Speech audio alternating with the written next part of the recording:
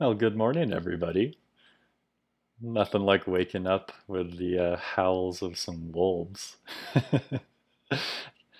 and that dramatic music, right? Well, thank you all for coming.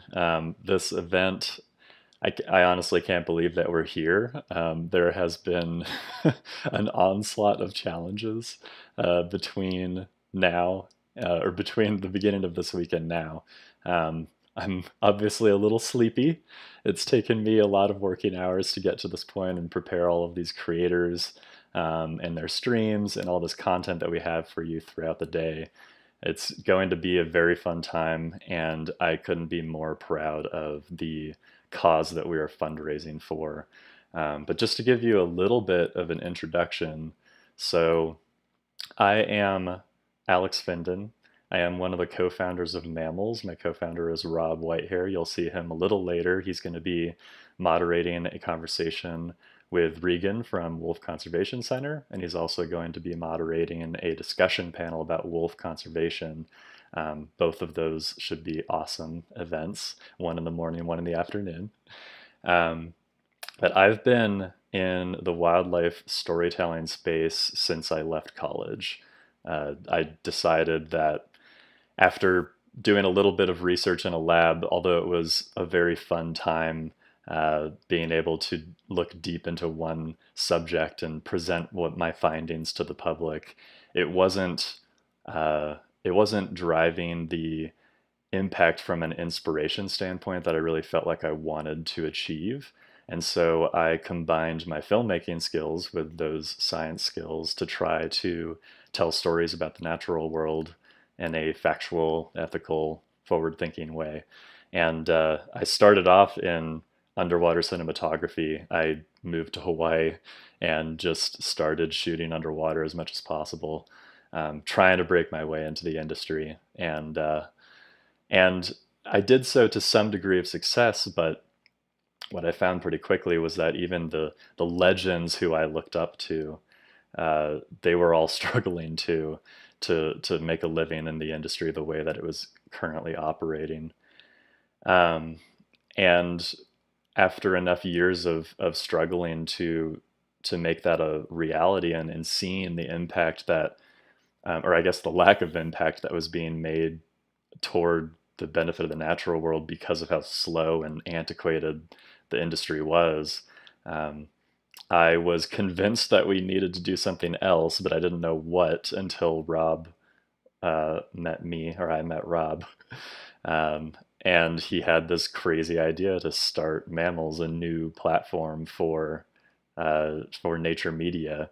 And then I sort of brought my Twitch and streaming experience to the table, and what we came up with was this ecosystem for people who love nature, where if we play our cards right and we look at what's happening in the creator economy and come up with a platform that could work for live streaming the natural world, we hope that not only can we tell stories faster and make a greater impact, but that we can also make a lucrative living for all of the different people like myself that are out there looking to make a full-time salary telling stories about the natural world. And we believe you can do that through live streaming, hence today. So the Mammalz Community Spotlight is a collaborative event between each of these creators in our ecosystem where we take the time to ensure that people from different parts of the world, from different upbringings, different perspectives, different expertise, have a chance to sit in the spotlight for a brief moment and show us what they do best, all in the name of conservation, right? Today we're fundraising for Wolf Conservation Center, so today will be a wolf conservation theme. Not all of the creators that you will see in the spotlight today are going to be streaming wolf content, but we all have the same passions and mission in mind. And I think honestly it'll be fun to see a little bit of diversity. But don't worry, you will definitely get some up close experiences with wolves. We have at least 50% of the segments with some at least conversations, if not some nose to nose interactions with wolves. And then I want to introduce Wolf Conservation Center. So uh, since we've started working with them and I've been looking into the projects that they've done over the years, what's going on right now for the wolves that they are trying to reintroduce, particularly red wolves and Mexican gray wolves, they really have become a leader in wolf conservation and a reputable one. I would say that from a journalistic standpoint, from an education standpoint, and of course a conservation standpoint, they really are the standard in North America for wolf conservation. And one of these projects that they have going on now is they have these wolf cams that are live all the time. In fact, they're live on Twitch right now. And you'll see them throughout the day. During these break segments, I'm going to play you some of the wolf cams to see if there's any fun activity going on. And then during the intermission at noon Pacific till 4, we're going to be trying to funnel everybody over there so we can go watch the wolves and see what's going on. But all of the money that we're raising today is going toward projects like that so that they can continue educating people about wolves in a live and interactive setting. So if you want to donate, you can scan this QR code. Where is it? Right there. And that will pop up during the break segments. There's also going to be messages in the chat that will give you a direct link to the Tiltify campaign. 100% of the proceeds are going to Wolf Conservation Center, so don't hesitate to donate. We're trying to reach a goal of $2,500 today, and I think that we can achieve that. You're definitely going to see some inspirational stuff if you're on the edge. Yeah, this is a really important time for wolves in general, and I won't go into too much detail because I know there are a lot of experts here who have more accurate things to say than I do. Oh, you can see my little canid over here. Maybe I'll introduce him later. Um, anyway, that was so distracting. I love you, Babik. um, yeah, for wolves, there are new bills in place in a few different states that are causing a bit of a ruckus with not just the wolf community, but the hunting communities of those areas, even the ones that are ethical hunting groups that are fighting against it. Basically, wolf populations could be freely hunted down to 10-15% of their population with very little restrictions if these go through unfought. And for a lot of wolf populations, that might even mean local extinction, if not complete species extinction. This is something that has gotten worse over the last few years, particularly this year. So it's really important that we raise awareness about these things, educate people about why wolves matter, that they're not these scary mythical beasts that are going to come and, kill all humans, that they're just a valuable part of the ecosystem that needs to be there and needs to be protected. So that's all I'm going to say on that. I could go off forever. But let's see. Tanner, you love the Howls. It's good to see you. Good morning, Tanya. Thank you for joining. Glorgana, yes, the doggo. Okay, maybe we have time to show the dog. So one other thing is throughout the day, you'll have a chance to enter this raffle. I'm wearing this Mammalz hat, this dad hat, and I have this awesome shirt, The World Needs Wolves by the Wolf Conservation Center. We're giving away both of these. And so if you want a chance at getting some free swag, you can enter the raffle. It's going to be in one of the links in the chat throughout the day. Okay, so we've just got a few more minutes that I can chat, but I definitely want to introduce you to my Canis lupus domesticalis. Come here, bud. I know you're sleepy. Oh, he's very uncomfortable to be picked up. Can you cooperate? Oh, here we go. There. Yes. Oh. This is Babik. He is one of the loves of my life. We've been together for 6 years, and it's been some of the best moments I've had. I don't want to get emotional talking about how much I love him. But he's going to be my emotional support throughout the day, sitting in the corner. Pam says hello to you. He's like, I really don't care. I just want you to put me down. Oh, hello, Michelle. Good morning. Tarita, good morning. You need some coffee. Yeah, don't we all? You getting a little more comfortable?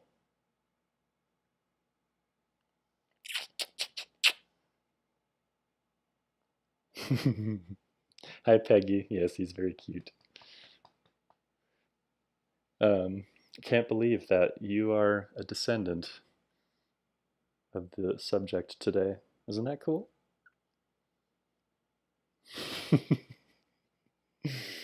Hi, Sandy. Yeah, Glorgana, he's got the dichromia. One of them's like bright blue and one of them's brown. And then he's also got this funny leg. You probably can't see it here, but he's got a little bit of a bust leg, so it slows him down, which is good because otherwise I would not be able to handle him. He's crazy. Even at 7, he still acts like he's 6 months. Hello, Davi. You are very welcome for what we're doing with wolves and animals in general. Yeah, here, I'll put you down. I appreciate that support. It really means a lot. We're in this for the mission, and we're also in it for the hope that the industry can float to be a lot more lucrative for everybody involved. So, Mammalz is a public benefit corporation, and what that means is we're not a nonprofit, but we do have to weigh our mission equally to our profits. And so that gives us a lot of options for how we want to monetize in the future. That makes us a little less cutthroat with the nonprofits, and we think that'll help us move faster when we need to move fast. And yeah, I forgot to mention, today we're doing this event, and we're going to continue doing Mammalz Community Spotlight events with different themes over the next, well, hopefully years, but over the next 6 months to a year, we're going to be doing these in the way that we're doing them now, where we're multi-streaming out everywhere that you would already be watching live content. But hopefully, pretty soon here, we'll have Mammalz, what we're calling Mammalz 2.0, our next version of our home platform, which we hope will be somewhat like a Twitch for nature, so just dedicated to this subject matter. That can really help filmmakers, photographers of any storytelling niche in nature do what they love and earn a living doing it and make some change while they're doing it. Hi, Arun. It's good to see you. Lonely, thank you for the compliment on the dog. Okay, well, we've just got a couple minutes here. I see Sabrina is our first up. Oh, and now that I say that, it looks like coming up next is not even showing you, but that's the surprise. Coming up next is Sabrina.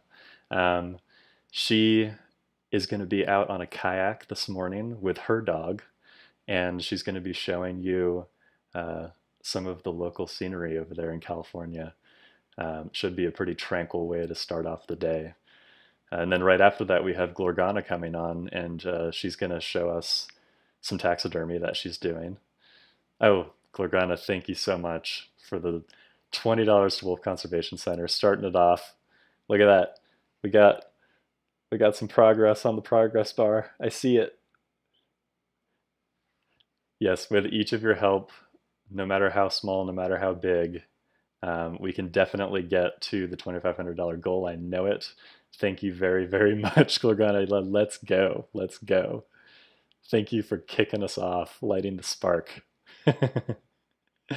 All right. I'm going to throw you all into a break segment. This will happen after each of the other creators are finished with their segments. But keep in the chat. I'll be essentially sending all of the questions and responses that you have forward onto the creators as they're streaming. So chat on Facebook, chat on Twitch, chat on YouTube, wherever you'd prefer. Your message will get through to the creator.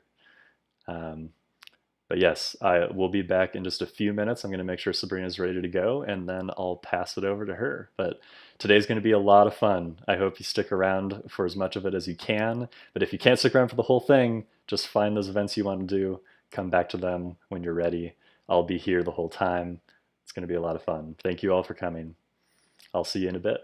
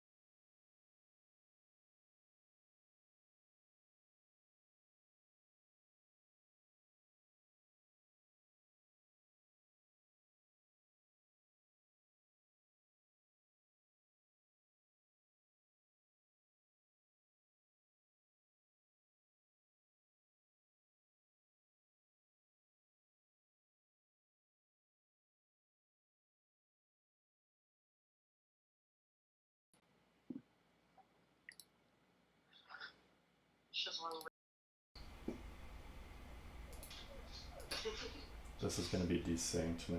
No.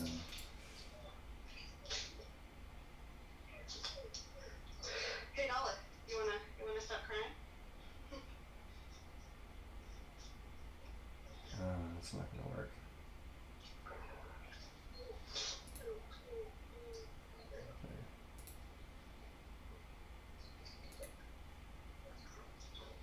Let's go towards the shore. Go towards the shore, maybe. I'm just trying to think like. Okay, so basically I have sound on. Wait, is this capturing? I think it's capturing me. Are you hearing me, chat?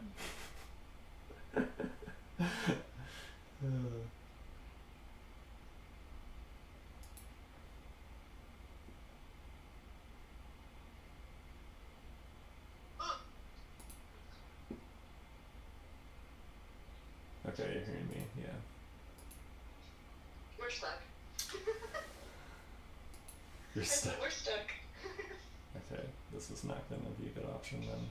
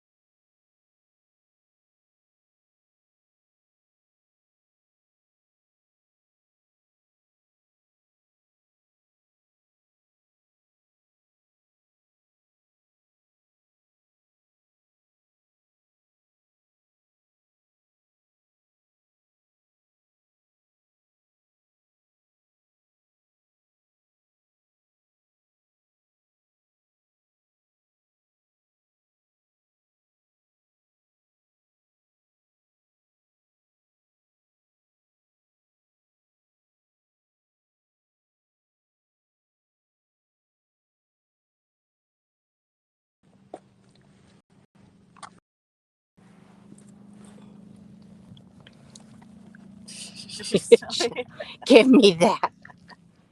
It's stuck.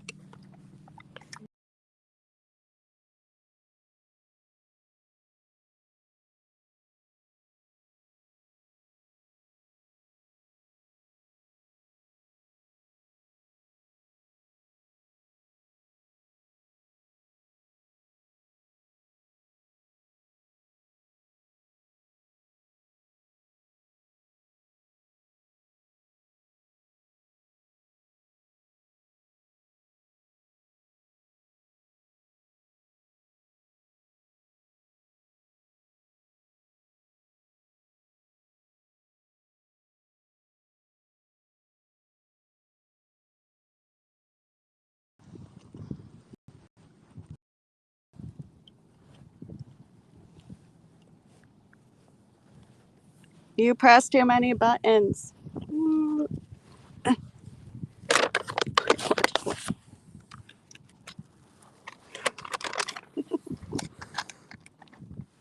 what I hurt you.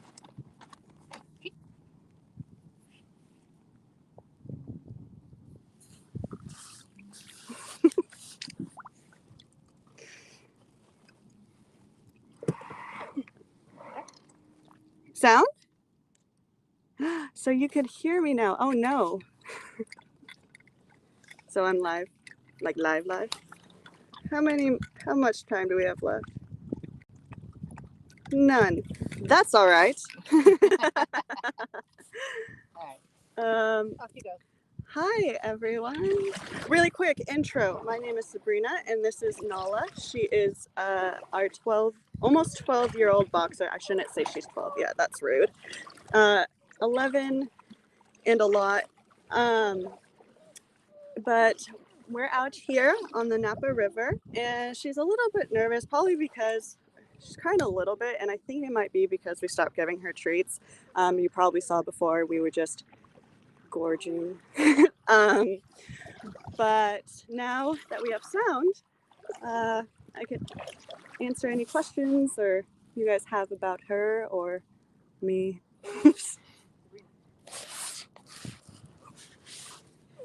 But yep, mosey on down the river.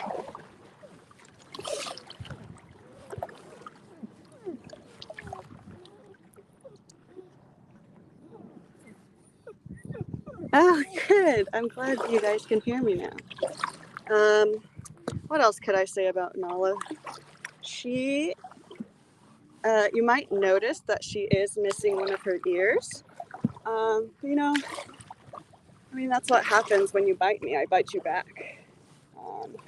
I'm totally kidding. She had a little tumor that we decided to take off just in case, but she could totally hear. She has selective hearing, I should say. Like, you know, when we call her to look at us, she won't. When we open up a bag of treats, she will. So, but she's doing good. She's healthy for being 12. Almost 12. And we just like to take her on any adventure we can with us, so she gets the most out of her life. She went to college at UC San Diego for a little bit with me. So yeah, she doesn't have her degree yet, but that's all right. She then lived in San Diego with me for a little bit longer after that, and she loved to go to the beach. And as long as she had her ball, she was well behaved and played well with others. Oh, you good, Nala? Yeah.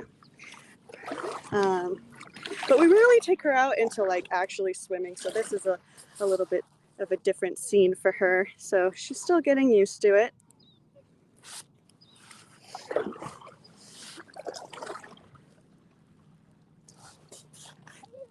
Okay.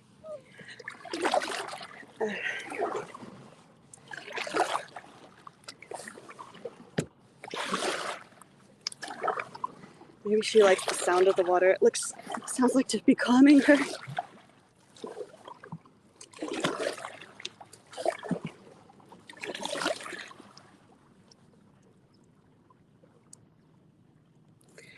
So Nala has not always been a water dog.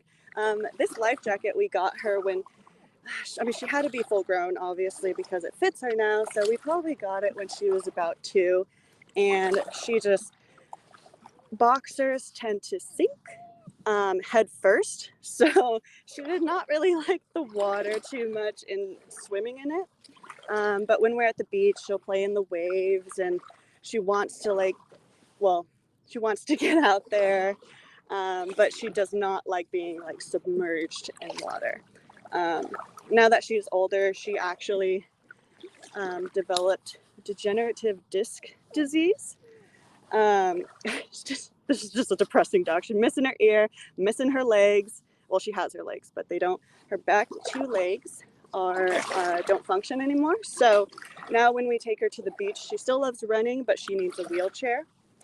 But she still gets in those waves. She has run over my foot multiple times.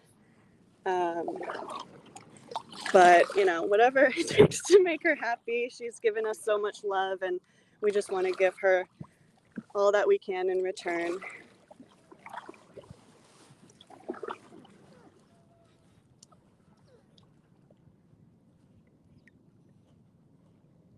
Yeah, so Nala, this is the first time she's gone kayaking. I normally attempt to bring my other dogs. So I have Copper. He is a 3-year-old mutt. He is literally the definition of dog. It's just, that's what he is. His breed is dog. And what he'll do is jump and try to swim to shore. So he didn't do that well. And then we have Pluto, my brother's dog, who is a Pomeranian mix. And he does a little bit better. He does get a little bit skittish, but he's small, so we can pick him up really fast or hold him close. I've also taken my aunt's 2 pugs out before. One of them does well, the older one, and the younger one kind of sounds like a motorboat the whole time. She's kind of like, wah! So, you know, it's just, I got this kayak about a week ago, and I've been kayaking with other kayaks about a month in, so we're still all getting used to it. Rob asked what my boat is. It's actually a brand called Boat. I know, so creative. See if I could show you. So it is actually a kayak paddleboard mix. I'll try to show you as much as I can. So it has these sides, and see if I could turn this camera actually. Front camera. Oh God. It has a seat, and then in the back it kind of tapers off, and that's like the board part. So I could actually remove this seat and paddleboard instead of kayak. But I enjoy kayaking a little bit more, mostly because I don't have the balance to paddleboard yet. And I don't really want to fall into the water with my phone. So we're kayaking today. I'm going to change it back over.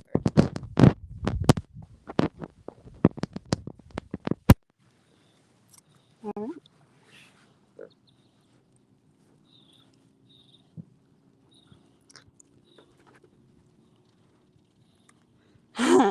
Okay, so I'm, to answer some questions, I'm on the Napa River.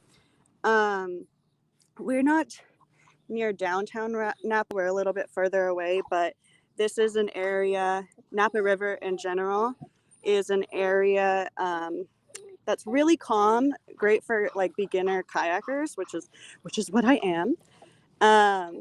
And it rarely gets much wind, and my favorite part, it rarely gets many people. So it's pretty much no people on the water, and a great place to practice if you're a beginner. What was the other question? Oh, has the dog ever jumped out of the boat? So, like I said, this is Nala's first time. She has yet to jump out of the boat, though I don't think she'd be able to. My dog Copper, the mutt, who is just the breed of dog, has jumped out to get to another kayak that was with us, my mom's, and he has jumped out to try to get to shore. My brother's dog Pluto jumped out trying to get to another kayak, and he immediately regretted that decision. So yeah, I think it's good to get your dogs used to it, but it might be good to like give them no other option but to stay inside your boat. So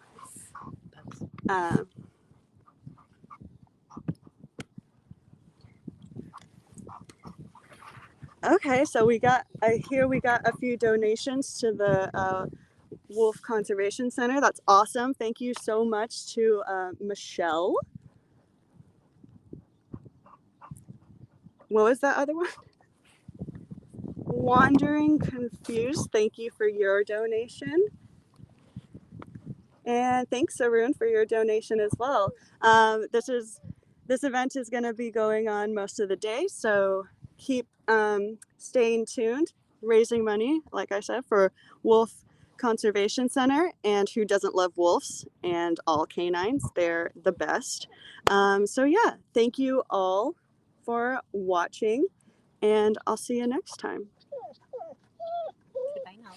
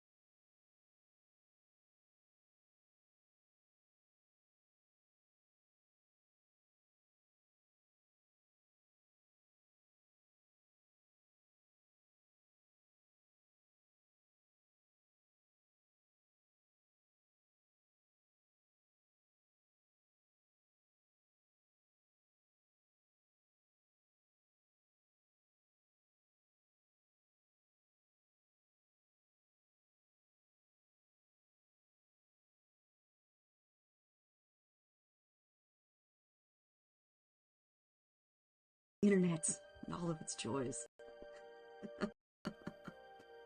So, hey everybody, my name is Glorgana. I am a preservationist and museum taxidermist, and working out of my apartment, so hence all the ridiculousness behind me. And I have no wolves to show you, nor do I have an adorable boxer named Nala. Oh my gosh. But I got some pretty good stuff, and there's a possibility a cat might visit during my stream, so we can only hope. So basically what I wanted to give you guys kind of start with for today is talking about, you know, conservation through research, through archives, and being able to do something like support wolf conservation, not just by looking at the animals as they are today, but being able to get that view of the past and, you know, use that as a tool to work towards a better future. You know, why do we know that we should be conserving wolves? Because we can look at how the world was back when we had them, more evenly dispersed, and why are they gone? Lots of reasons. I have one of those reasons with me. So this is a sheep skull, and this I picked up from the grocery store down the street and got all the meat off myself. Which, let me tell you, bugs. You get the domestic beetles to do this for you. Don't do this by hand, everybody. But a lot, you know, historically, a lot of our interactions with a lot of dominant predators in North America or around the world have been a little bit rough because of farming and conflict over land. And that's one of the things we learned from our past. What have we done in the past? How have we interacted with these animals? And how can we potentially change it for the future? And so, Tommy, Sean, Lonely, Megan, Nura, Wandering Confused all say hello. Hey everybody, it's good to see you. Thanks for coming on today. And then of course, shameless plug, everybody, please do donate to the Wolf Conservation Center. Everything that we're talking about today is to get everybody pumped, but in the end, obviously, the donations make a huge deal. And it funds the great webcams that have been being shown in the intermittent stream parts today. So, hey. But what I'm here to talk about more broadly is preservation. So if anybody has any questions, if you know, all the times you've been to museums and seen the big dead stuff, and you had weird questions and no one asked them, please let me know. I will spontaneously talk about taxidermy. I actually have, I've been doing various forms of prep, specimen prep, since 2003. I actually started with fossil prep, so pretty much the least juicy, least meat-based preservation you could ask for. So I've got a couple of fossils here just kind of for fun. For the Michiganders who are in the audience, you guys might recognize this, but for anybody else who's a beachcomber, especially around the Great Lakes, this is a Petoskey stone, named after Petoskey, Michigan, so shout out Michigan. This is an ancient coral from the shallow inland sea that used to cover the middle of the United States. This is a fossil that you can find literally walking on a beach, just around. And then other things take a little bit more prep. This is an ammonite from Madagascar, and you can see where I've started to prep away the matrix, which is the outer covering over this part. So this richer red-brown color is actually the fossil. The rest of this is just, you know, stuff that needs to come off. So that's actually where I started, was using microscopes and very, very fine tools to flake matrix or stone, it's not always stones, it can be other things, off of fossils. And a funny thing happened on the way to learning how to rescue birds of prey, which actually you can see my, this is my raptor handling glove back here. I took a class on how to handle birds of prey so that I could work as a rescue group, and while I was there, they're like, hey, we heard you already volunteer at the Field Museum of Natural History in Chicago. Would you mind asking them if you can learn how to do taxidermy to give us table programming specimens? And I was like, what? Sure. And so that's how that happened. I went to my fossil lab manager. She was kind enough to walk me upstairs to the 3rd floor of the Field Museum to introduce me to the bird range. And the folks there were like, yeah, sure, we'll show you. And so once a week, I went to the Field Museum with a dead bird in a bag and all of my federal paperwork that said it was legal for me to possess that dead bird because the Migratory Bird Treaty Act, and learned how to do bird preservation specifically to help a rescue group. And so that's how I learned taxidermy, was to assist a rescue group so they could have the animals that didn't survive could be preserved and could still serve the surviving animals by being education pieces, giving people an up-close look, and giving more information about how those animals passed on and how human interactions, you know, can cause some harm, but also humans can intervene and cause good. And so, yeah, it's an interesting place to be, that I actually got into taxidermy via fossils and rescue work. But life leads you on strange paths. And so I've now done all sorts of different preservation at this point. I also have run a lab. So I actually ran the preservation lab at the Chicago Academy of Sciences for 4 years, doing bone preparation, skin preparation, painting of insects, and repairs of various parts. And it looks like Arun has a question. How do museums make sure domestic beetles don't escape and tear apart the collection? Oh man, what a fabulous question. The answer is a lot of museums freak out when they find out that the Field Museum has their domestic colony inside the building, because that's such an ever-present concern. So you hit that nail right on the head. They absolutely can get out and they can absolutely destroy everything. And so the two answers to that are integrated pest management, and so doing things to preemptively stop pests from either wanting to get into your area or being able to. So for most collections, that means, you know, having filters, having things sealed off. In some cases, naphthalene, which is that museum smell you might notice when you go behind the scenes. But then at the Field Museum specifically, they have like a double airlock system to get into that room, and it has its own HVAC system. And so the HVAC doesn't connect to the rest of the institution, which means that if the bugs get into it, they don't get circulated around the museum. And there's just a rule that if you see one outside of the room, you squash it with impunity. So occasionally they do lose one or two things, but they're hyper vigilant. So fantastic question on that one. Yeah, aren't the ammonite spirals, right? They're so, this is an extinct creature, but gosh, they're pretty. Hey Janet, thank you for the hey, good to see you. So okay, so that's kind of that broad overview. So I have a bunch of cool specimens here that I wanted to talk about. So keep questions coming about anything specific as I'm kind of showing you neat things. But first of all, you will notice that there is a dead rat. You gotta start with the taxidermy, right? And something I think is really important is to talk about the differences between different types of specimens you might find in a collection and the value they provide. And so I have 3 rats. So we'll kind of give everybody their moment. We have this rat. This is a live mount, which means it's supposed to look like it's alive. We have a study skin, and you might have seen these in museum collections. They look like a weird torpedo.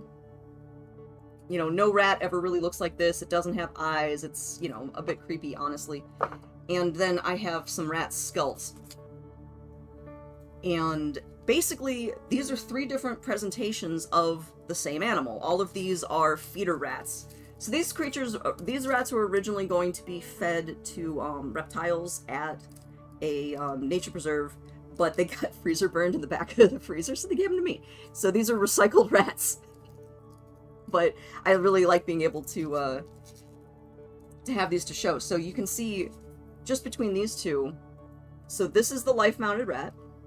You know, and obviously this one, it wasn't the best specimen, but you know, you can see the body language, you can see some of the quirky attitude of a rat. This reminds you of a live rat, this one doesn't. Why would you ever do this one? And the answer is, these fit nicely in a drawer, in short, and it's uniform. And so if you have 5,000 specimens in this shape, you can store them very easily.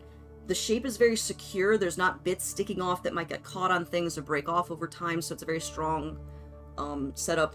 And researchers who are going through and collecting data can always know what to expect. They pick up a study specimen, they're always this shape, and they're like, okay, the back feet are going to be facing up, this is how the head's going to be structured, so I can get my measurements and get out and get to, you know, taking data from the next 500 specimens I have in my day. Fast. Whereas, if you're doing something like this is fragile. I've got the whiskers sticking up, like you can see let's see if I can get that focused. Look at those little whiskers. I have them all fleshed out, those cute little ears.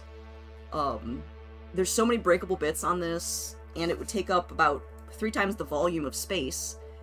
And if I'm looking for certain data, especially if someone was kind of going to have that more artistic interpretation, you might lose some of the data. And so the study skins are more useful for study. The live mounts are more useful to demonstrate what the animal was like when it was alive. And so that's what you often see on the floors of museums, is you see the live mounts, and they're there to educate people on what the animals were like in life. Here's how they kind of naturally would have stood, here's the color of their fur, how's the size of them, here's how they hold their wings, whatever is appropriate for the critter. And they let us get excited about those animals without bothering them in their natural habitat, without frightening a real animal that might have very specific stress management needs in captivity. Instead, you can see these animals up close. And it's really important to be able to show people the actual animals. This way we can form a connection with something even if we can't be out with it. And something like a wolf, obviously, there are ways to get fairly close to them, but generally speaking, we're going to be at a little bit of a distance. But being able to see one up close, mounted at a museum, can tell us a lot as a visitor. Alright, a couple things. First of all, Meganura said everyone else keeps their domestic beetles at least a few blocks away. Yep, smart move there. Tommy, tangent question. Will predators not eat a freezer-burn rat? Oh, they definitely will. The problem is nutrition. So this is good for everybody else. You know, if you have freezer-burned food, you tend to throw it away. It's not as tasty, it's dried out and chewy, and actually it's nutritionally deficient. So even if you're reading like the instructions on various foods that you might freeze, they tell you to throw it away after a certain amount of time, even if it's been frozen. The nutritional value of your food actually decreases even when frozen. So it doesn't go bad, but it's less valuable. And so feeding your captive animals freezer-burn rats, they're just not as nutritious. So it's better, if you care about the animals you're caring for, to throw out the stuff that went a little funny and get them fresh, more nutritious food. So will they eat it? Yeah, absolutely. But, you know, if you're a really good caretaker and you care about the health of your animals, it's better to give them the fresh stuff. So, good question there. Arun, is there a special way to thaw out animals before preserving them? Ooh. I think freezer burn would damage skin. Oh, it does. Freezer burn is a nightmare. My team at the Chicago Academy of Sciences became experts on dealing with freezer burn because unfortunately specimens are kept in the freezer until someone can deal with it.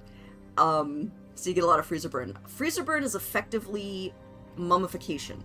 Freezer burn is when all of the moisture in the tissue cells are pulled out and it leaves behind just the dry tissue, which is, again, not delicious and not really food at that point. But from the point of view of taxidermy, you can rehydrate it and bring it back to life a little bit. It's just tougher.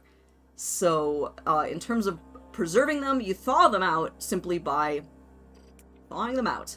You don't want it to be too hot. And for example, I'm going to show everybody the fresh skin of a dead pigeon. So if you're not interested in seeing this, now is a good time to partially cover the screen so you can't see this screen. Mr. Friendly Rat will still be on the other screen. But that's why I have the warning. Mostly not gross. This part might be a little gross. So this is a pigeon that I found under a railway bridge. Sometimes you get unlucky. And I've been thawing it this morning. So this one I've already actually skinned. I removed all the muscles and guts, and so that's why it's very flat. And so the key is you warm it up enough that, like, there's still a little ice in here, that the ice is thawed, but you don't want it so warm that bacteria has a chance to start to grow and break apart the tissue. And so it's this really delicate push-pull between getting it warm enough that you can work on it. Yeah, like, there's actually still ice on this guy. Anyway, but not so warm that the bacteria beats you to it. And what will usually happen at that point is you get slippage or slipping. And slipping is when the basically the feathers and fur start to fall out. The first layers of the dermis start to separate. Okay, a couple other questions. What stuffing will you use? Pam, good question. So I have a couple of things here. And so everything I say about how to prepare a thing when I give specifics, as they say, there's more than one ways to skin a cat. So there's actually a lot of different methods. I'm going to tell you mine and the ones that I've come across most often, but if you hear something else, it's equally valid. So, I'm throwing that out there. So this is natural cotton. This is unbleached, organic, from Kansas, natural cotton. cotton is wonderful for a lot of the basic stuffing of the animals because the natural fiber of the actual strands of the cotton fiber have all these little barbules coming off of them. And so you take it apart, but then it just sticks back together. You can't do this with polyfill. Polyfill or artificial fillers slip past each other. That's why they make nice fluffy pillows, whereas cotton will mush down. That means you can sculpt with it.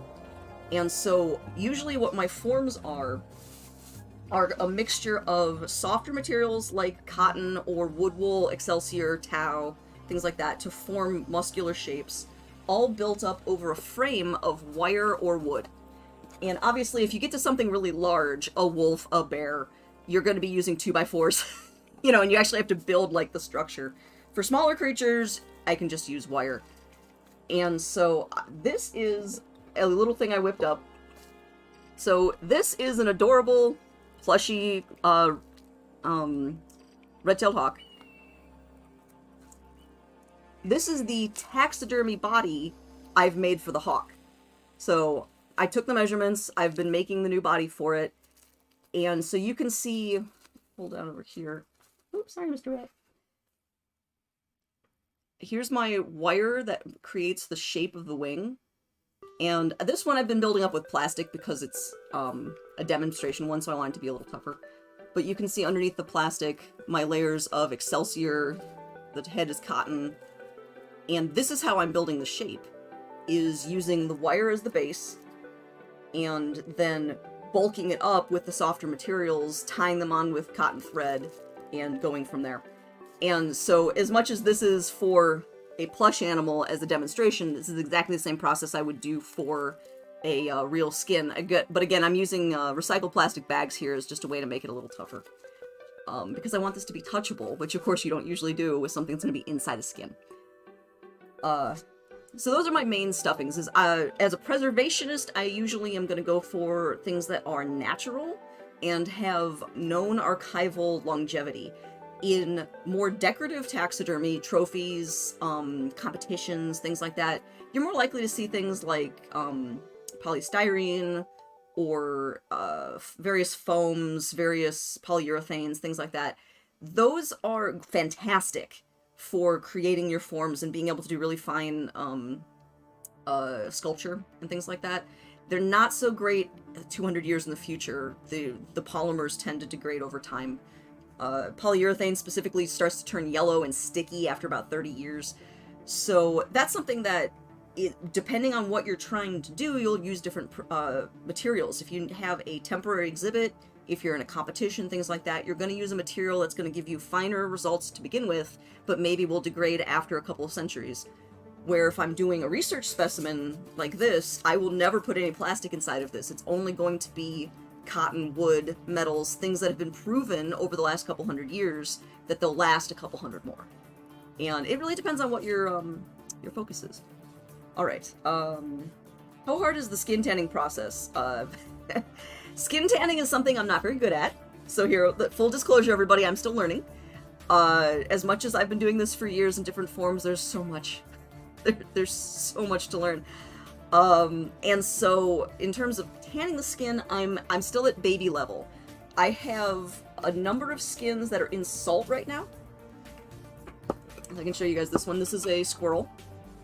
And I have it just in a jar of salt so that it pulls all the moisture out of the skin, and I get rawhide. This rawhide is you know, untanned but completely dried out. And so that's my first step. I haven't yet created and it's literally called the pickle. I have not created the pickle yet. I have to get the correct chemicals for that and figure out where in my household I'm going to do it, because it does smell a little funky, and I'm in an apartment not on the ground floor in Chicago. So I have to figure out how to do all these things without having access to a yard. It's a lot easier when you're lab. So, you know, I have some things to work out, but tanning is something. Basically, taxidermy, tanning, bone prep, wet specimens, diaphanization, insect pinning are actually completely different disciplines that interact heavily, but you get specialists in all the different areas. Arun, is there a protocol around collecting an animal like the pigeon under a railway bridge? Ooh, would it have been tested for zoonotic diseases before collecting? This is really fascinating. Oh, thank you very much. Fantastic questions. Thank you, thank you, thank you. So, yes, first of all, I mentioned this a little earlier. The Migratory Bird Treaty Act. This is a international treaty signed between the United States, Japan, Canada, Mexico, and Russia, I want to say. Double check me on that. In, what, 1813? Long freaking time ago. I should have this information right here. I'm sorry. It's been a very long... It's active now, and it's been that way for centuries. So, the Migratory Bird Treaty Act covers the fact that in North America, our birds migrate across huge distances. And so if you kill all of a type of bird in Area A, Area B, C, and D don't have those birds anymore. So you're effectively wiping out the populations for all these other areas. So these different nations created the Migratory Bird Treaty Act to protect their mutual species, basically. And so do not, if you're in North America, specifically in the United States, I can't speak to everybody else's specific laws, but I'll tell you about the United States. Federal law, you may not possess, in whole or in full, its parts, feathers, eggs, or nests, any migratory bird. Doesn't matter if it's common. You see robins every day, you can't have those.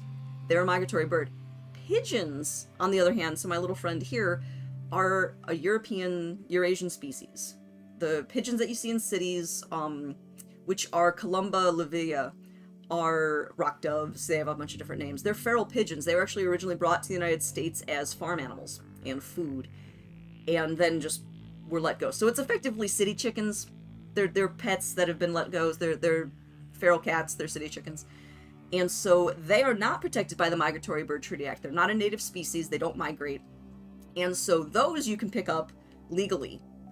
Always check your local laws. I don't know everything about your municipality, but yeah, so pigeons you can have, but a robin, a crow, a seagull, any of those are actually protected. So you can't possess them. You can't pick it up and put it in your freezer. You actually can't take the nests home. So every 5-year-old who's ever picked up a nest that fell out of a tree after a storm is breaking federal law.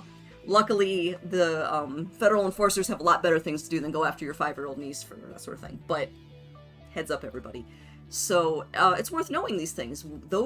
I love the fact, I am actually joyful that there's these very stringent laws about this, because it shows these nations working together trying to protect their species. And they brought back a number of animals from the brink, especially snow egrets and a couple others, by having these international law. And then touching on the topic of zoonotic diseases, fantastic question. Always look that up, no matter what species you're interacting with. So a pigeon, you'll see I'm just grabbing this with my bare hands. This has been washed pretty thoroughly, but a pigeon is going to have the same diseases on it as chicken you have for dinner. So we're talking about E. coli, salmonella, things of that nature. They'll also have ectoparasites, so we're talking about ticks, fleas, feather mites, worms, various icky things from living on the street. And in that case, I freeze all of my specimens for at least a week, usually about 2 weeks, before I work on them, to kill any friends they might have had, because I really don't want that crawling on my hands. So in terms of ectoparasites, you freeze them, generally kills everything. And then in terms of bacteria, viruses, things they might carry, most of it, if it's not destroyed by the freezing process, you can just use good hygiene. There are exceptions to this, and so for any creature that you are going to be working with, you should check the CDC, you should check your local Department of Natural Resources. They'll usually tell you if there's issues in your area. For example, Illinois, in the rabbit population and some rodents, there's a disease called tularemia, which is known to be transferred to people who are handling dead animals, such as hunting or skinning. So do the research. And when I was running a lab, that's exactly what I had to do every time. We had a whole discussion about white-tailed deer wasting disease, which is a prion disease, and it's a whole thing, but we seem to be safe. So yeah, excellent question. The answer is every species. Don't say like birds, pigeons, robins, ducks, or wood ducks, look up if there's a disease associated with that creature, even that season. It might be different season to season. Fantastic question. How do you prevent the transmission of disease in taxidermy prep that the dead animals might have? Yeah, so when I work with mammals, so my little friends here, I always wear gloves with mammals. I am a mammal. I'm much more likely to get disease transmission from an animal that's more like me. So the closer an animal is to humans, the more likely there is to be disease transmission. And rats, of course, are famous for carrying all sorts of things we can get. Hantavirus, the plague. The Black Plague is in the Western United States, people. Things like that. And so I always wear gloves. And for some things, like if I was doing a rabbit, I would also wear a mask. For birds, I don't worry as much. West Nile virus comes up occasionally, but that's another one you can wear gloves.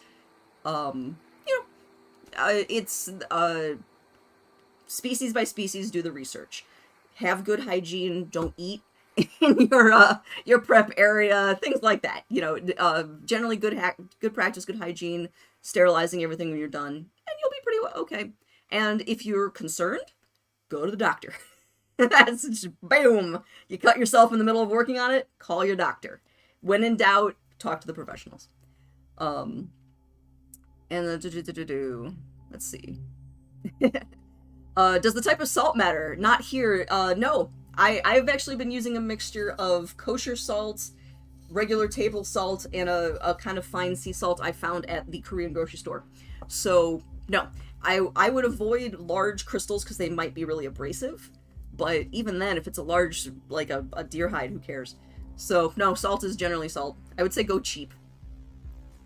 Yeah, pigeons are a free-for-all. A little bit. Animal cruelty laws still apply, so please don't kick a pigeon. Don't cause suffering. But if you find a dead pigeon, it's yours. Oh, hey, thank you for the donation, Scott. Very much appreciated. Everybody else, layer on those donations. Get them in. Because the whole reason we do this is you keep these animals in trust, so for the future we can tell people about them, but it's way better if the animals are still out there in the wild. But we do keep you want your collections, you want to keep animals preserved to teach us about the now, because you never know when it's going to come up. And I was actually talking to my father about this yesterday. Peregrine falcons. People in the United States, especially in like the central and eastern part of the United States, are probably familiar with this. Peregrine falcons were actually recently delisted from the threatened list in Illinois and other areas because their numbers are rebounding. And peregrine falcons, along with bald eagles and a number of other raptors, were some of the birds of prey that were affected by the DDT pesticides back in the 60s and 70s. And all that we knew at the time was that there was all these bird populations were crashing. Why are bald eagles going away? Why are peregrine falcons going away? What's happening?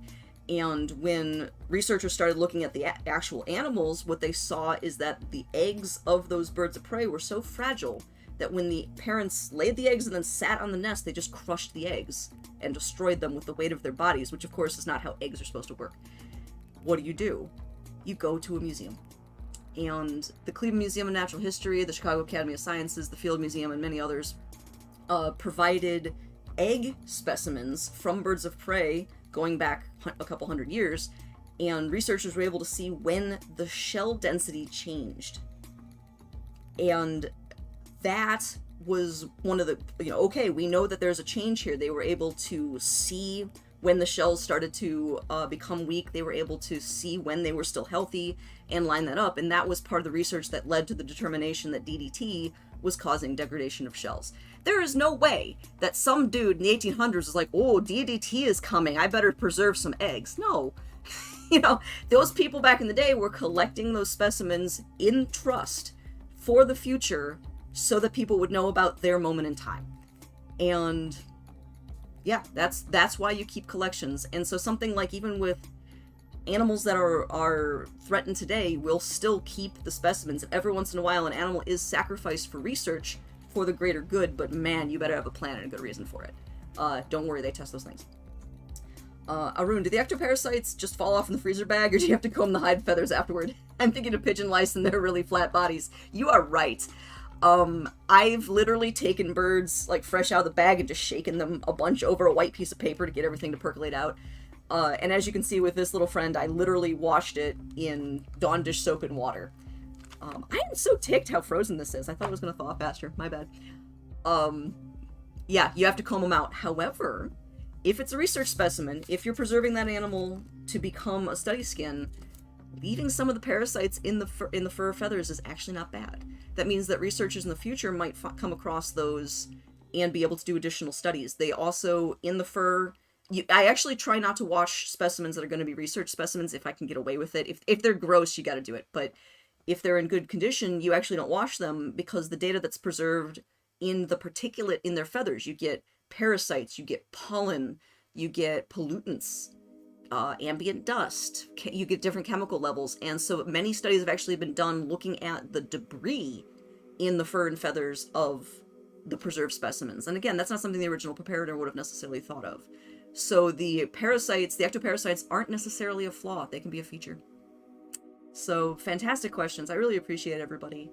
And so if you have any further questions, I do stream on Twitch. And I believe they've been sharing my various socials, so come and ask me more. I'm also on Instagram, things like that. So if you don't get a chance to ask me here, think of something later, let me know. But there's a whole big world of preservation that helps us. By preserving the dead now, we can preserve the living indefinitely. Donald, thank you very much for your donation. And yeah, so Scott and Donald, thanks for the donation. Everybody else, please throw money at this particular organization. They're great, and it funds the webcams, which again, you'll see once my segment ends, they'll show you some of the live cams with some of the wolves, and you get to know them. So everybody, this has been great. I'm looking forward to watching the rest of the day. I personally really love wolves, even though I don't have any specimens here. All I've got is wolf lunch. But I'm looking forward to the rest of the day, and I'll see you guys in chat. And I think we're there, unless there's any other final questions, or we're wrapping up. But I hope you guys have a great rest of your day. And with hanging out with Mammalz. I think there'll be less dead stuff from here on out.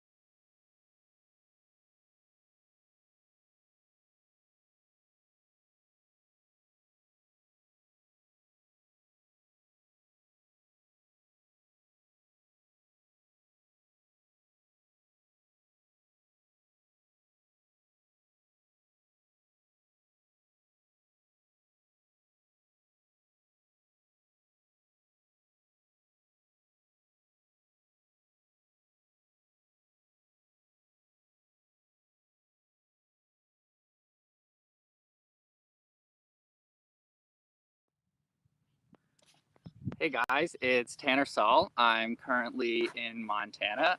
Thanks for being patient with us with some technical difficulties backstage, but we're here. We're live in our production studio, otherwise known as the Great Outdoors.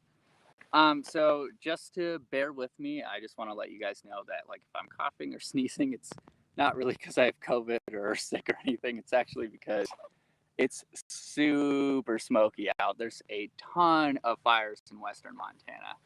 And right now, I also have the audio just off my phone because I want you guys to experience the same sounds I'm hearing out here. So, like, there's magpies, there's crows, there's ravens, there's meadowlarks, which have like this really pretty song. If for some reason you guys can't hear me throughout the stream, just pop in the comments and say, like, dude, we can't hear you. And I'll put on an external mic like a real professional. So if you guys have followed Mammalz at all, we're actually pretty close to where the craziest thing ever happened on live stream, like by far the coolest thing also. And we're near a spot where Lauren, Maggie, and I were walking on a shallow creek bed during winter time, and it was frozen until we continued to step on it and fell through the ice. And I think some people went a little insane.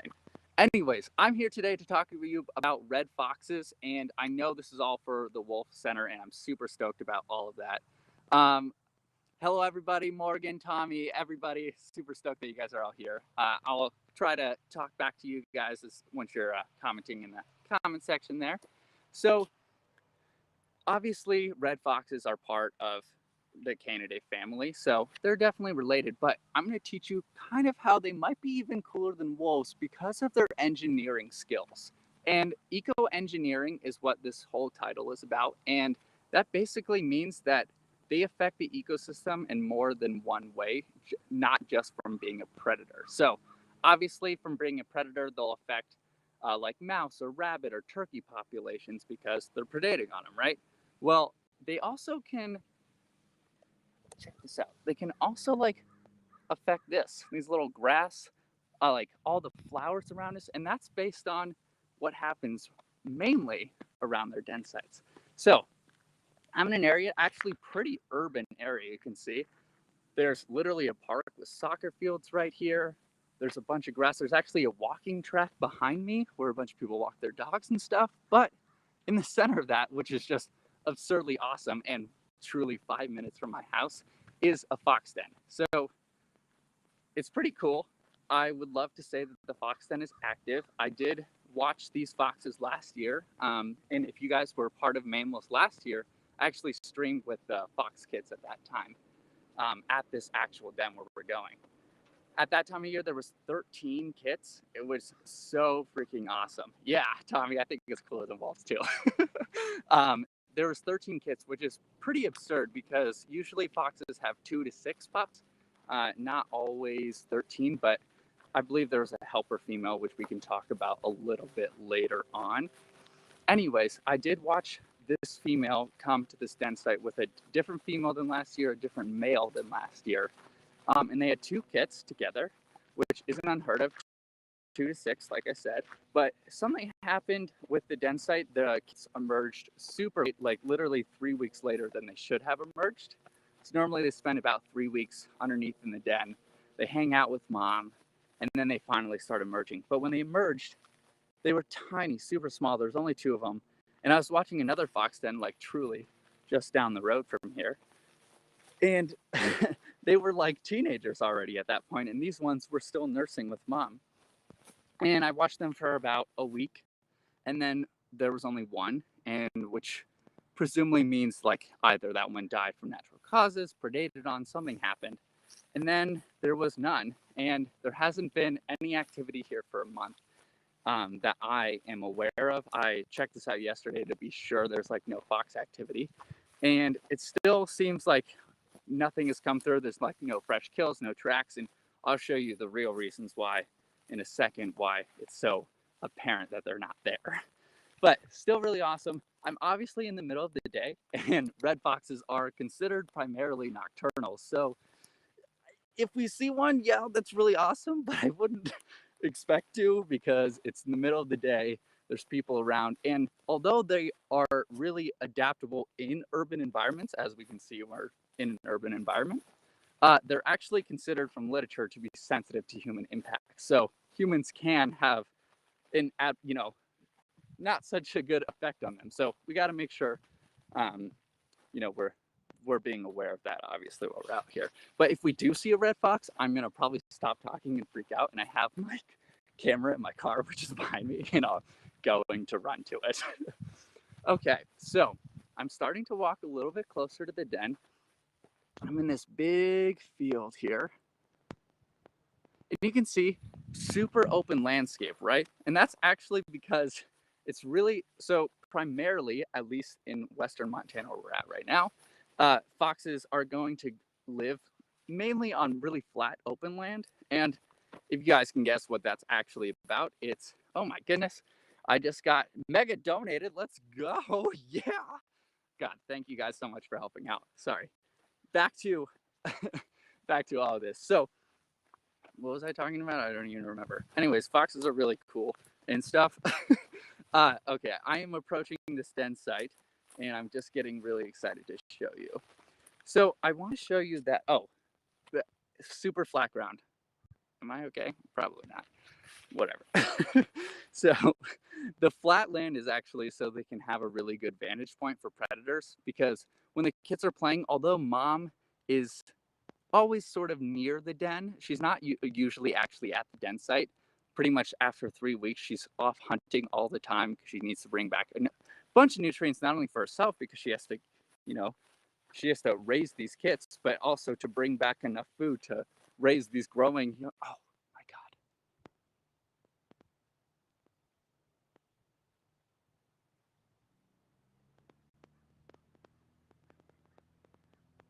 Okay, guys. I don't know if you guys can see this. If you can look right there, there's a fox standing right, staring out. It just ran away.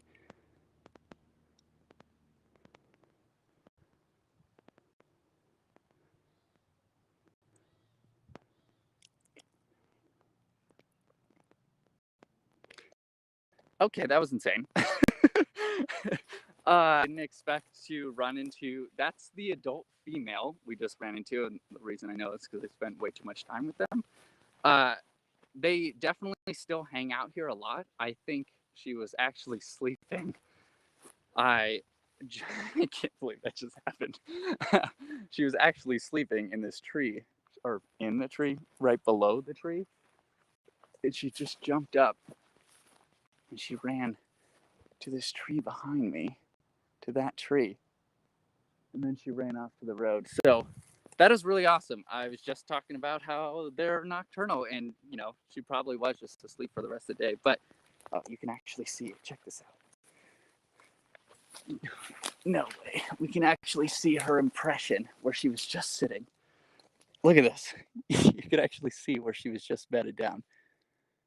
All right, we just took a huge turn, folks.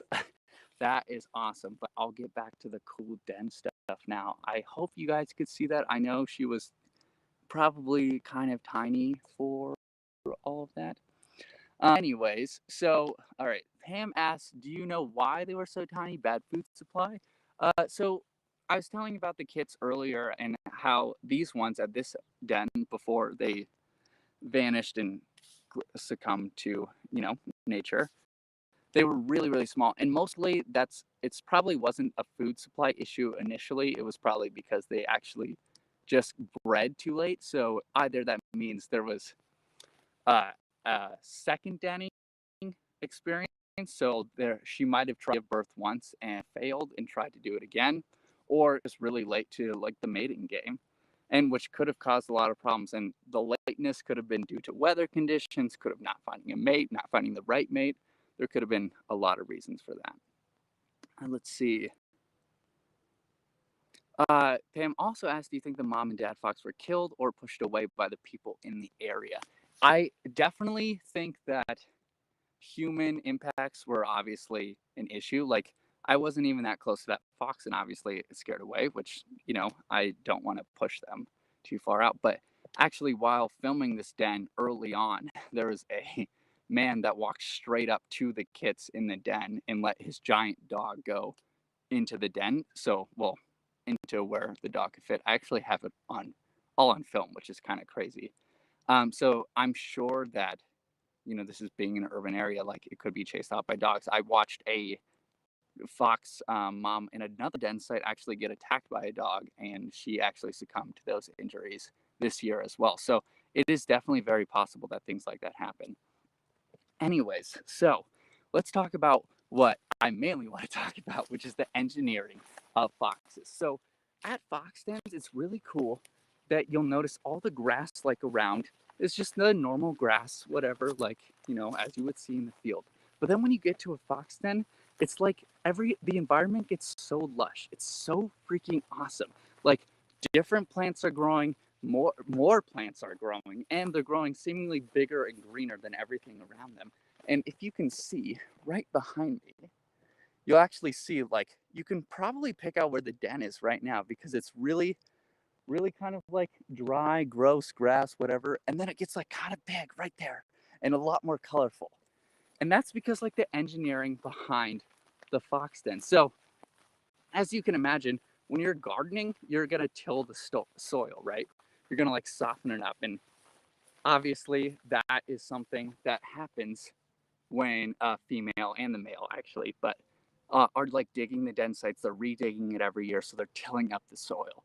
And that is just scratching the surface. That was a really bad joke. You see what I did there? Get it? Because like scratching the surface, like third day. Okay. Let's pretend I didn't say that joke. Anyways, for 3 weeks, she has the kids, right? So during those 3 weeks, the kids do not emerge. Technically, they don't emerge till they're considered more weaned, so they can eat, real food and not just rely on mom's milk. But for those 3 weeks, they don't move. They just stay in the den site. They might crawl over a little bit, nursing off mom, but they're blind for a little bit. They can't see, and they're very vulnerable. So that's why they stay in the den site. But what happens when a bunch of kids, let's say like this one, there was 2, but last year there was 13 kids in here. What happens when there's that many kids? I mean, can you imagine? Like, they're all going to the bathroom in the same place. All the poop, all the pee, they're like literally swimming in their urine and fecal matter, which sounds disgusting, but actually can be really cool in a second. I'll explain why. But also, not only is there's all this urine and fecal matter, but mom is bringing food in, and the food is not always fully digested, and it's not always fully like carved off the bone, so it's decomposing in there. And what's in feces, nitrogen, what's in feces and urine is a lot of nitrogen. And nitrogen is super good for plants like this. This is all like a bunch of really native blue bunch wheatgrass around me, which is awesome because obviously cheatgrass and knapweed are a big invasive species pretty much everywhere, and obviously in Montana as well. And right now it's actually all native species, and that nitrogen is giving this a chance to outcompete other species that might be invading the territory. So it's not only, kind of gross, obviously, but it's literally diversifying the landscape. So not only do the plants actually grow bigger and better because of the nitrogen, it actually, according to literature at least, diversifies the plant species. So there might be only like sage and cheatgrass over here, but there might be like 7 different plant species right at the den site, which is awesome. Obviously, that's really good for the environment because that brings in what other species like, it could be bees and butterflies and insects, anything that can be attributing. So let's talk about actually like the den site now, because I'm at it now. So this is pretty sweet.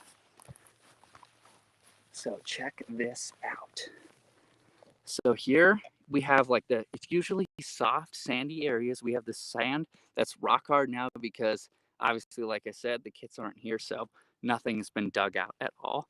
And this is one of the holes, and this is a huge telltale sign of why the foxes, how I know obviously the foxes aren't here. Check this out. What is that? That's a huge spot that looks like it's been untouched for weeks. There's a bunch of grass and stuff in there. And actually, I've looked at each hole to be sure yesterday, to be sure they're definitely not in a stand.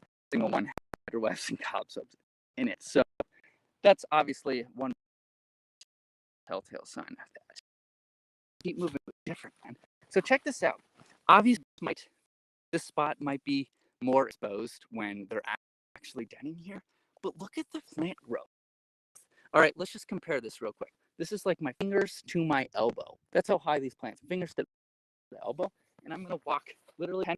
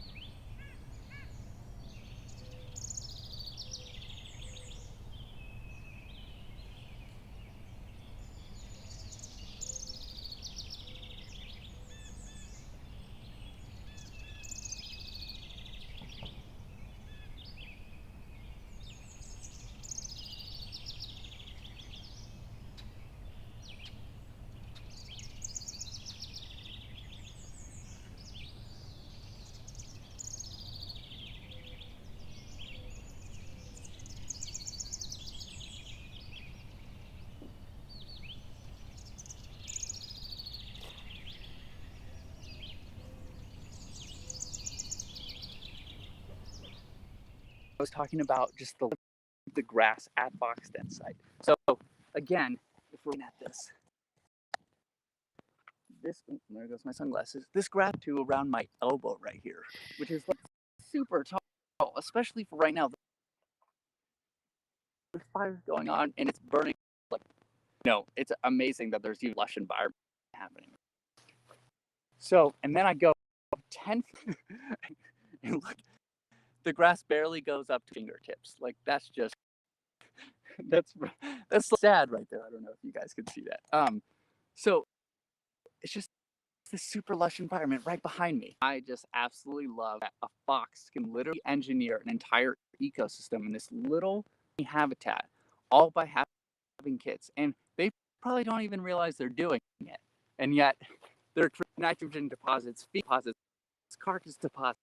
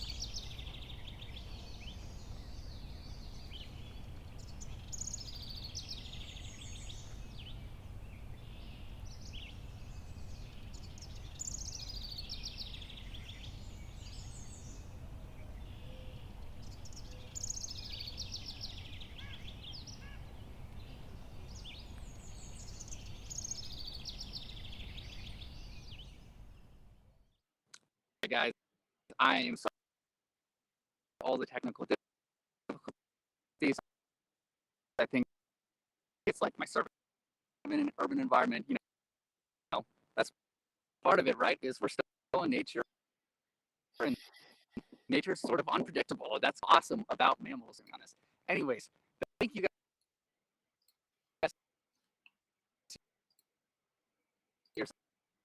like so much for joining about this.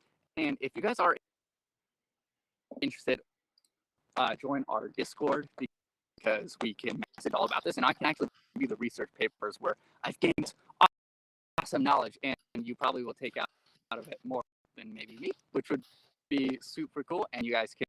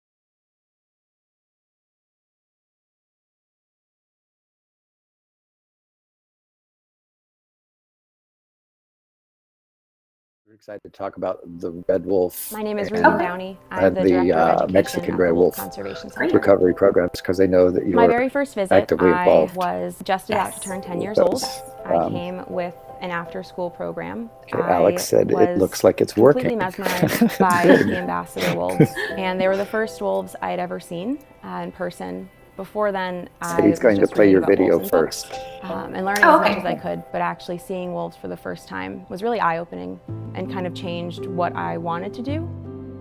But then that was also the day that I heard one of our red wolves howl for the very first time. Red wolves have a very strange howl. It's not the typical howl many people imagine. It's more of a screeching, almost coyote-like yapping sound. And when there's fewer than 30 red wolves left in the wild, it really hits home just how rare and amazing it is to hear that.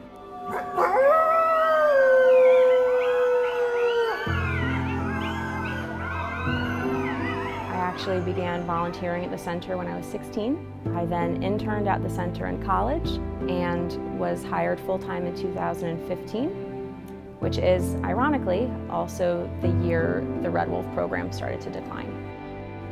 2015 was the year U.S. Fish and Wildlife Service announced they would halt releases of red wolves into the wild, and they also began issuing lethal take permits to landowners so they could kill red wolves on their private property. Our center is now home to 21 red wolves, almost as many that are living in the wild. There are 24 known collared red wolves in the wild today. And U.S. Fish and Wildlife Service just came forward with their new proposed 10J ruling. This proposal would call for shrinking their protected area in the wild, and they would limit the number of red wolves that would be living in that protected area as well. They would shrink it to just 15. And once these wolves stray beyond the imaginary borders, they can be killed. And then to increase the number back to 15 red wolves, they will take red wolves from centers like the Wolf Conservation Center. And these wolves have been waiting years to be able to get their chance to be released into the wild. But under this plan, it seems almost certain that if they are released, they will be killed eventually. And then they will just replace them with other red wolves from other centers. If this program does continue in this fashion with relentless killing of wolves in the wild, red wolves will most likely go extinct in the wild within the next 8 years. It would mean the failure of an endangered species program and would represent a failure of the Endangered Species Act. The public has shown they are behind red wolves. A majority of Americans support endangered species recovery. We have red wolves living in the wild right now. We need to capitalize on that and release more red wolves into that area.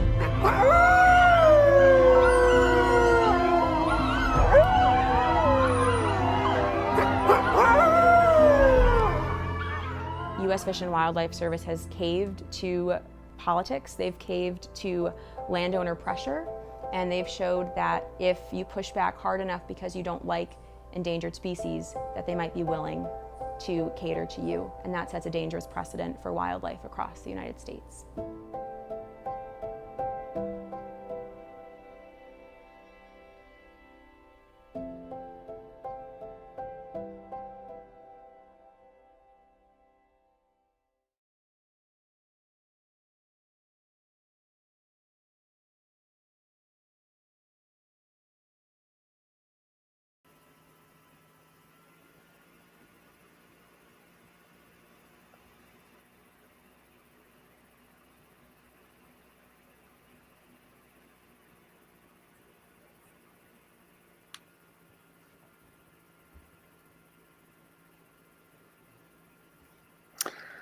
Well, hello everybody. Welcome to this second version of the Mammalz Community Spotlight. My name is Rob Whitehair, and I'm the CEO and co-founder of Mammalz.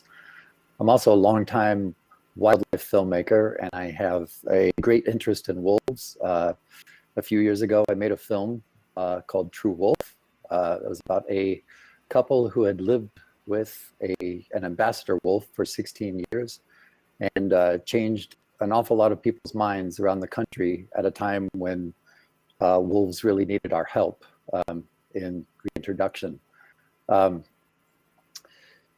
Today, our entirety of the Mammalz Community Spotlight, our theme is wolves, and we are benefiting the Wolf Conservation Center.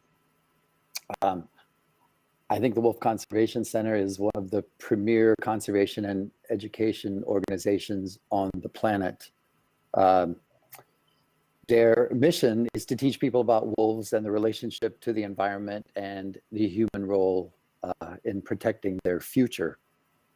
Our fundraiser today specifically is going to support the Wolf Conservation Center's live cam education program.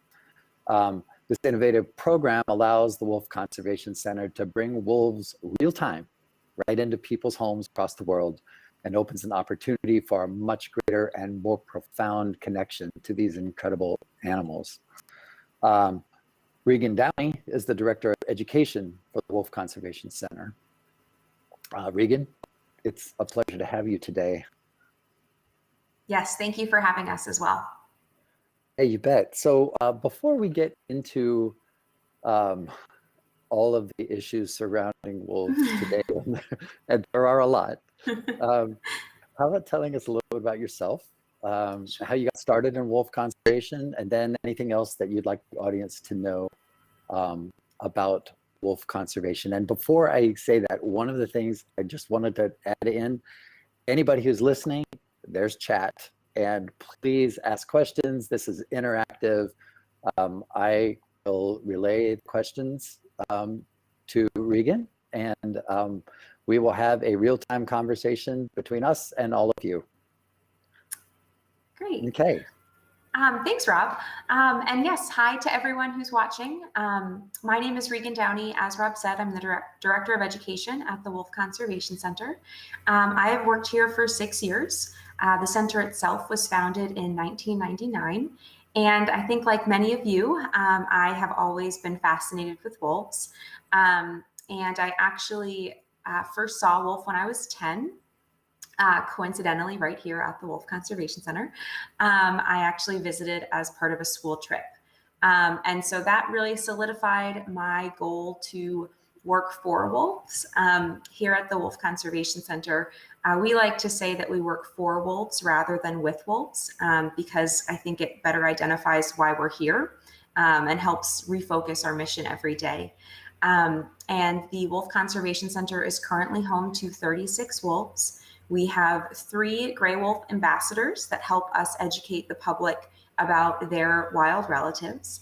And then we also have 12 critically endangered red wolves that live at our center as part of a federal recovery program.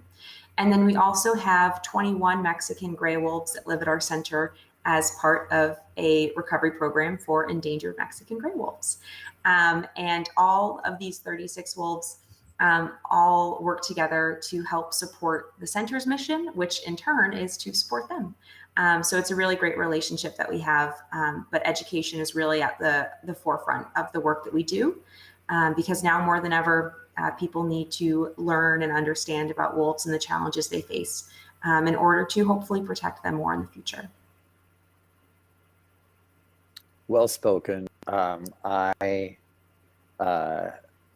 love the work the Wolf Conservation Center does. I mean, there was a bit of history with us when I made True Wolf. We opened True Wolf in New York City to a packed theater, and the Wolf Conservation Center was so generous in bringing Atka at the time, the big ambassador wolf, and it was so compelling to have a live wolf walk into a crowded movie theater.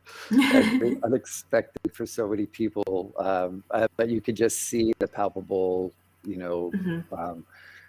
demeanor change of everybody and how that profoundly affected them all.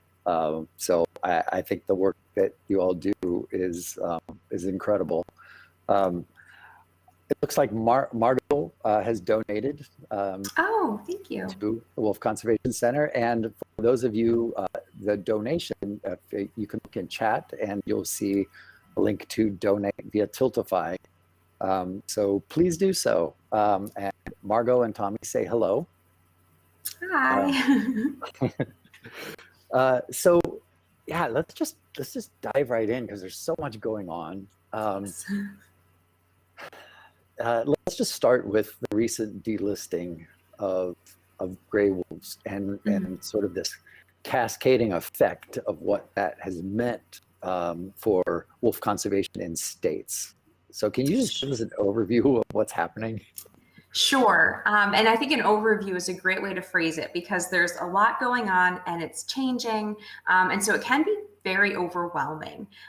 So as a really quick background, the United States, specifically the lower 48 states, is home to 2 main species of wolf. There's gray wolves and red wolves. And gray wolves are the more common species, and they were listed as an endangered animal in the 1970s under the Endangered Species Act. And thanks to those federal protections, their population was able to grow because there was no hunting of wolves, there was no trapping, and it really did allow wolves to finally establish a bit of a foothold, primarily out west. And as their numbers grew, there were a few release efforts as well. I think most popular would be the release of wolves into Yellowstone National Park in the Northern Rockies in the mid-90s. And as their numbers grew, there became talk of when are wolves considered recovered? When have federal protections done enough that they can then be left to state agencies to manage wolves as they see fit? And really efforts to delist or remove gray wolves from the endangered species list have been ongoing since the late 1990s. And unfortunately, in just this past January 4th, 2021, gray wolves were officially delisted across the lower 48 states. And they had already lost federal protections in a few pockets of the United States. So I think most significantly would be states in the Northern Rockies. So Wyoming, Montana, and Idaho had already resumed control of wolves within their state. And I think it's important to note that when we say delisted, it means that state agencies step in. And so the federal government no longer mandates policies for wolf recovery. It's up to state wildlife agencies, and they're supposed to use the best available science to determine policies for wolves within their state.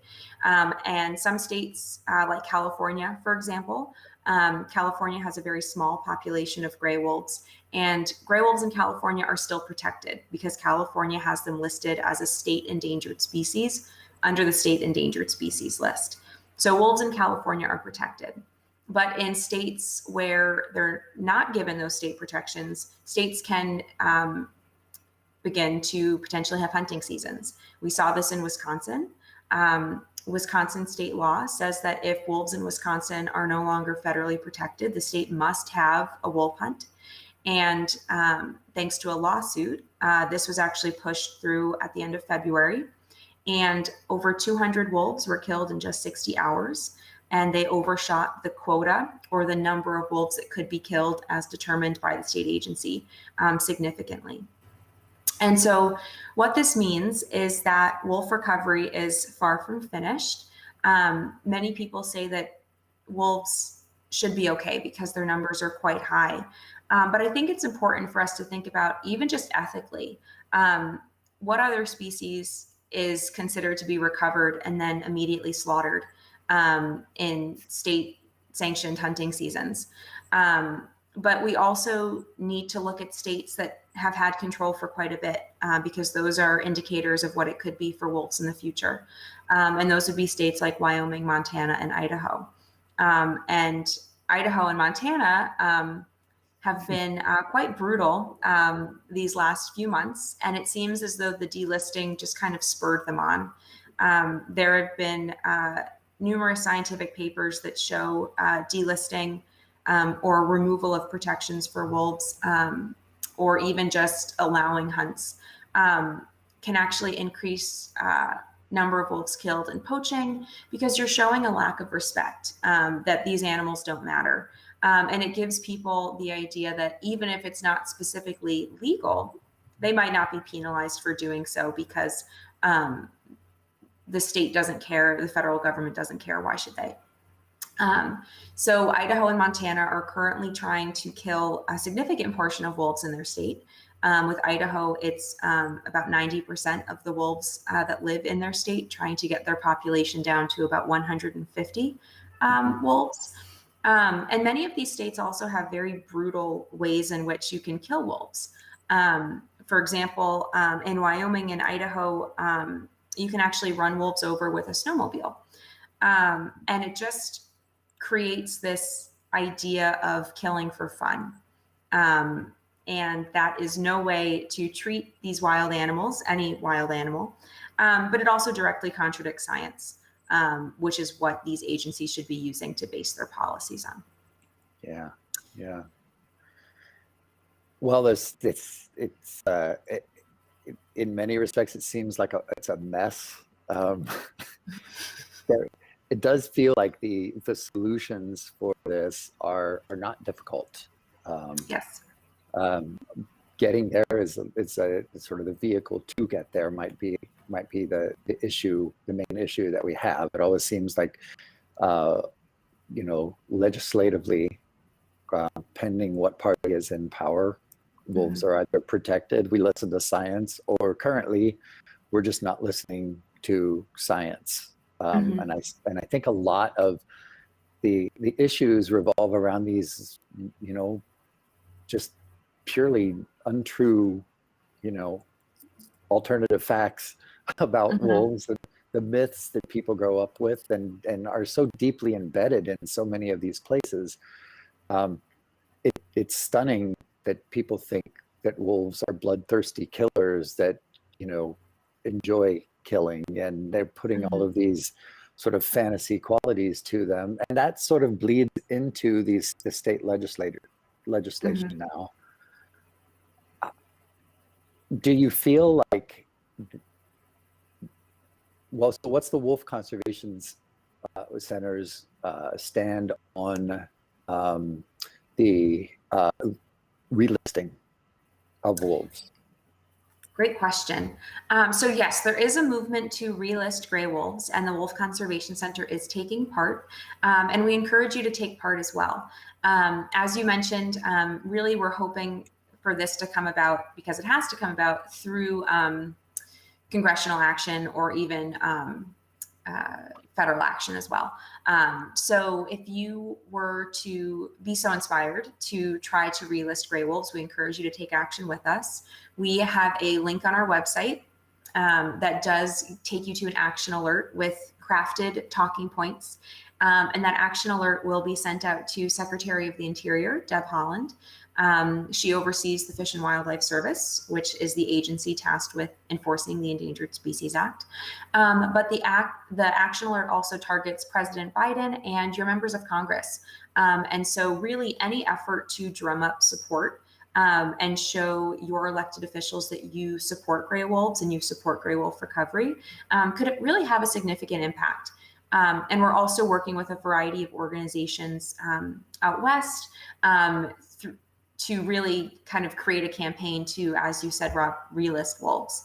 I think these states have shown through their most recent actions that they can't be trusted or given the privilege of overseeing the really important task of preserving wolf populations in their states.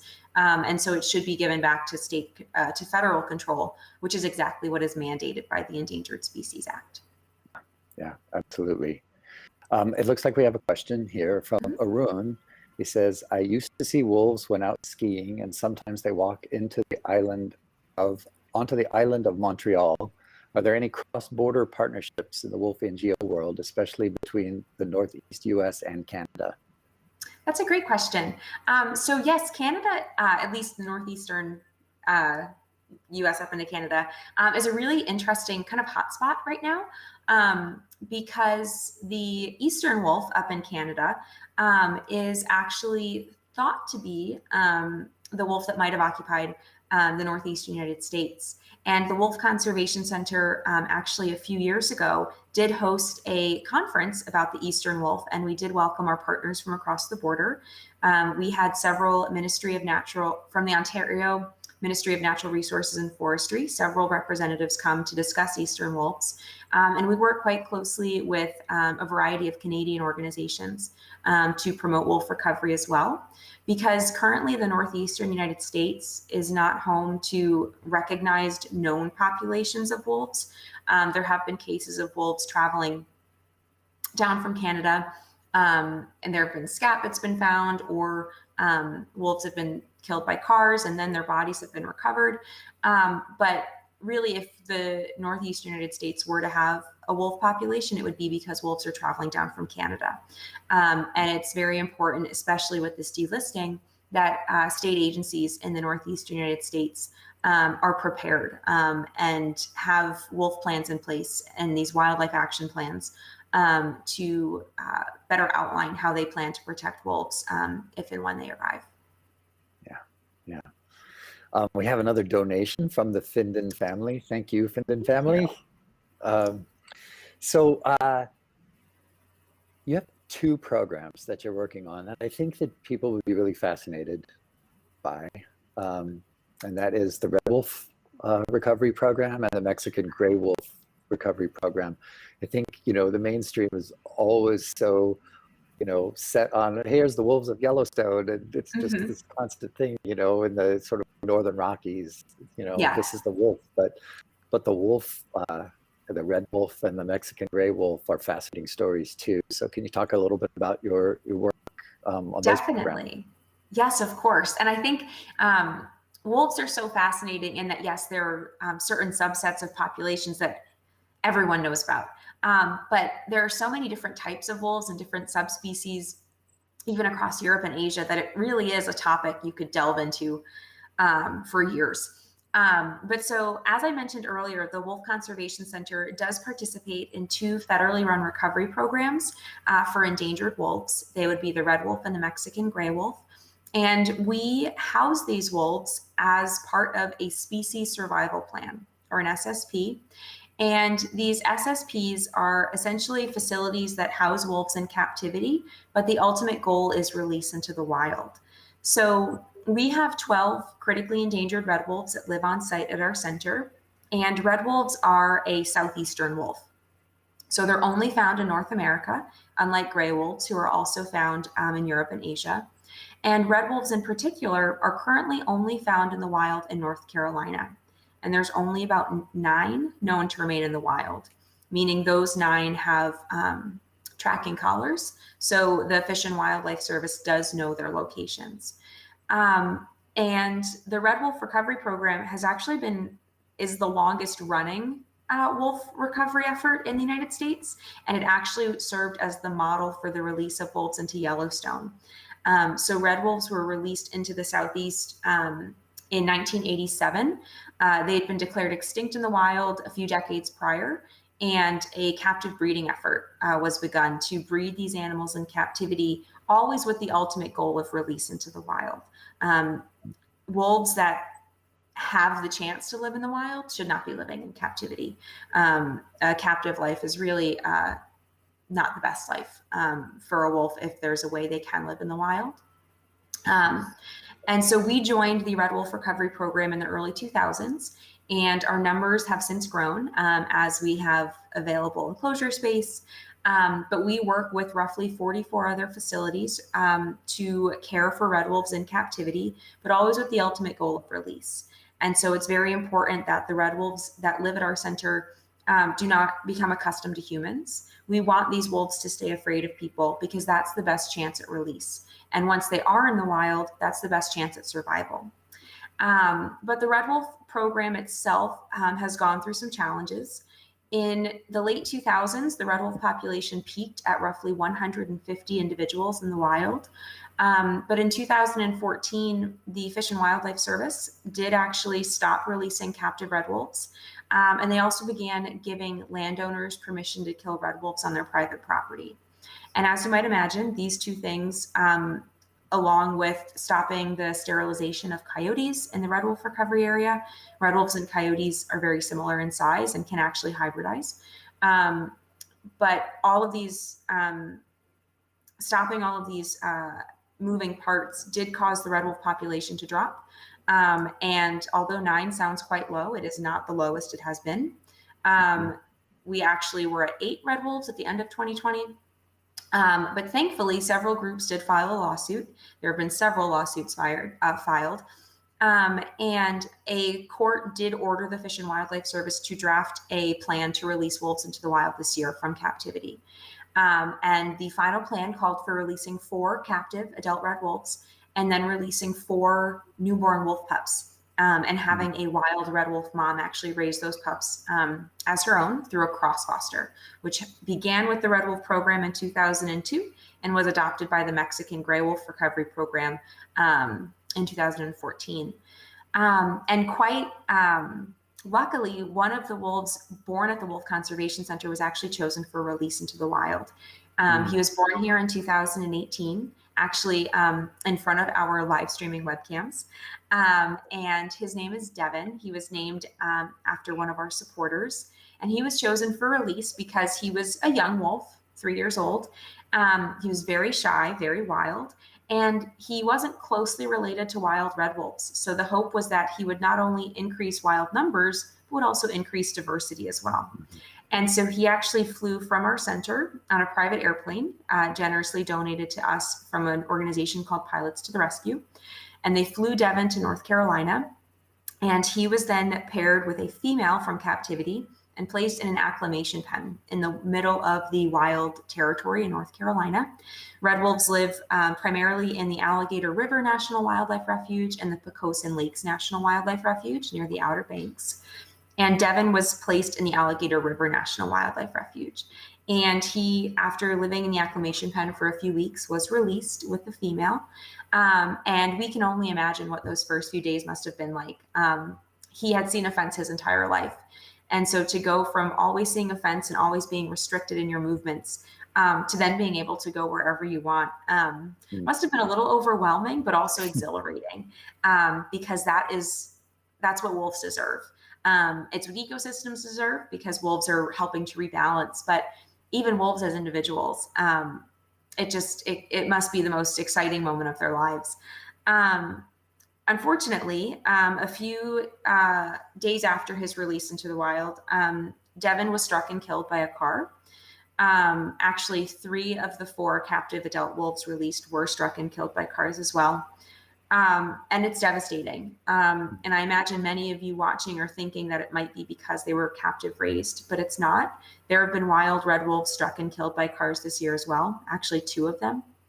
So it highlights a bigger problem, but it also reinvigorates our desire to get these wolves into the wild, because we like to think that even living 3 short months in the wild, it has to be exponentially better than living your entire life in captivity. It's just not a way for wolves to live. But so that is, I guess, the Red Wolf Recovery Program in a bit of a nutshell. And hopefully we'll see some changes moving forward. The Fish and Wildlife Service is mandated to have a new recovery plan by 2023. And hopefully that will call for additional releases and potential release sites as well. So we have a couple questions about red wolves. Wolf News Network, have you read the new study that indicates red wolves were in North America first of all wolves? Yes, so we do have that paper. I believe the paper you're referring to is by Ben Sachs, but I could be mistaken.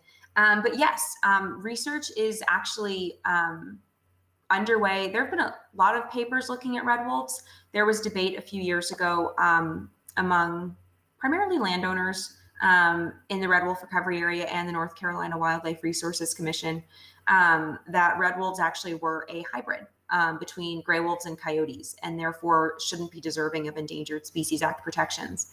And there was so much debate that Congress actually ordered a taxonomic review. And as we already knew, the Wolf Center, based on best available science, always recognized red wolves as a pure species, as did the Fish and Wildlife Service. They were determined to be a pure species. And now there's been a lot of really fascinating research underway to look at the origins of red wolves, their historic range, and there's actually great research going on right now in the Gulf Coast region, especially Louisiana. And the Wolf Conservation Center is actually one of the funders of this effort. And one of our staff members, or lead research scientist, Dr. Joey Hinton, is actually one of the co-PIs or primary investigators of this work, looking at canids in Louisiana that actually have kind of ancient red wolf DNA, which is really fascinating. So there is more information on their website, and they're really in the preliminary part of their research. They've just been collecting a lot of data and are hoping to begin analyzing it. So it should be able to shed a really unique light and an important light on the origins of red wolves. That's fascinating. Absolutely fascinating.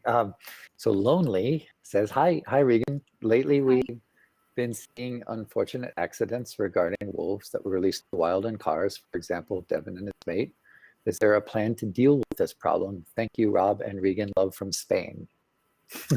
Thank you. Great you, question. So yes, we are specifically at a broader level. Yes, there are several efforts. There's a few bills in Congress actually to hopefully create wildlife corridors along the Northeast, which could help all wildlife, not just wolves. But yes, so we have been working with a few North Carolina-based organizations to figure out ways to even temporarily place road signs in the areas to alert drivers that this is a red wolf crossing. Red wolves have been known to use these roads frequently. Some scientists say that something simple that could be done would just be to increase road visibility. Apparently red wolves are being hit in really the same areas, and they can be very hard for both drivers and red wolves to see. It's like you leave the forest and all of a sudden you're on this road. And so it's impossible for the red wolf to get a clear glimpse, but also for a driver as well. And there are also discussions of possible overpasses or underpasses that we've seen out west that work quite well, and the possibility of implementing those in the Southeast as well. Awesome. So another question, Wolf News Network says, also, what do you think about the red wolf coyote canids recently found in Galveston? Yes. So the Galveston canids tie in quite closely with the Louisiana canids as well. In fact, so there were two papers that came out in 2018, I believe, right around the same time. And one was looking at canids on Galveston Island. One was looking at canids in Louisiana. So Gulf Coast, but just two specific study sites. And so the lead researcher on the Galveston paper, Dr. Kristen Bresky, is now working with Dr. Joey Hinton looking at those Louisiana canids. But for anyone unfamiliar, when red wolves were declared an extinct species a few decades ago, really the last remaining red wolves were taken out of the wild and brought into captivity to begin the captive breeding programs. But scientists essentially captured as many red wolves as they could find, or what they thought were red wolves, and then did a series of morphometric measurements to see if they were kind of lining up with what we knew red wolves to be historically. And the general thought is that they just didn't grab all of maybe the red wolves, or they left some hybrids out in the wild. And those animals over the years have really retained some very interesting red wolf genes. So this really came about a few years ago when a man by the name of Ron Wooten was in Galveston, and he was noticing these canids that had been hit by cars, and they just looked a bit different from coyotes. Still coyote features, but maybe a bit larger in certain cases. And so he actually ended up sending some samples off to be run for DNA, and they did actually discover that there was some red wolf DNA that is not currently represented in the captive population. So it is a really interesting, again, ongoing study. We do actually have the Wolf Center in some of our efforts to educate the public about wolves. We do offer free scientific webinars with scientists about the work they're doing, and we post them for free on our website. So we do have a link to a webinar about those Galveston canids by Dr. Kristen Bresky. So if anyone's interested, feel free to visit our website. It's under our Learn section, and you could watch that if you'd like. That's cool. So that's a perfect segue into something I think that I over the years, I've always thought I went from, well, we need to get legislation done and followed, and we see how that's gone. I think education is perhaps the most important thing that we could be doing, and I think you all are doing a stellar job at it. And in part, this fundraiser itself is supporting, the live camera education program. You used to take wolves around for face-to-face interactions, and you now don't do that anymore. You use the live camera. So can you talk about your education programs, the importance of education, using live cameras, and why those are important now, and how it can reach people globally? Sure. Yes. So I agree. I think education, as my job title suggests, I think education is really one of the most important ways to protect wolves, because you're really changing people's minds. And with the Wolf Conservation Center, we tend to kind of fall right in the middle. I think some people vilify wolves and they say wolves are horrible. But then you have some people who say wolves can do no wrong. Wolves are these amazing, mythical, magical creatures. And they're not. They're just wolves. They are wild animals. They perform valuable roles, but they also have families. And they work together, and they have really complex ways of communicating. And so I think what the Wolf Center set out to do, and I think, again, quite biased, I think we've done quite well with, is really just making wolves a part of everyday life. So it's not something where you have to specifically go and rent a movie to watch to learn about wolves, but you're simply scrolling through social media and you might see a goofy photo of a wolf. And it kind of over time reinforces that, why am I so afraid of these animals? I'm seeing them all the time, and I'm learning about them in these little quick snippets, whether it's through a quick fact about their amazing sense of smell, or through a live streaming camera. So we currently have 36 wolves on site, and all 36 of these wolves can be watched any time of day through a series of live streaming webcams. They're all hosted on our website for free. And it's really an amazing way to see wild wolves. They don't know you're watching, but to get a glimpse at the inner workings of their lives, because we have wolves living in family groups just as they would in the wild. And these cameras originally started as a way for our staff to monitor the health and behavior of these wolves. They were a husbandry tool. And we realized that we were having so much fun with them that we should really just make them accessible to the public.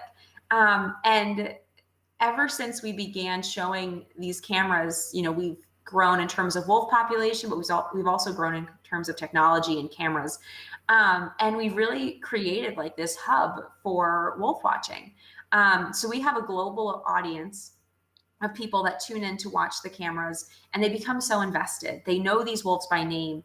And that's so important, because if we keep thinking of wolves just as species or as a cog in the wheel, it can become so easy just to think of them as that. But I think it's really valuable to highlight wolves as individuals and families, because that's how you really connect. So we give all of our wolves names.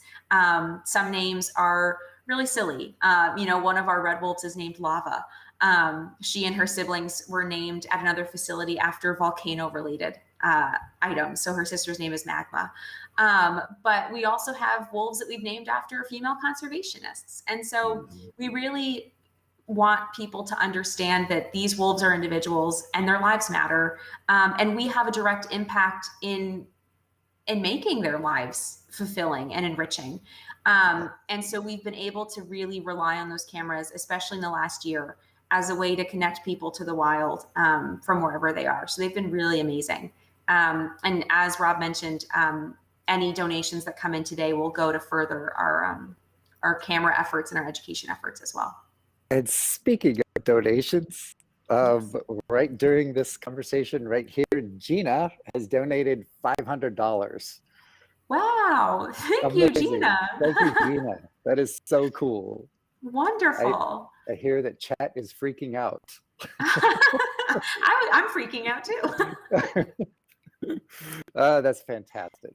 So I guess we have one more question here. Are attitudes towards canids homogenous across the U.S., or do they differ based upon region, Yellowstone versus Louisiana, etc.?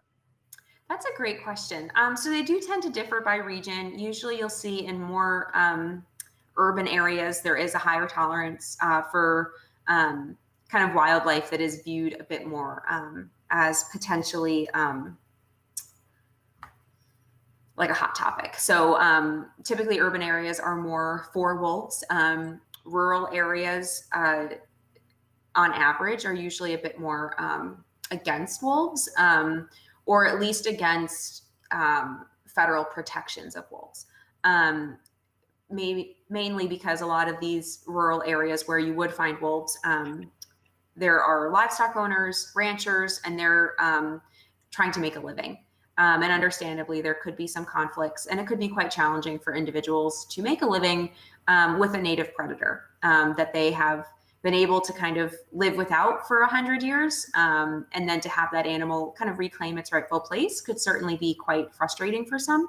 And I think the easiest way or most relevant recent example for anyone who is following the Colorado ballot initiative, in November, Colorado voters were given the opportunity to vote as to whether or not they wanted wolves reintroduced into their state. And it was heavily divided. It barely passed, but it was primarily votes in favor of wolves that were in the more populated urban areas, and votes against wolves were residents living in rural counties where there would actually be reintroductions. And I think Colorado will prove to be very interesting as they move forward in their planning and reintroduction process, because it's our most recent effort to coexist. And so I imagine the panel later on today might even be discussing Colorado as well at certain times. But Colorado Parks and Wildlife is hosting open houses, and they're being very transparent about this planning process. So the public, wherever you live, you are able to watch these meetings and understand the planning process as well. Well, that's fantastic.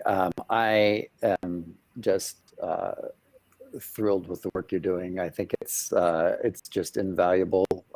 We need more and more education about wolves. We need more people out there who are talking about real science, and also I think this idea that through education, we once we have that in our vernacular, it just becomes this common thing that we talk about. We can then dispel all those myths, and in our everyday conversations that we have with people, we can get them to understand the importance of wolves in our ecosystem and in our lives. Agreed, definitely.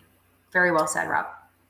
Well, so I think we're out of time, but I want to just say to everybody, thank you for joining us. I am imploring everybody to please donate to the Wolf Conservation Center. It's a wonderful organization. The live cameras are so important in bringing wolves into people's lives and helping them understand the importance of wolves in our ecosystem.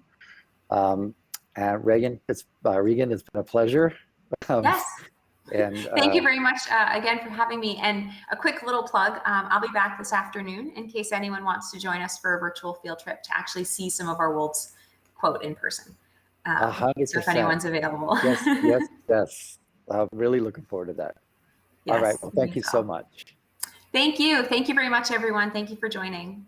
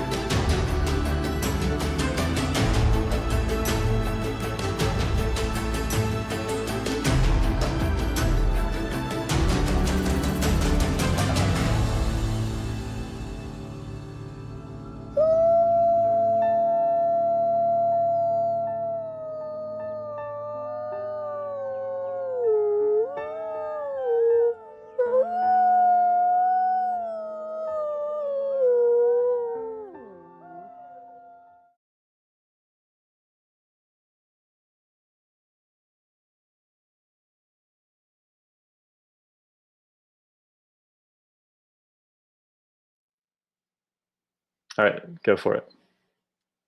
Hey, good day, everybody. I guess we're still in the morning.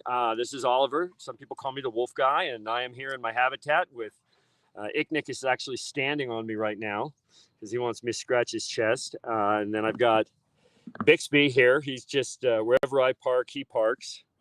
And our white princess is somewhere around here, and I'm sure she'll get jealous and come see me. So, I'm being kind of aggressively groomed right now. So these animals groom each other. It's a, ow, come on. But it's like being loved by a staple gun. So these animals groom each other. It's one of the ways that they maintain their familial bonds. And so because I've been this guy's dad his whole life, he's loving on me. But it's rough love. It's definitely not the same as when your golden retriever wants to be affectionate with you. He's hard on me. But so this is Icknick.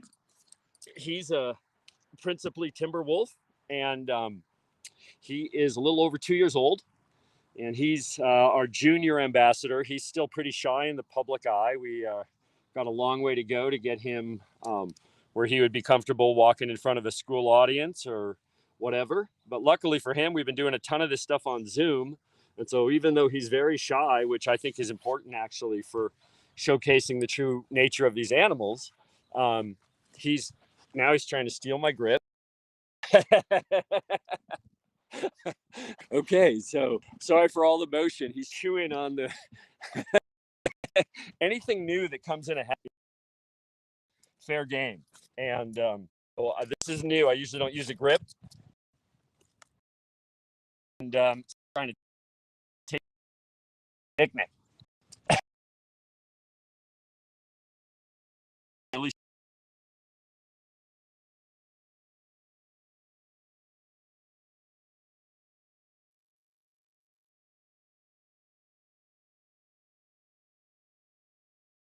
a mentor dog. Some people, I think Wolf Conservation Center calls them nanny dogs. And I just didn't think that a giant male Malamute should be called a nanny. So we call him a mentor dog, and he maintains some helpful order for me. Everybody respects him. He's the elder in our mixed family group.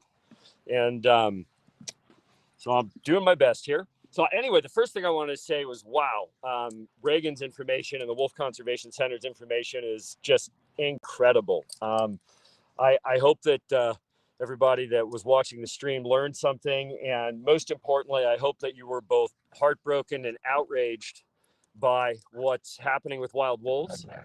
And I hope that combination, and particularly the outrage, spurs you into action, because the most important thing all of us can do right now is advocate to the federal government and also advocate to your state government agencies that wolves are not a nuisance, that they're a critical part of healthy ecosystems, that persecuting wolves through unnecessary hunting or lethal management actually makes all of the problems that ranchers complain about worse. And that particularly given the fact that we've got, and this is something I don't think that anybody's talked about, is if you've heard of zombie deer disease. It's really chronic wasting disease, but it's a pathology that affects the central nervous system of ungulate populations. And it's devastating, and it could potentially jump to humans through consuming venison or elk or moose if you're hunting them.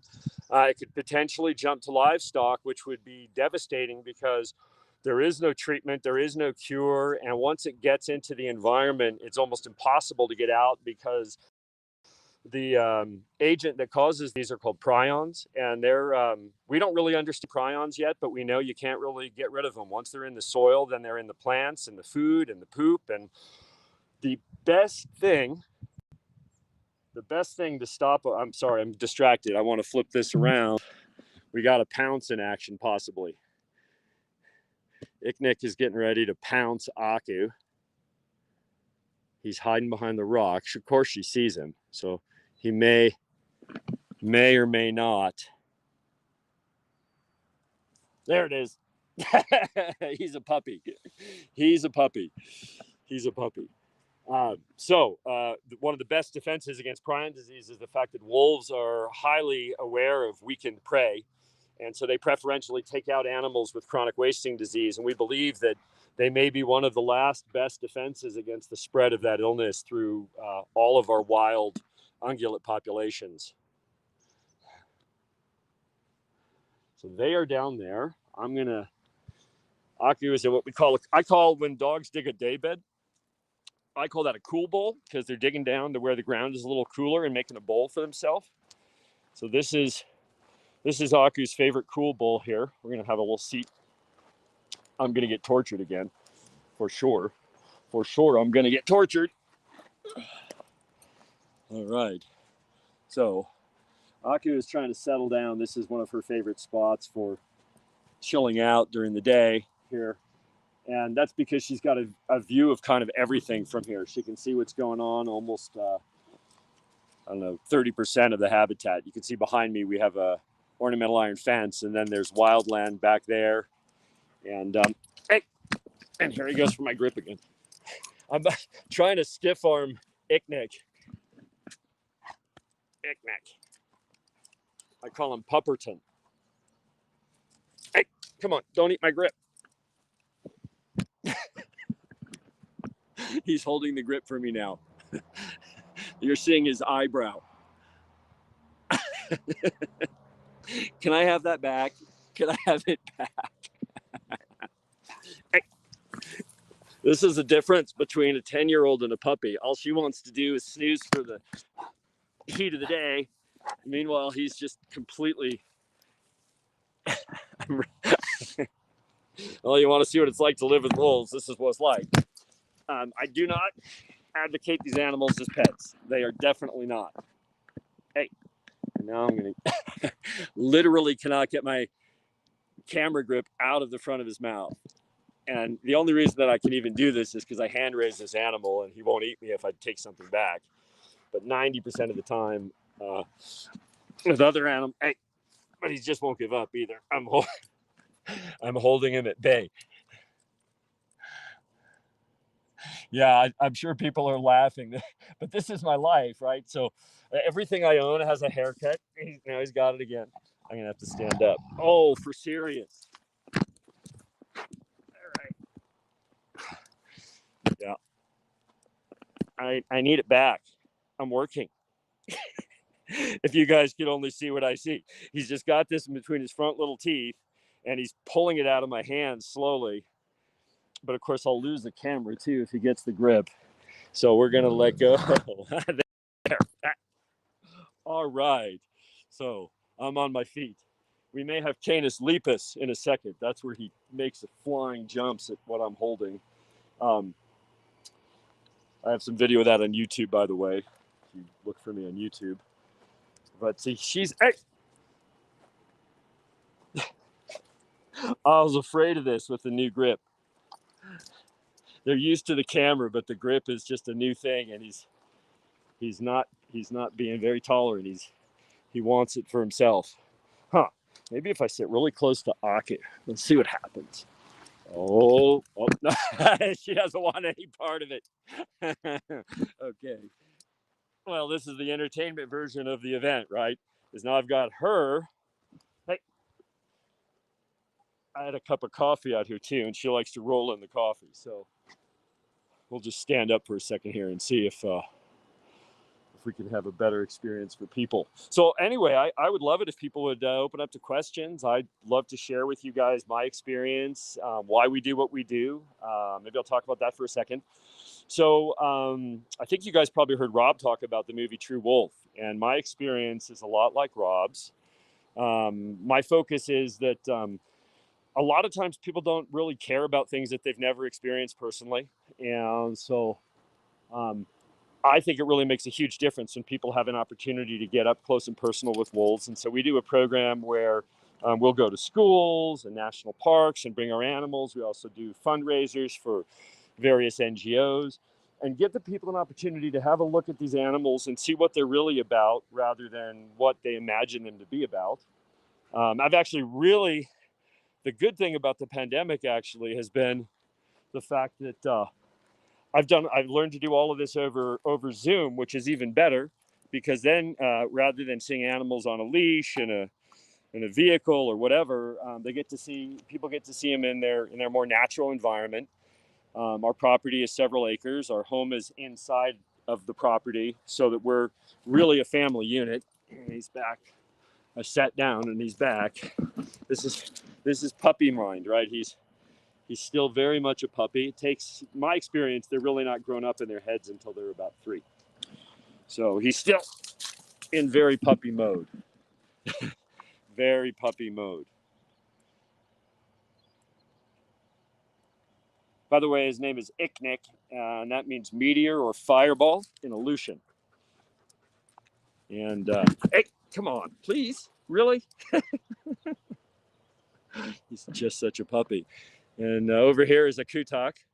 The Kutak is principally Arctic, and she is 10. And we call her Princess Bitchy Pants because she rules the hill.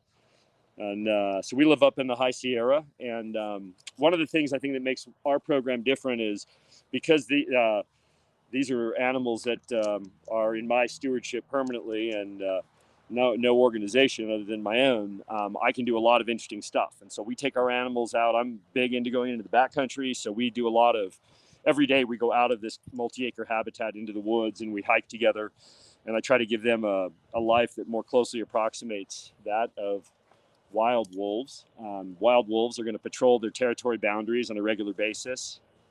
They're going to follow game trails and understand all the new things moving around in their habitat. And so I've tried to create an environment where this is sort of like the most central portion of our territory within this this habitat with my containment. And then beyond that is our extended territory, which we go out into every day, different sections of about a 70 square mile area. And then also on occasion, we'll drive somewhere and I'll go backcountry camping with one animal at a time, and we'll explore.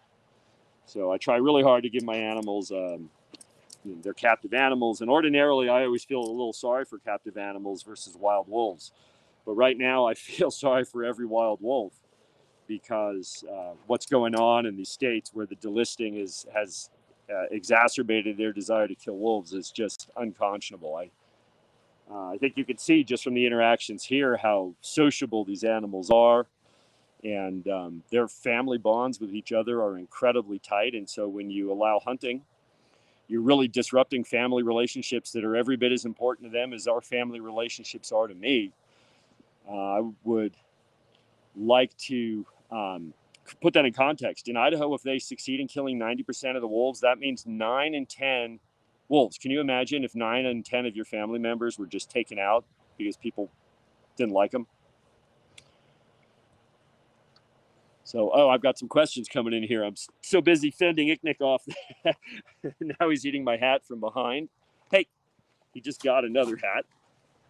So now I got to stand up. All right, some questions here. We had somebody asking longest lived wolf here. I don't know if I can get back to that. So in the wild, wolves have short, rough lives. Very old wolves in the wild might be 8 or 9 years old. A super outlier might be like 10 or 11, and that's very, very old. Well managed in captivity, wolves can live considerably longer. The Southwest Conservation Center had a wolf that I believe made it to 22. I've heard 18, and 14, 15 years is pretty typical, generally speaking. Somebody asked a question about, do they get to hunt when we go out patrolling? So they get the opportunity to hunt small game within our habitat because our fence allows for things like rabbits and squirrels and things like that. We don't have a lot of large game up here. So even if they were free running, which only happens on very rare, deep in the woods occasions, they really probably wouldn't have the opportunity to hunt up here. And by the way, I have some background footage that might be super fun. If you want to see what Icknick looked like 2 years ago, maybe Alex can cue up this video with a baby Icknick. And you can see how we get these guys off to a real good start, being well bonded to me and my family. And now that Icknick is going for a little swim in the pond, I'm going to sit here with my princess for a second. Finally have a little break. Q, you want to say hi to everybody?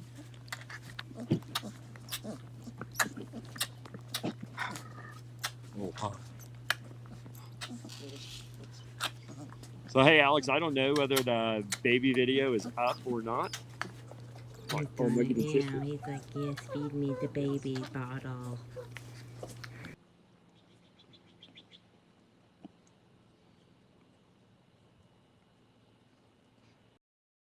I'm her favorite.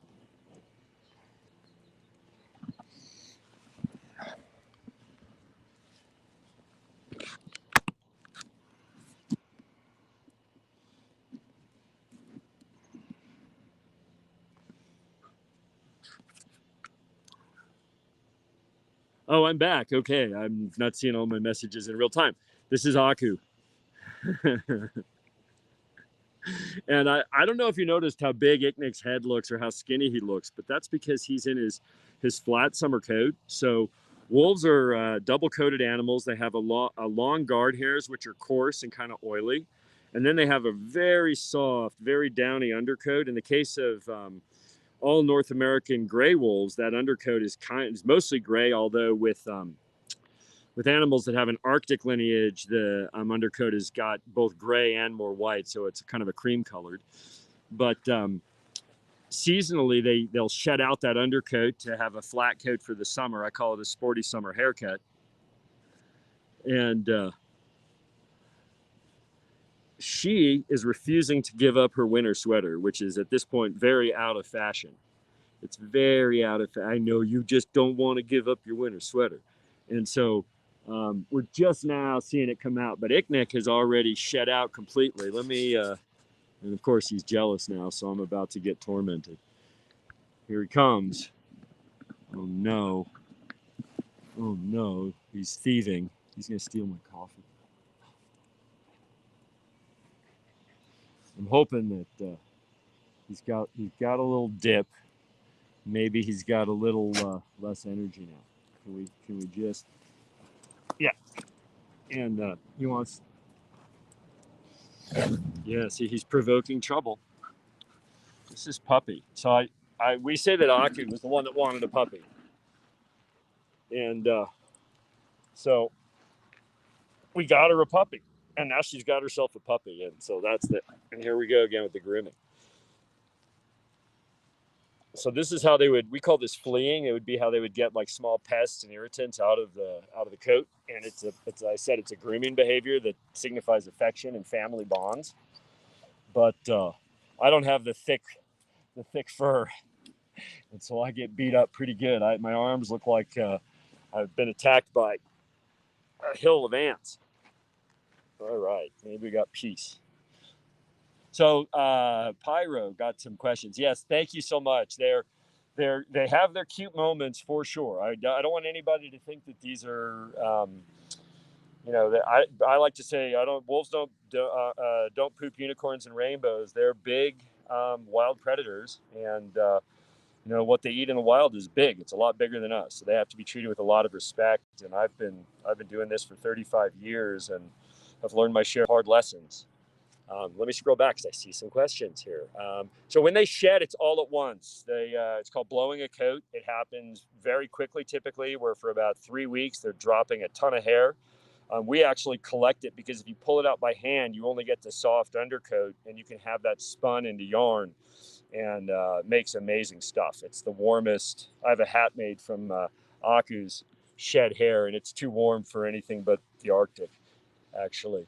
All right, we have a friend in Montana who says they have the wrong species and should be removed. Oh, this is a great question. Super thorny issue, and it's definitely the cause of a lot of misinformation about wolves. So this stems from the fact that back in the 40s and even before then, the way we studied wolves was to look at the characteristics of their coat, the measurements of their skeleton, most particularly their skull. And these characteristics were used to determine different subspecies.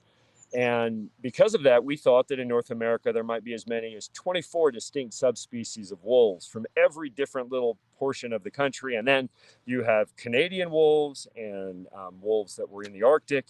And as a result of that, we believed mistakenly that there were many more subspecies of wolves than exist.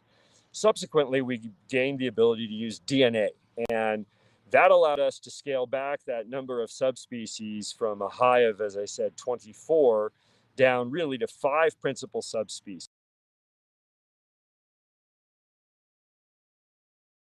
And so an area in Montana, or Canis lupus eremotus, and the wolves in the Canadian part, just north of the border, were Canis lupus occidentalis or Canis lupus mackenzii. And all of those different subspecies have now been lumped together correctly into Canis lupus occidentalis. That's your normal North American Western gray wolf. And so it's incorrect. We did not bring the wrong wolves back. These are the same wolves. And most particularly in Montana, what people don't realize, because the reintroduction got so much attention, was that there were already wolves. There was a breeding pack of wolves in northern Montana that had naturally returned from Canada. Diane Boyd, a research biologist, studied those animals for years.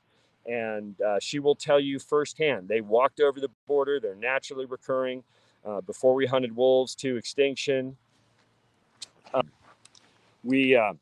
before we hunted wolves to extinction, they were crossing the border all the time. See here, Alex said that I wasn't getting as good a reception, so I'm going to move a little bit. And I fended Icknick off. I don't know where he went. Chewy is sitting here behind me, so I think we'll just park here for a second. So somebody want to know how much school did I have to do? So I studied wolf biology in school, but the school I did to do a good job with wolves is a hard knock life. I fell in love with wolves when I was 4 years old. My mom read me an amazing children's book. For those of you that have kids, I caution you, but also can't recommend enough that you try to find A Wolf of My Own by Jan Wall. It's out of print, but it was in every library in the country, so you can almost always find a copy on Amazon or used bookstores. It's a wonderful children's book. It inspired me to learn about wolves, which was a crazy thing because my family was in the cattle business. And so even though wolves weren't a problem for us, they were a politically unpopular thing just because cowboys fit in with cowboys. And so they share their common hatreds. So my experience was going to zoos, volunteering at places that had some wolves. I cleaned up a lot of wolf poop for other people for years. And I studied these animals. I went places where there were still wolves and learned about their environment. And I rescued my first wolf dog when I was 18. I got my first pure wolf from the state of Colorado.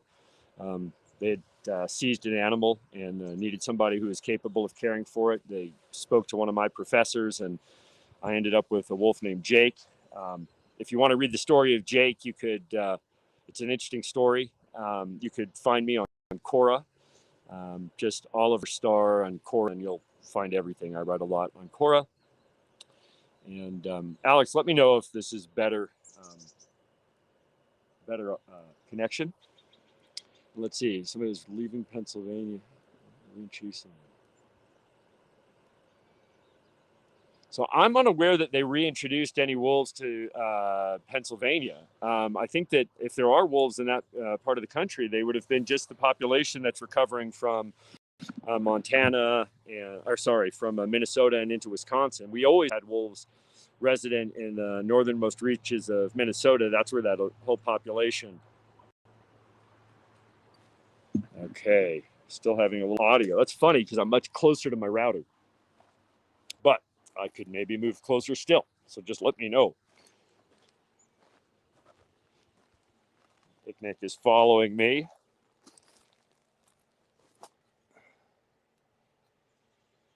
Right. Yeah, so we have an overpopulation of deer and other ungulate species in a lot of places, and that leads to unfit herds as those animals spread disease and also eat more of their native vegetation than the environment can support for that many animals, and wolves solve those problems. They are nature's cleaning crew. Yes, you're such a puppy. You are just a puppy of puppy. He's just a puppy. Very good disposition.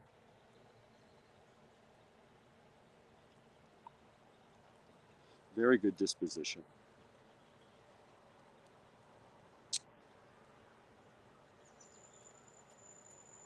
That's interesting, Pyro. I was unaware of that, but that's really cool. I have mixed about reintroductions. I'm very excited about the Colorado reintroduction, most particularly because with all the hunting on the states surrounding Colorado, wolves are unlikely to wander back into the state.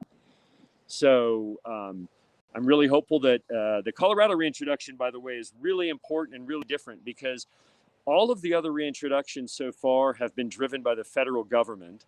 And so everybody a little bit felt like they were being rammed down their throat. But in Colorado, this was put on the ballot, and the voters, by a slim margin, chose to have wolves back in the state. And because of that, there's a lot more broad public support. And I think that bodes well for engagement of the public. Now, we know that in the portion of the state where the wolves are likely to be, that's also where the greatest opposition is. That's more wild country. There's definitely more grazing leases there. So ranchers are concerned about wolf depredation, and they always make wolves a huge issue. The reality is that properly stewarded livestock on public land sustains very minimal losses due to wolves. In fact, dogs kill more, coyotes kill more, cougars in many places kill more. And so it's a real disservice to wolves that they scream and yell about wolves. And to put it in perspective, about 75% of the losses associated with cattle on public lands are because the animals got sick or injured or died giving birth. So wolves are really a trivial issue. And typically when there's an issue, it's one producer who's affected. And if they did something differently, they probably could reduce the problem significantly. So I don't know if anybody, I'm sorry for the finger here. I was trying to make sure I'm not missing any comments. Does anybody have any other questions? We want to do I don't know if I can move around too much with our signal. We could do a drive-by of Aku and see where Icknick is real fast. Oh, he's right here. Here, I'm going to flip the camera.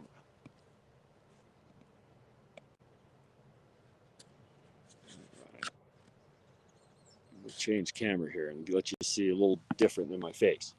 Icknick!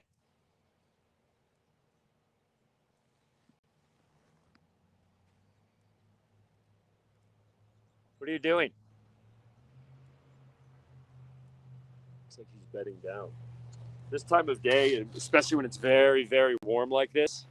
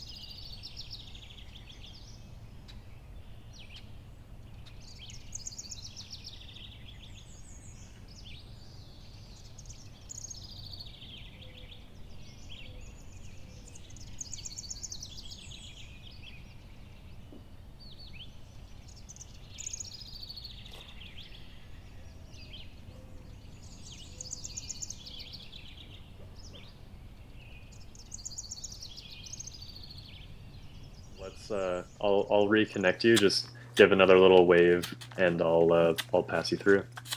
Okay, I'm ready. Okay. Little claws. Hey everybody, I think we had a little technical issue there. I was moving around and maybe I got far from a router. So I just figured we're getting close to wrapping up. I don't know if anybody has any more quick questions and have short answers. I'm here trying to get some of Aku's terrible winter sweater out. At this point, it's not a sexy sweater anymore.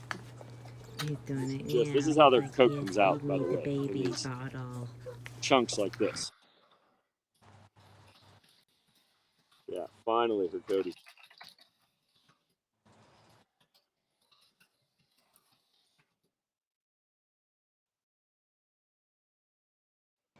For them to cover 25 or more miles in a day. Arctic wolves are the most interesting in terms of their travels. We can't be where they are in the winter. We don't have equipment that can go in the places they go, but we have telemetry off collars. And some Arctic wolves have traveled 2,000 miles in a circuit following Peary caribou and muskoxen. So they're moving in the dark in the winter. In Minnesota, wolves have smaller territories, typically higher game population. That's like 70 square miles. So I try to approximate kind of the minimum size.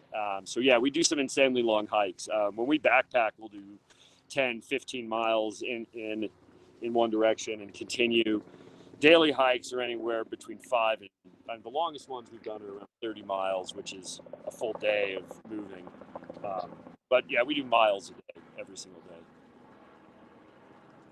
So I just have these two animals, just Akutak here and Iknik. I'm looking to add maybe one more for this current iteration of my project. In the long term, I'd like to open a wolf science and education center here near my home. We're in the Tahoe Basin, and there's millions of people that we could impact potentially by getting them closer to these animals and to learn about them in an environmentally appropriate setting. So I would love to have more in the future on a formal project.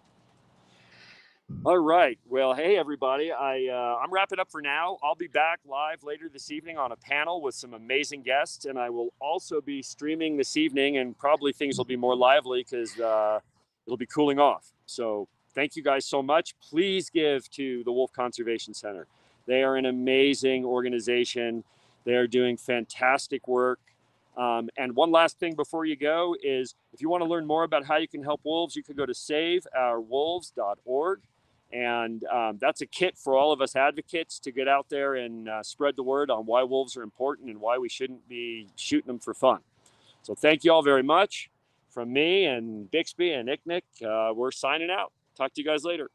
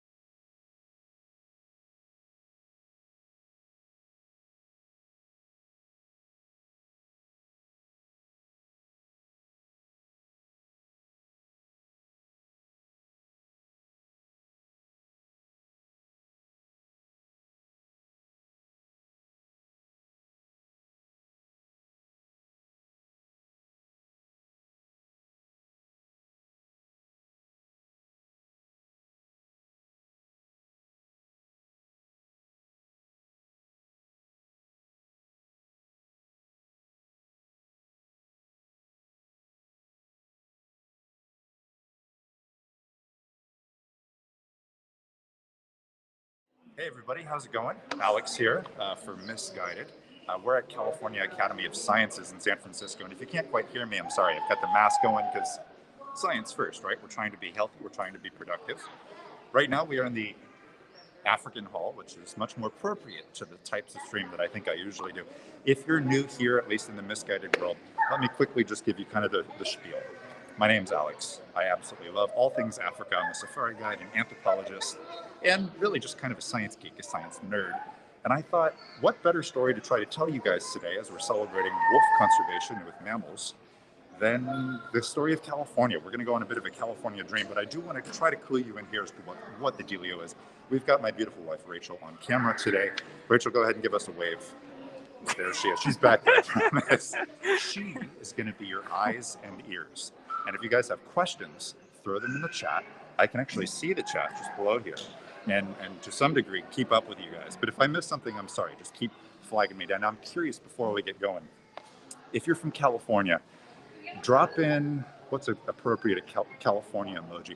Drop in a bear if you're from California. And if you're not, I want you to drop in a big red dot into the chat, because I want you to put that big red dot on California for your next travel plan. I want you guys to come out and check out the abundance this state has to offer. But long story short, the story here in California is a little bit weird. We're going to try to go down that rabbit hole today. We're going to try to explore what is this land that we all know about, this magical land covered in movie stars and warm sandy beaches, those kind of things. And what's the natural story that we have to tell here? And I think the Academy is going to give us the wonderful background we need to do this. First off, let's say hello to my zebra friends right here.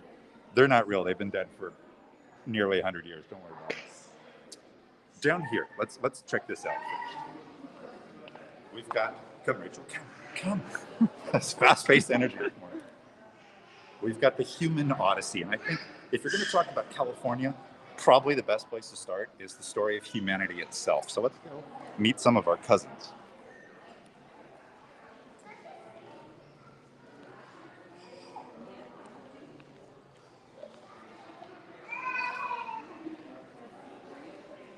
All right, I'm going to assume you all know who we are, Homo sapien, right? We've got friends like Homo neanderthalensis, we've got Homo heidelbergensis, and here we are just here. And really, there's very subtle differences that break us up, especially between the Neanderthals and modern humans. But I do want to point out something quite glaring. Well, excuse me, it's not on the bottom one. This part here, I'm going to lift my mask a tiny bit. Pointy chins. It's a little bit different. We don't have that on anybody else in our genus except for humans. And so far, there's no good explanation for that. It's a little bit awkward. Coming around the corner, we've got kind of come Rachel, come. Trying to leave the hallways open. Sorry. We've got all of our other ancestors, the Australopithecines as we call them. And check this out right here. In terms of height, Australopithecus afarensis was about the height of a modern human child. Kind of wild, but the reason I think we need to start here is because we're peeling back the layers of time. All this kind of stuff, you're looking at hundreds of thousands, if not millions of years into the past. And to get to Neanderthals and modern humans, you're really not that far. In fact, it's only about 250,000 years ago. So Rachel, if you follow me this way, the halls of Africa, I think, are the perfect setting to begin this story to get to California. Come. Imagine your ancestors on the savannas of Africa, encountering things like just over there, we've got African lions and gazelle. We've got over here, look at this. Maybe if you're in the forests of Central Africa, the bongo. We're going to go a little bit further though.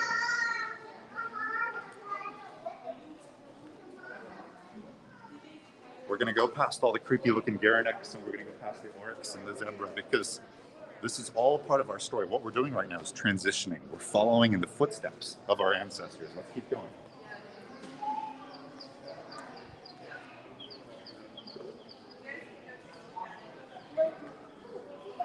We're going past all these other gazelle and antelopes, because to get where we're going, we've got to leave Africa altogether.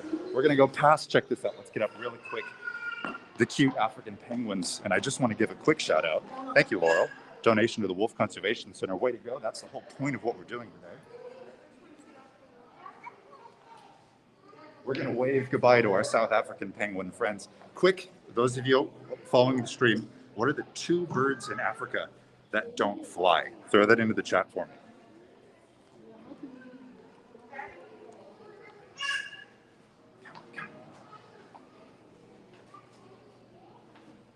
We're even going to go past our giant giraffe friends. Just pause here real quick. Look at this in terms of comparison. That's a monstrous giraffe there. That is quite possibly one of the largest giraffes I've ever seen. Giraffe, the modern word, by the way, is a Arabic word. I much prefer their Zulu name. This would be called the Indulamedi. And if you translate Indulamedi, it means quite literally taller than the poetic and beautiful. But the reason we're leaving Africa is we're following the footsteps of those first human ancestors as they made that branch out. We don't really know when, but what we do know is that a branch of modern humans stayed in Africa, Great Rift Valley, that kind of area. Some ancestors went further north and became what we know as the Neanderthals. Others went further south into parts of Asia. And this is cutting edge new science that the people, Rachel, if you just pan out, up here in the ceiling, up here in the upper floors, are studying right now. Those people were called the Denisovans. But what we do know and agree on is that at some point, lots of merging happened. And our human ancestors continued roughly northeast on their trek to what now are called the Americas, North and South America. We don't really know how they made this jump. What used to be here, if we backpedal a little bit, they all got into like a land bridge and crossed through Alaska and came down, pushing south into the Americas. We don't really agree on that anymore. Now we think it was kind of like people jumping into little boats and hopping islands and maybe some land bridges, that kind of stuff. But across the board, this is the fun part. I think we more or less agree that bridge probably happened 40 or 50,000 years ago, which is deep time if you look at that from modern standards. I'm going to just quickly look at the chat. Rob threw in a bear. Way to go, Rob. Awesome. I'm just hearing penguin and ostrich are people's responses. You guys are smart. 2 flightless birds in Africa are indeed the penguin and the ostrich. Store that away because the next time you go on safari with some nerd like me, you can pull that quick fact out and no one will be impressed. On we go.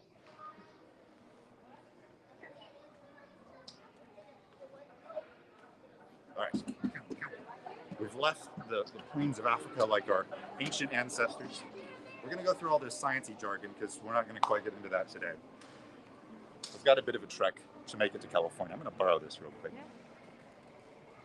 Actually, no, I'm going to give it back to you. I lied. We're making our way to California.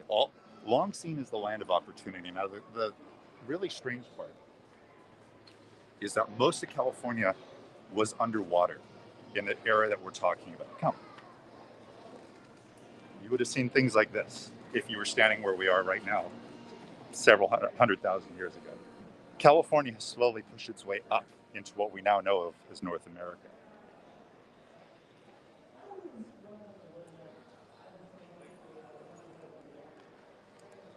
So if you're someone like me, in my day job, I'm an archaeologist. People ask you all the time, what's the coolest dinosaur you've ever found? Archaeology, not paleontology, right? Different. But simple fact is, I've never found a dinosaur. And if I were to be doing any kind of work in the San Francisco Bay Area where we are right now, it would far and away be more something like that. Turn around one more time for us. Lovely whale up there. Than it would a dinosaur. Because in order to find dinosaurs, you have to be on land that would have been active geologically, whatever long ago the dinosaur was, at 65 million years ago at least.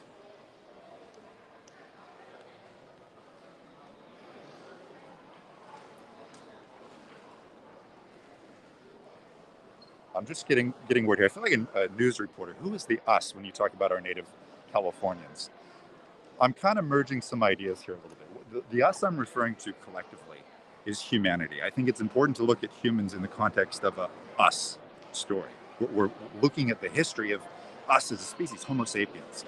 But specifically, we're trying to kind of figure out here the boundaries of where the first Californians came from, and then compare that to what's going to happen to modern California. And California happens to be right down there. Let's go figure it out.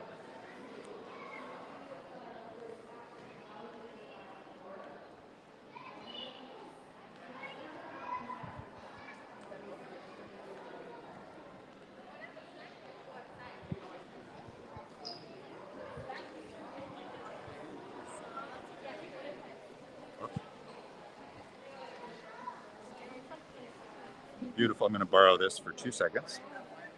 Beautiful tide pools we've got going here. Wonderful display this museum has.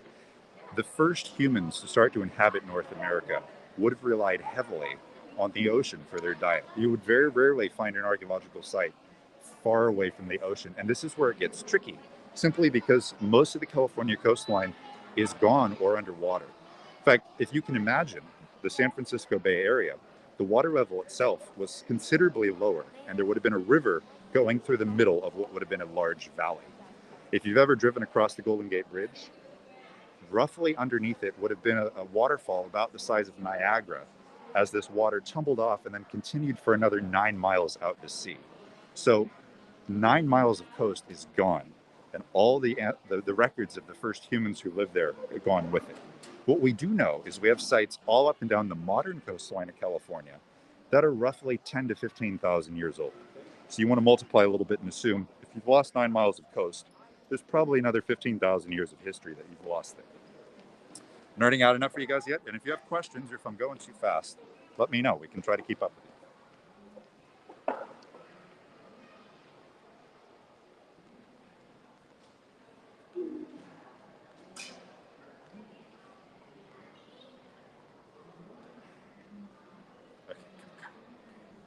This is fun. It's fast paced. Have we had enough coffee today? Rachel says no. I agree. I need about 3 more espressos and I think I'll be set. Going past some more whales here. Now, I'm not going to quite get into that because, to be honest, I don't know a whole lot about whales. But let's go over here.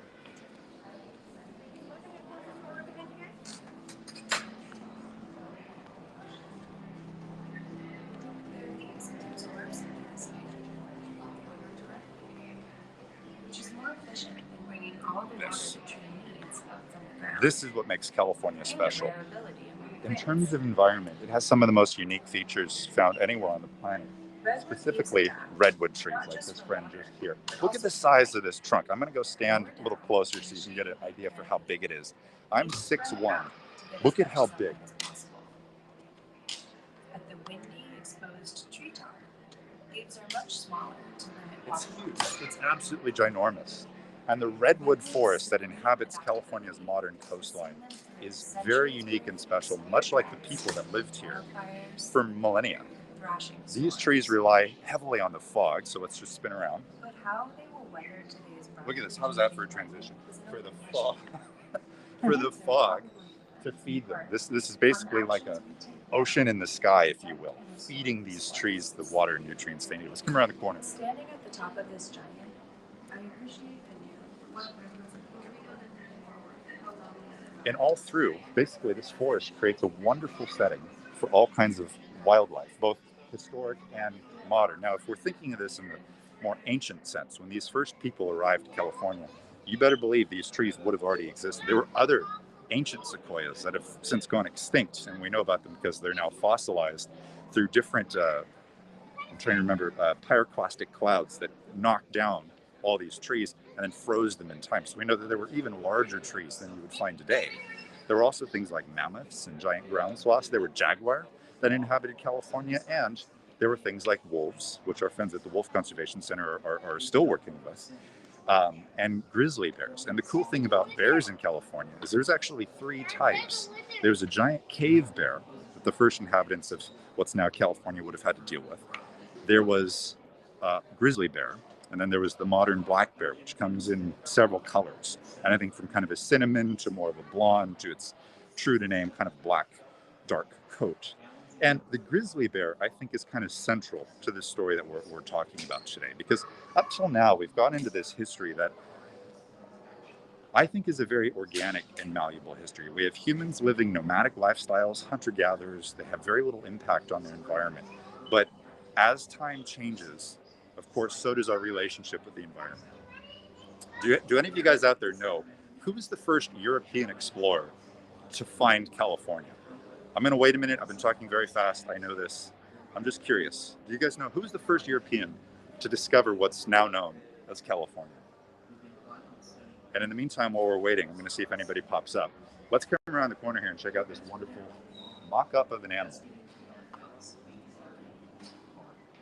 Got a Pacific giant salamander, if Rachel could just get us in nice and tight.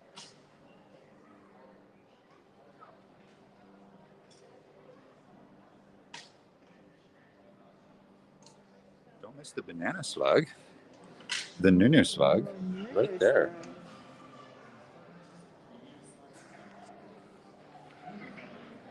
Still waiting to see if anybody out there knows the first European to find California.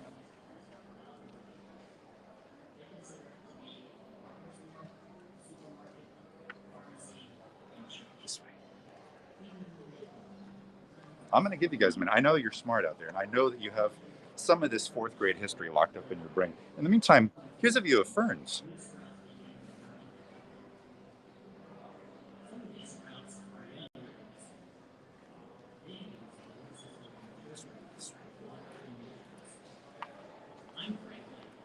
So Valerie, I heard you said Cabrillo, and you're 100% right. Cabrillo, Juan Cabrillo, what a cool name for an explorer, is credited as the first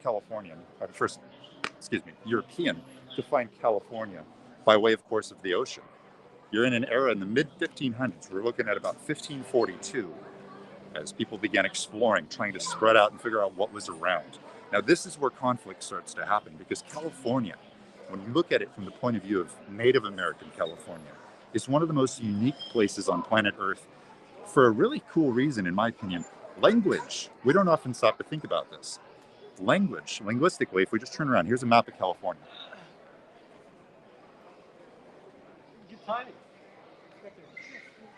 Linguistically, California is the most diverse place on planet Earth. You have, and this map of course doesn't illustrate it, but you have tribal communities that speak languages that don't share any connection, no root, no boundary. It'd be like looking at Basque, Russian, French, Japanese, and German.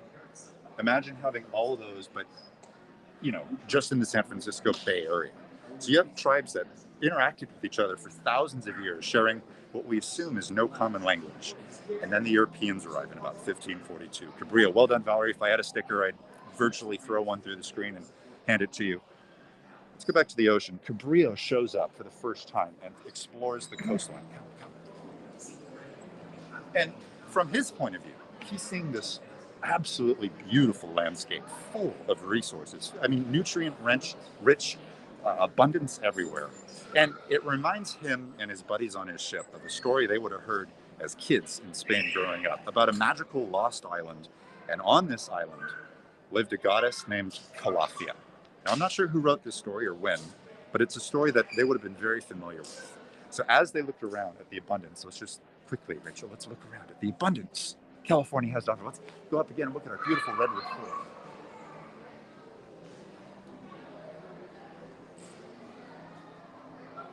As they looked around at the rich abundance California had to offer, they thought to themselves, well, let's name this place in honor of Calafia, the goddess in this magical mythical story.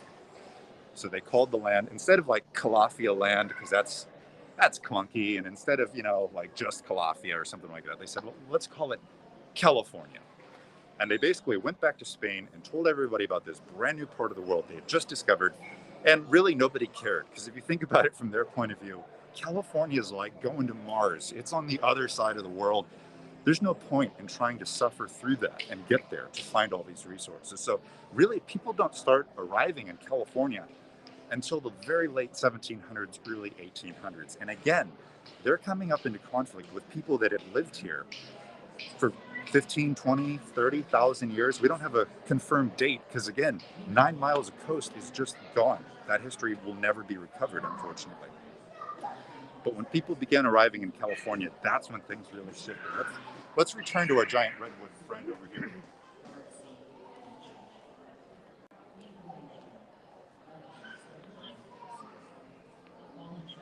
You have trees like this. If Rachel can just get in nice and tight, show them the rings. Yeah, really get in there.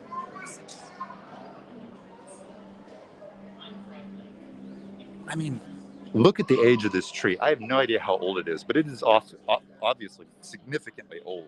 This tree, according to the sign here, lived more than 800 years in what is now Prairie Creek Redwood State Park until a winter storm ultimately knocked it down. This gets juxtaposed with what's right over here.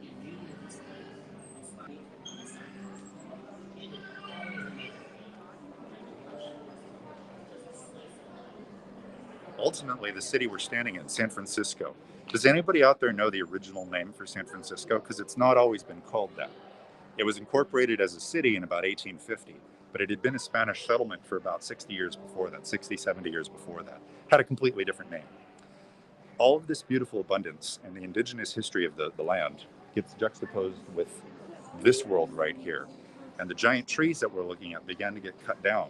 So all up and down the California coast, the only place in the world where these kind of trees actually live is slowly being logged out in order to build large-scale cities. Rachel, why don't you get a nice up-close view of San Francisco there? Go ahead, get up a little bit tighter.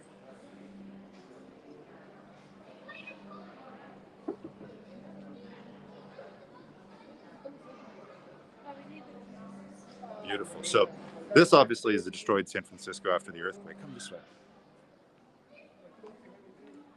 What we start to lose is old-growth redwoods, land where animals like the grizzly, the wolf, would have called home, the jaguar, right? Jaguars came up just about as far north as modern San Francisco. That's crazy. And slowly, as more people began to inhabit the area, there's less and less room for these animals to live and thrive. Now, again, this is put up against history of humans living in this area for 20 or 30,000 years. But when we start relying too heavily on the environmental world around us, that's when resources get stressed beyond carrying capacity. And we start to see a loss of biodiversity. Now, I'm just trying to keep up with my chat here. If you didn't know, San Francisco used to be called Yerba Buena, or Spanish for good herb. And I'm struggling to remember why. There was not what you're thinking. I know where your brain is going. There was some other plant here that was prized, so it was called Yerba Buena. Along about early 1800s through the 1800s, that's when the land begins to shift. That's when things begin to shift. You find beautiful structures aesthetically in San Francisco that were built entirely of old-growth redwood forests. You start to see people like John Muir pop up in California, advocating for the protection of the land, of the animals. Like, I'm gonna just go out on a limb and hope that a lot of you guys have been to Yosemite National Park. I'm trying to think of a good emoji for Yosemite National Park. Can you think of any, Rachel? Mountain? Yeah, I was about to say that. There's a mountain emoji. So if you've been to Yosemite, toss up a mountain emoji in the stream so I can see that you've been there. If not, add it to your list, guys. Go see Yosemite. It is just gorgeous as a park. But did you know that there's actually a second Yosemite that you'll never be able to visit? It's Hetch Hetchy. Hetch Hetchy is the next valley over. And if you read like John Muir, who he's, conflicted character, I'm not going to get into him too much, but in his writings, he compares Hetch Hetchy to Yosemite and argues that in a lot of ways, Hetch Hetchy was more beautiful. It had equally magnificent rock faces and valleys. And I mean, imagine having that today, just two Yosemites right next to each other, or better yet, one giant expanded Yosemite National Park.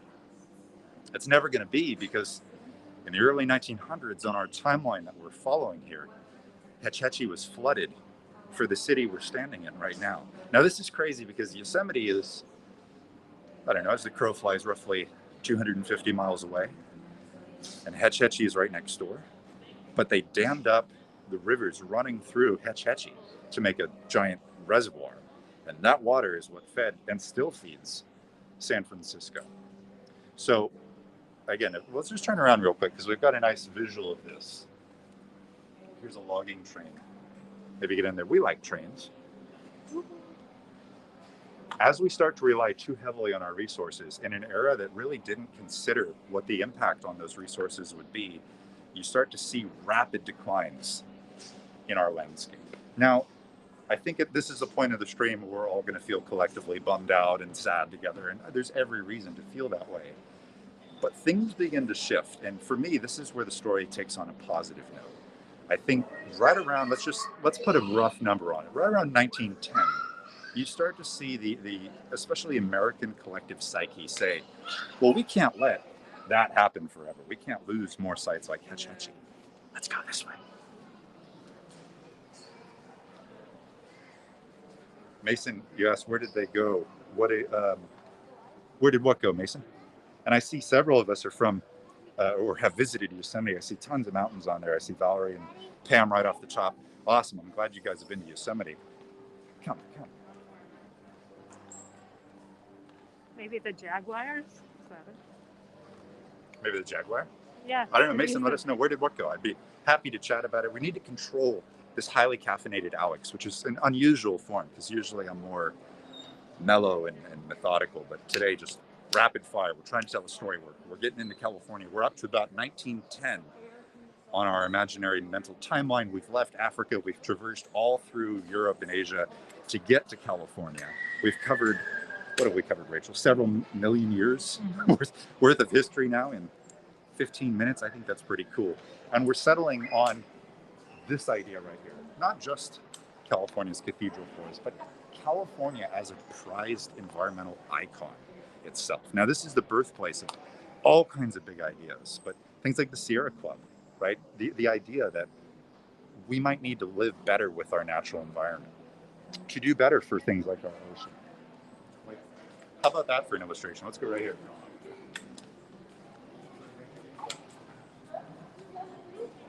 Sharing the sea and the shore. You start to see things like big movements. You see Teddy Roosevelt putting into action big pieces of legislature that would go on to establish things like the national parks, which were established in 1916.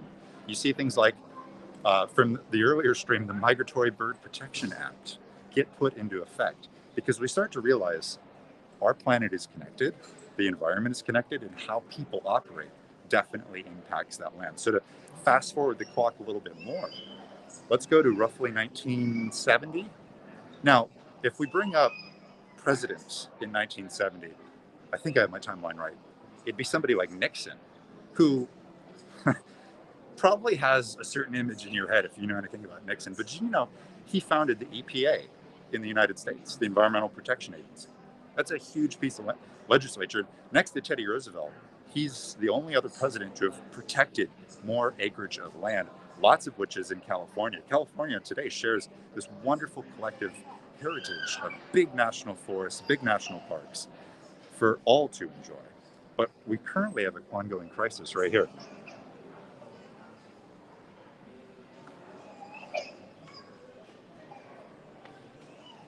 You guys know what's going on in way of the otter and in way of the kelp? We're losing our kelp forest pretty rapidly, and purple sea urchins are taking over. So this is the skeleton of an otter, and Rachel, if you get down here, that is a purple sea urchin. And do you know what loves to eat purple sea urchins? That guy right there. Now the issue here, we got to wind the clock back, right? So we've covered several million years of history, and we left one part out, kind of deliberately, I'll be honest. We left out the Russian settlements. You guys know there was a Russian fort on the coast of California. So we're in San Francisco. You'd have to go north to a place called Bodega, which is 60 miles. It's where Alfred Hitchcock's film The Birds takes place. You'd have to go north from there about another 45 minutes to find a place called Fort Ross, or as it used to be known, Fort Rus, R-U-S, which was a Russian established fort for fur trading. Now the Russians built it in about 1812 and only lived there till about 1830. But while they were there, in that short amount of time, 1812 to 1830, guess what they hunted nearly to extinction? Rachel, would you zoom in? Yeah, we got the cute picture there, though. Show us that one. Yes. The otter. So in that amount of time, they harvested so many otter that today, the modern population of otter hasn't recovered. So all in all, this is a problem because of, you guessed it, purple sea urchins. With the absence of the otter, the urchin has been able to take over. And the urchin, guess what its favorite food is? You probably guessed it. Rachel shows us. The kelp. So we've got this current situation going where the kelp forests are rapidly being depleted because there's an abundance of purple sea urchin. The otters are making a bit of a comeback, kind of like wolves. I'm sure we'll hear more about that later on the stream with the Wolf Conservation Center. Thankfully, there's now wolves slowly returning to California. I'd love to see that happen for other species like the otter, who would in turn eat the purple sea urchin, who would then in turn help protect the kelp forest. Because without the kelp forest, we lose all of that biodiversity that only calls that part of the world home, that California coastline. California is a special place. And we're going to just spin around here. Let's go see if we can find a bear.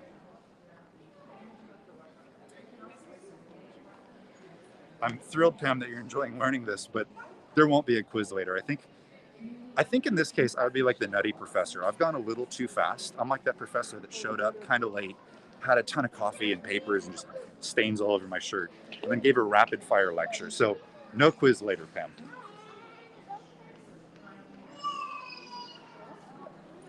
Getting into these trees safely, both for us. All right, we're looking for a bear. I don't see one.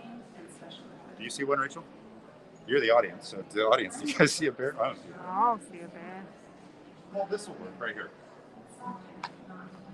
American black bear. Just get a few good angles of that guy while we're thinking about bears. Now, I said earlier, there were 3 types of bears that called California home. There was a giant cave bear. There was the black bear. This is the skull of the black bear. And then there was the grizzly bear. Now, even if you're not from California, let's come away from the earthquake machine. It's a little noisy. Even if you're not from California, you've probably seen the California state flag, because right smack dab in the middle of it, what is there? And I know there's going to be a bit of a delay, so I'm going to just kind of jump. If you said grizzly bear, you're 100% right. But did you know that grizzly bear actually has a name because it's a specific individual? It's not just any old grizzly bear or a representation of a grizzly bear. It's literally a specific grizzly bear.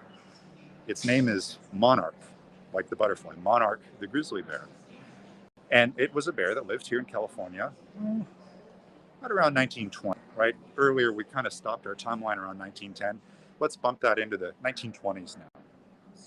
Monarch the grizzly bear was one of the last grizzly bears to call California home. And a gentleman called William Randolph Hearst commissioned a hunt. He was curious, where is the grizzly bear? I mean, they used to be all over California, just in total abundance. Like wolves would have been, like otters would have been. But he noticed that they were disappearing. So he commissioned a hunt to trap, not kill, to trap the last grizzly bear in California, the quote unquote last grizzly bear. Come, let's walk and talk. So this hunt pursues, and near Santa Cruz, they finally find a grizzly bear and they trap it and then put it on display. And the idea was they wanted to showcase the last grizzly bear in California so people could see it and kind of see part of their state's history. And this is right around the same time that California is adopting its first official state flag. So eventually that bear passes of old age and probably some stress from being parted around the state. They'd called it Monarch. It had been kind of a side road show thing that people enjoyed. But after he passed, the creators of the California state flag asked if they could borrow it as a taxidermized animal to model it for the state flag. So they took Monarch, they used him to model the flag, and then afterwards, guess where the bear went and still live? Well, can I say lives, Rachel? Is that weird? I think it's Resides. weird. Resides. That's another word for lives. That bear lives here in the museum, kind of. It's probably below us. Come. It's probably below us somewhere in the archives. But Monarch the grizzly bear is still a thing that you can see. It calls California Academy of Sciences home. And we're going to come around this mock-up of a tree. We're going to try to wrap all these big ideas up, because I bet you're like, wow, that was a crazy, just fast, weird history of like humanity, California, some environmental stuff. Come.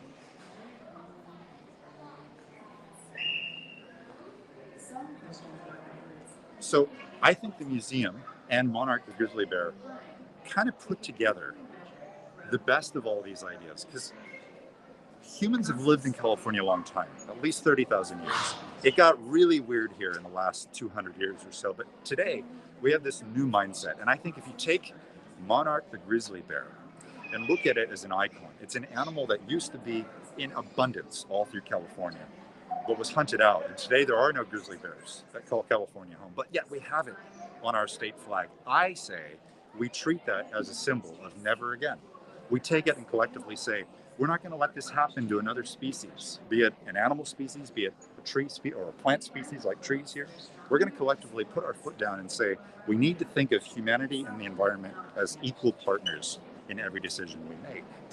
So something like wolves, which we're learning about on the stream today, and hopefully you guys are going to donate, help us get to that goal of, I think, what are we trying to do? $2,500 for the Wolf Conservation Center.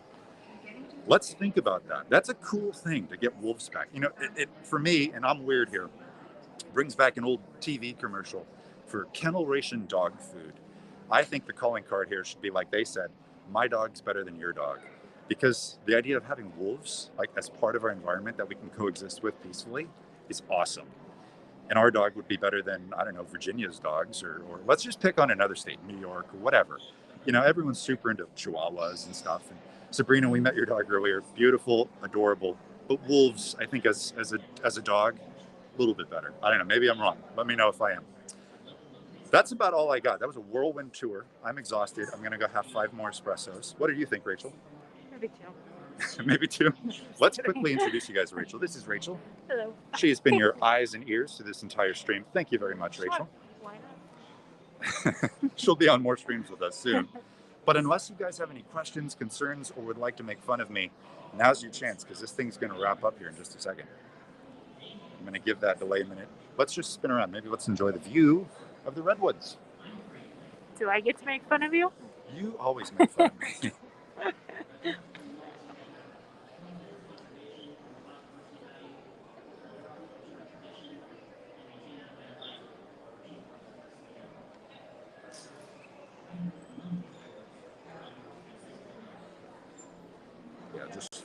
I love the latency. In fact, I think that's part of the fun here, guys, is like real time and then internet time and then your time. Like it's 3 different clocks all merging at the same time. So I'm just patiently awaiting here to see if there's any questions, comments, concerns, or go ahead, throw pies at me. I don't care. I'm having fun.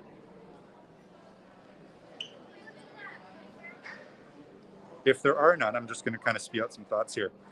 Absolute privilege to have you guys along today. I hope you enjoyed our kind of brief tour, very focused tour through the California Academy of Sciences. If you haven't been here, I really encourage you. Come check it out for yourself. It's a beautiful place. Remember, if you're not from California, put that big red dot on California and visit. Check out the state and its beautiful coastline, its beautiful forests, and its beautiful museums. This isn't the only one like this. There's many all up and down the state. And support things like wolf conservation. It's I think, critical, because we're trying to collectively remember monarch the grizzly bear, never again. We don't want to let ourselves be the reason another species goes extinct. I see Pam here. Yeah, California dreaming, right, Pam? I didn't want to play the music because Beach Boys would have sued me, but that's about it. Thank you, Valerie, for joining us. I would be happy to be anybody's guide through a museum, guys. If you ever need a partner or a buddy, we'll do like a FaceTime or whatever you want. I'll go with you. I don't care. I live to just kind of absorb weird information and then share it with people in whatever capacity that we might be able to do. And so far, Mammalz has made a wonderful place. If you're not already on Mammalz, or if this is your first time hearing about it, just check them out. They're up to some amazing things. They're going to open the doors of nature content for, I think, the entire planet.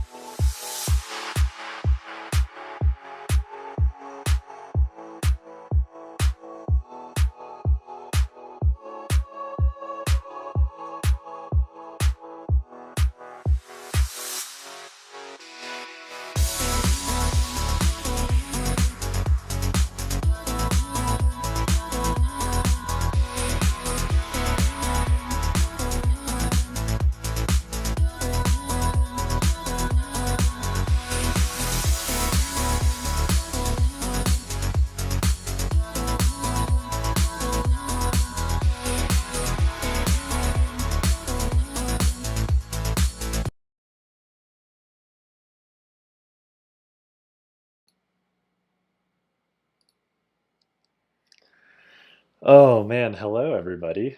How have you been enjoying the show so far?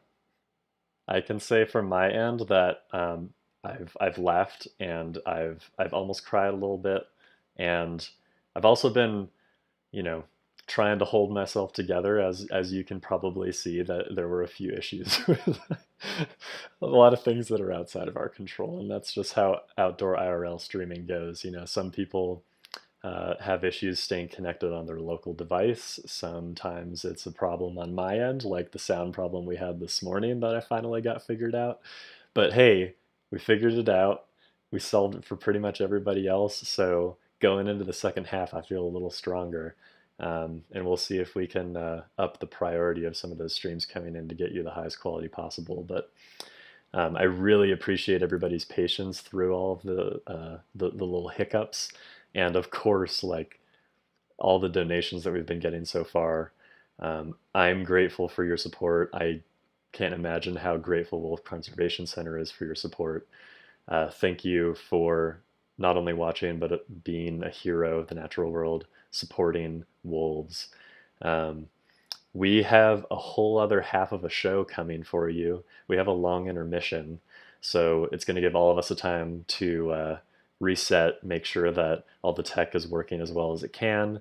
It's going to give me time to eat some lunch and go to the bathroom finally, and it's going to give you all a chance to do the same if you want to be marathoning the whole event.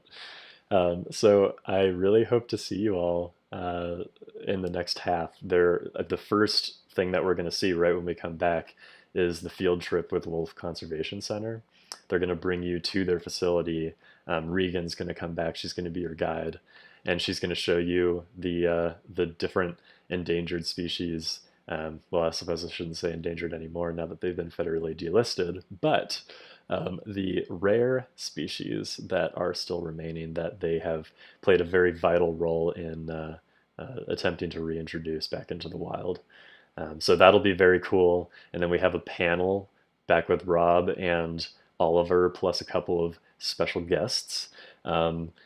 They are some younger experts in the field that have some very cool perspectives and a lot of experience. And so if you're interested in wolves or you want to learn more, that would be a great thing to participate in. And then we've got a couple other fun content segments after that. Pam's going to be bringing you all to the dog beach in California, and we're going to go back with Oliver to close things out. He's going to bring us back with his ambassador wolves once again and probably have issues with controlling their behaviors, trying to grab his grip away from him. That was pretty funny. But yeah, I will be here to bring you back in from the intermission, and I'll be here to close out the day. So between now and then, I encourage you to go over to the Wolf Conservation Center stream. They have a stream up on Twitch, and if you've never used Twitch before, it's okay. It's just like YouTube or Facebook where you just go watch things and chat. You'll see 4 different live cameras that they have highlighted there of their, I think, 24 total that they have, and they'll be showing you some fun activity that's going on over there. Maybe you'll hear some howling, and you'll get to meet the wolves before you get to formally meet them on the tour when we come back. And then, of course, between then and now, if you would like to support Wolf Conservation Center, you can scan this QR code right here and send them a donation. I'll make sure to keep the chat up with those messages so that if you want to look during the break, you can see a link there. And I will see you all when we return.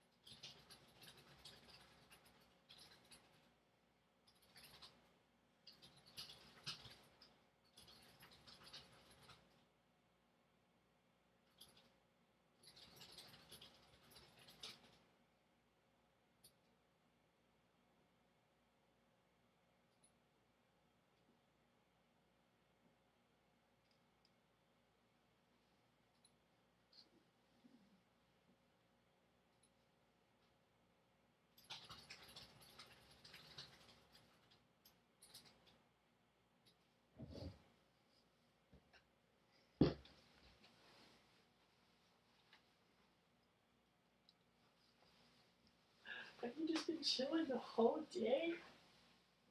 Good boy.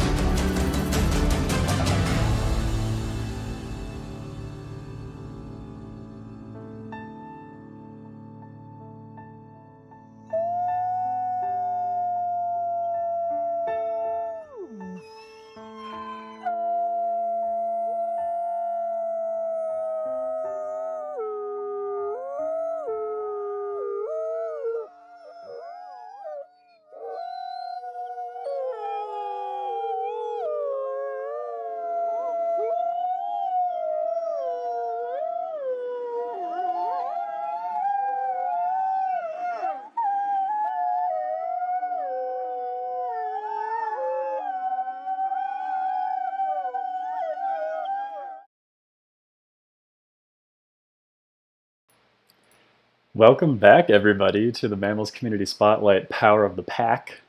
I'm feeling even more excited about this second half, knowing how well the first half went. I want to say, first of all, hello, special greetings to the community from Wolf Conservation Center and to the community from Dunrovin Ranch. We've got a couple of other big nature-loving groups joining us for the afternoon segment. It should be lots of fun. So what we've been doing throughout the day is we've been fundraising for Wolf Conservation Center to support their live cams and wolf education. And we've been doing so by entertaining you in all sorts of ways that show off the natural world and animals and our relationship with them. We started early this morning and we've already seen from 6 different creators. We're about to see Regan once again from Wolf Conservation Center. She is going to give us a virtual field trip of the Wolf Conservation Center up in New York. That should be super fun. We'll get some up-close experiences with wolves. And of course, you'll get to talk to her the whole time. I have the chat open for the Wolf Conservation Center stream, and I've got the chat open for Dunrovin. So no matter where you're watching, Twitch, Facebook, YouTube, I'm going to be listening, and I'm going to pass all of that on to Regan as she is bringing you around the center. And then once that is done, we have a few more things going on this afternoon. And you're welcome to come over to any of our channels at Mammalz PBC, Public Benefit Corporation. We're streaming live on Twitch, Facebook, and YouTube on our Mammalz accounts today. We'll be going until 7 p.m.-ish Pacific tonight. So after the field trip with Regan, we've got a discussion panel with Mammalz CEO Rob Whitehair. He's moderating 3 different wolf experts that are going to be discussing the human-wolf coexistence. That should be a really fascinating panel. And then after that, we are jumping in with Pam Voth, who will be bringing us on a little dog beach excursion. So if you're into dogs as well, that'll be a fun one. And then right after that is our last segment for the evening. We're going back for an encore session with Oliver Starr, who's got a couple of ambassador wolves that he's going to hang out with. I was cracking up in the first session with him. His wolves are just so charismatic, so funny, and they were doing things like he was trying to stabilize his live stream with a new little grip, and the wolves thought it was a toy or something and just kept going at it and like knocking him over and trying to grab it. It was very funny, and he eventually got it figured out, got to hang out with them and calm down a little bit. But he said this evening stream will be even more active because it's going to be less hot outside, so there's going to be more wolves out and about. Hopefully that's the case for Wolf Conservation Center as well, since they're over in New York. It's going to be the perfect time to chime in with Regan. Real quick, so Mammalz is a live streaming ecosystem of creators and their communities that is dedicated to nature, science, and adventure content. Everything we do is working toward this long-term goal of having a platform where not only can we support initiatives like we're supporting today, but we can also help creators who make this type of content make a living doing so that they can do this all the time. They can make it live, fast, interactive, and we can drive change and tell stories faster than we have ever been able to before. That's our vision for this, and so this event is the second time we've done some sort of community spotlight where we pack all of these pieces of content into one day. And I have to say, it is not without its technical hurdles. We have worked out most of the kinks by this afternoon, but as we jump on with Regan, I want all of you to be very supportive. We might have some sound issues. We might have the video cut out if she walks around the wrong side of a tree. That's just how outdoor live streaming goes. So you might see me switch over to our Be Right Back screen if I need to go and work out some technical kinks with her, but then we'll be right back. So just stay with us, ask all the questions you want. It's going to be a fun time. And then if you want to donate to our fundraiser, we have a campaign on Tiltify for Wolf Conservation Center. 100% of the proceeds go to them for their Wolf Cam program. And we're already over $1,000. I just see a couple new donations. Thank you, Kira, so much. Thank you, DP and Carol from over the break for pushing us over $1,000.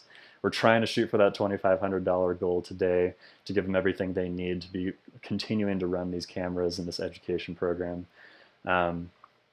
So if you need a link, actually, I'll share a link into the chat here.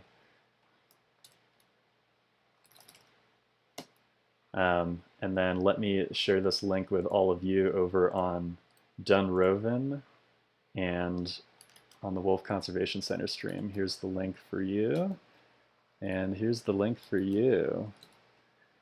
Cool. Okay, so it's about time for me to prepare Regan's stream. So I'm going to step out for a few minutes. You're going to see a little break segment video. And then as soon as Regan is ready, we're going to switch over to her and she'll take the spotlight for the next hour, take you on an adventure. So who's excited? I'm definitely excited. Oh, and one more thing. You might notice I'm wearing this Mammalz hat and this super cool shirt from Wolf Conservation Center. I think this is one of their new ones. It's awesome. I felt like a total badass wearing it today, and I think I'm going to wear it like at least once a week. So if you want to win one of these hats or these shirts, we're actually giving some away in a raffle.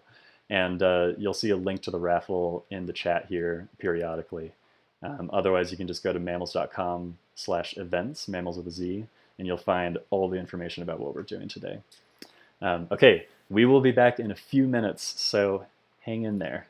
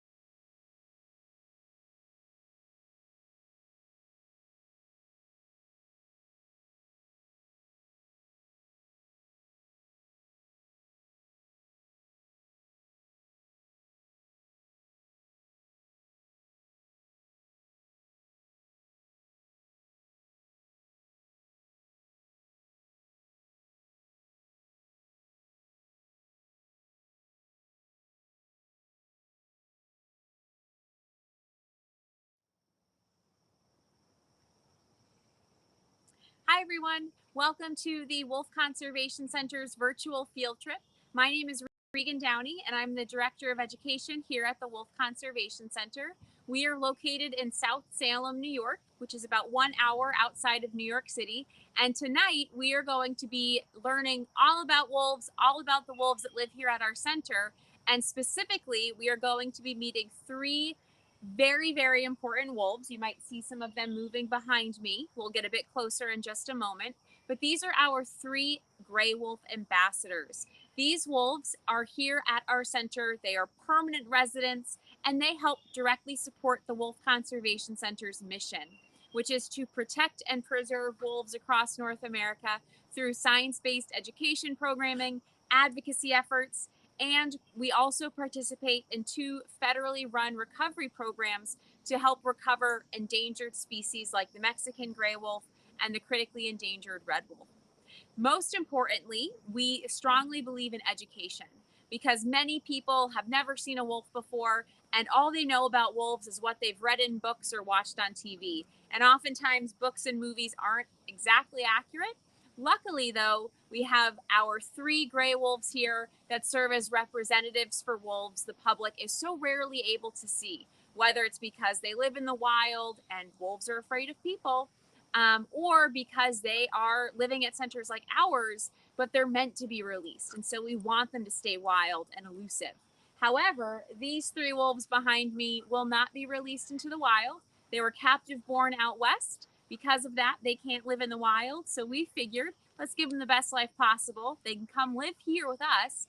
They can have an amazing life, but they can also help make the world a better place for their wild relatives. So without further ado, we're going to bring you guys closer so you can meet these 3 wonderful wolves. If you have questions throughout the program, feel free to type them into the chat and I'd be happy to answer. Now, we have these 3 wolves living here. They are siblings. So you'll notice, just like human siblings, there are some squabbles, as we can all easily relate to. So over here, we have this beautiful wolf with a gray and black outer coat. His name is Zephyr, and he is 10 years old. Zephyr is the oldest brother in this group. He lives with his sister Alewa, who is stunning, and she is the closest one to the fence. She is 10 years old as well. Zephyr and Alewa are litter mates. Wolves give birth to litters of pups in the spring, and these 2 were born on April 20th in 2011. They also live with their younger brother, Nakai. He's moving back away from the fence. Nakai is 7 years old. So he's 3 years younger than his siblings, but they have the same parents. And this family group is very unique because they are all siblings.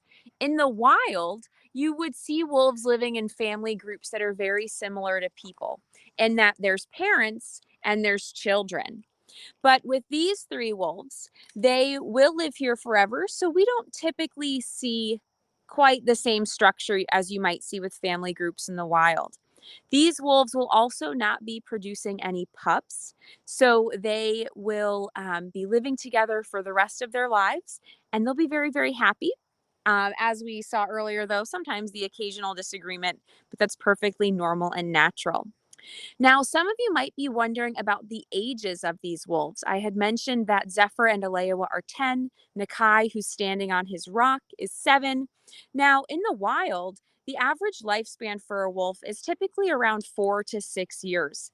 If they're living in a protected area, like a national park, you might see wolves living a bit longer. But for the most part, wild lifespans are much shorter. And that's because it's very challenging to be a wolf in the wild. Wolves have to deal with disease, starvation, other wolves, and sometimes even killed by their prey sources. But they also, unfortunately, now have to deal with hunting as well. These 3 ambassador wolves are gray wolves. Gray wolves are the most common species of wolf in the world. And in North America, they are found in Canada, the United States, and in northern Mexico. But most unfortunately, as some of you might be aware, gray wolves in the lower 48 states lost federal protections in January. And so for many wolves, that means hunting is on. And it's very, very challenging to be a wolf in the wild today.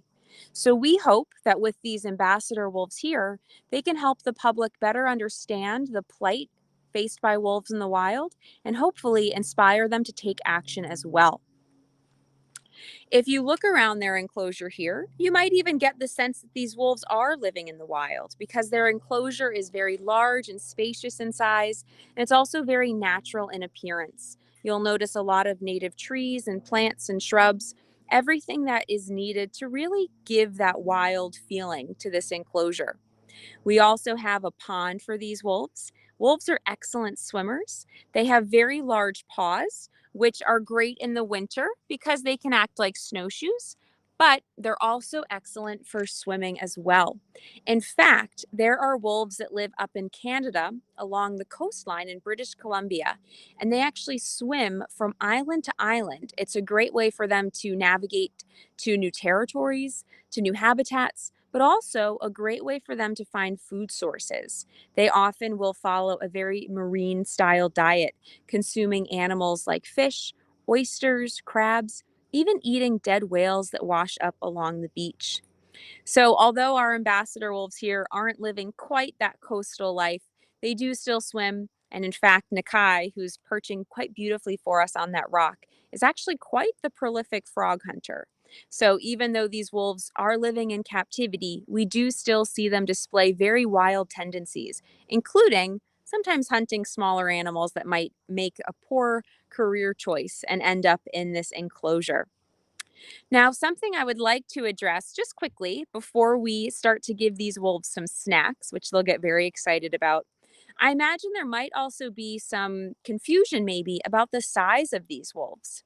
Many visitors to our center, whether they are visiting us in person or they are taking advantage of one of the many online virtual offerings we have, they're oftentimes surprised at the size of wolves in the summer.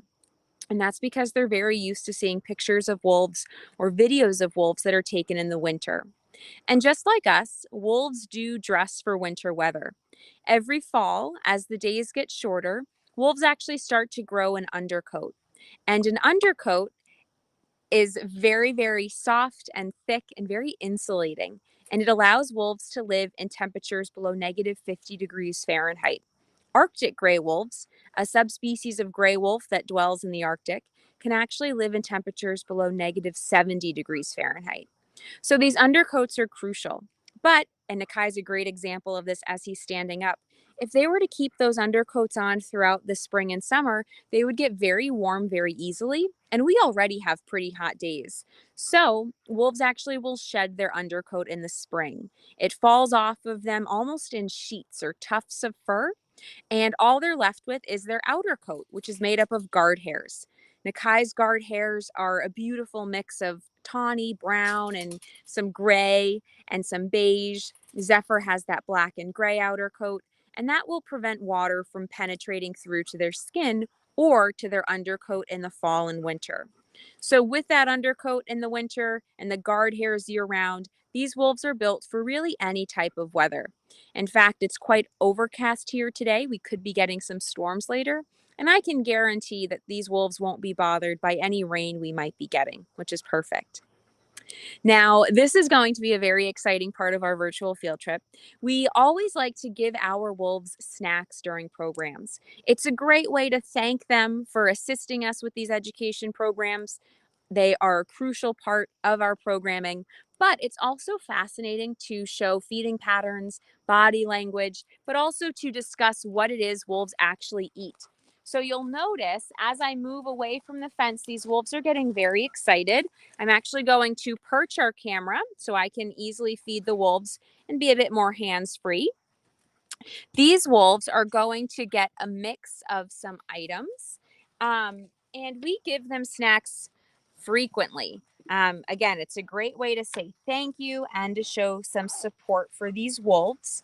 So these ambassador wolves today are getting raw meat. Wolves in the wild eat raw meat as well. They are carnivores, although they can certainly follow a more omnivorous diet. Some wolves living in northern Minnesota actually will frequently consume blueberries in the spring and summer as a way of supplementing whatever it is they're not able to catch. But for these ambassador wolves tonight, they are getting some raw chicken and some raw pork. Now, we are very fortunate in that all of the food for our ambassador gray wolves is actually donated to the center from local organic markets. So it's a great way to give these wolves amazing food options, and we're also being supported by the local community as well. So we're very, very lucky in that regard. Now you'll notice these wolves have their tails up in the air. They're extremely excited, and they're also jumping. And this is a great way to illustrate just how powerful wolves' legs are. In the wild, wolves can travel sometimes over 30 miles in one day looking for food. And so, of course, we need to see those powerful legs. And I think a great example of their body size, especially that it's the Olympics right now, is to talk about wolves as marathon runners. So they are very muscular, but not a bulky muscular like a sprinter, for example. They don't need that explosive power to run immediately very quickly, but they do want to be able to run and to run quite well. So with wolves, they are carnivores and they're coursing predators. So they will chase their prey for the most part. Sometimes wolves up in northern Minnesota will actually ambush beavers, which is fascinating. But for the most part, they are going to force their prey to run. They're not going to just sit and wait. And to get those prey to run, they're going to work together as a family because essentially they want to go after the easiest animal. Maybe it's an animal that's too old, or it's younger, it's weaker. But going after those animals is just less risky for wolves. In fact, scientists looking at gray wolves living on Isle Royal, which is a national park off the coast of Michigan, we're actually wondering if wolves would only go after more healthy, robust prey. And you'll notice these guys are now moving around, looking for any snacks they might have missed. We're getting some wonderful communication there as well. But so wolves will go after prey that's a bit easier to catch. And if there's not quite as easy prey available, they'll usually wait a bit until there is, because they just don't want to take the risk of a deer or an elk or a moose getting a quick hit to their skull. Oftentimes wolves can be severely injured by chasing their prey. In fact, they will eat approximately once a week, maybe a bit more if they're lucky, but on average, their hunting prowess isn't always as successful as we might imagine. And I do see some questions coming through. We have a question from someone with the username, I believe it's Wyatt Winks.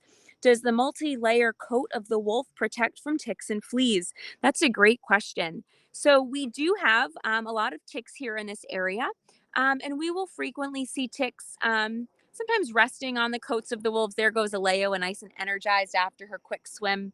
And sometimes the ticks will actually bite the wolves and they'll latch on for a bit. But we don't seem to notice much of a problem with fleas. But these wolves do also receive similar vaccinations and health checks that you would give your domestic dogs. So these ambassador wolves do have a veterinary health check roughly every 2 to 3 years. And we have another question from Kura Lavoda. Wolves are able to jump approximately 6 feet, right? So wolves are excellent jumpers. They're so energized right now after their snacks. But we can actually look at our fences right here. So these fences are quite tall, and you'll notice they have an overhang at the top, meaning the top curves in. And this is to prevent wolves from potentially jumping out and over the fence or climbing up. And that's because wolves are excellent jumpers. We've never had a wolf jump out, but we have had wolves jump pretty high up. Usually it's because sometimes there's food stuck up there. I can point the blame at myself for the food getting stuck up there. But those powerful legs do allow them to jump quite high in the air. Now, you'll notice these wolves are very playful right now, and that's something that's so fun about wolves living in families, and I think it's so important for us to highlight as well. Many times, people who are unfamiliar with wolves often just think of wolves as hunting machines. And while wolves are built for hunting, we know for a fact that they're not often very successful. But they are also playful and they are family creatures. They're family oriented. They live and work together as families. And I think it's so fun being able to learn about that from these wolves, and being able to observe these natural tendencies because it better connects us to these animals and highlights just how similar they are to people. Now, earlier we were discussing wolves and their running abilities. And I, of course, don't want to miss an opportunity to mention that for anyone listening who might be running or walking inclined, or even might enjoy cycling, the Wolf Conservation Center is holding our second annual Run Like a Wolf challenge in October, where we're encouraging supporters to join us in running or walking 100 miles throughout the month of August, or even cycling 200 miles as a way to raise funds to support wolf conservation. So that could be something fun for anyone who's very interested in doing that. And I see that Harry Cole donated to the Wolf Conservation Center. Thank you very much, Harry. We greatly appreciate your donation. As a reminder, any donations made today will directly support the Wolf Conservation Center's webcam efforts. So actually, to move you in a bit here, and actually really move you in, depending on the angle, that is one of our webcams right there. So these cameras are live streaming on our website, and they are typically streaming 24/7, not counting the occasional storm. But it's a great way, again, for people to connect to wolves all around the world. Because wolves do occupy a variety of landscapes across the Northern Hemisphere, and they do face many conceptions, and they have sometimes bad reputations. And so these cameras are a great way to connect people to wolves regardless of where they live. Now, while these wolves are very close to the fence, and they're investigating and sniffing, although now Alea was moving away, you'll notice these wolves do have dens in their enclosures, and especially in the summer when it's quite warm out, they often like to rest in those dens for a bit. But we are also here at the typically the most active time for wolves. Wolves are crepuscular, meaning they are most active at dawn and dusk. And so having this program at 7 p.m. Eastern time is a great way to capitalize on a time when it's a bit cooler in the day. And by nature, wolves are typically going to be a bit more active. You'll notice Nakai maybe found a bug, maybe even a tiny toad in the grass that he's investigating a bit right now. And we have a great question from Stacy Lynn in the chat. How do you keep track or differentiate between pups? That's a great question. So as a facility that houses red wolves and Mexican gray wolves, we are also a breeding facility for those animals, which means we have red wolves and Mexican gray wolves living with their families, living with mates, ultimately in the hopes that they would produce pups. And maybe those wolves, along with their families, could be released into the wild. When wolves are born here at our center, they, at a few days old, are given a really quick check, basically so we can get a good idea of the number of pups that were born, but also so we can determine if there are males or females.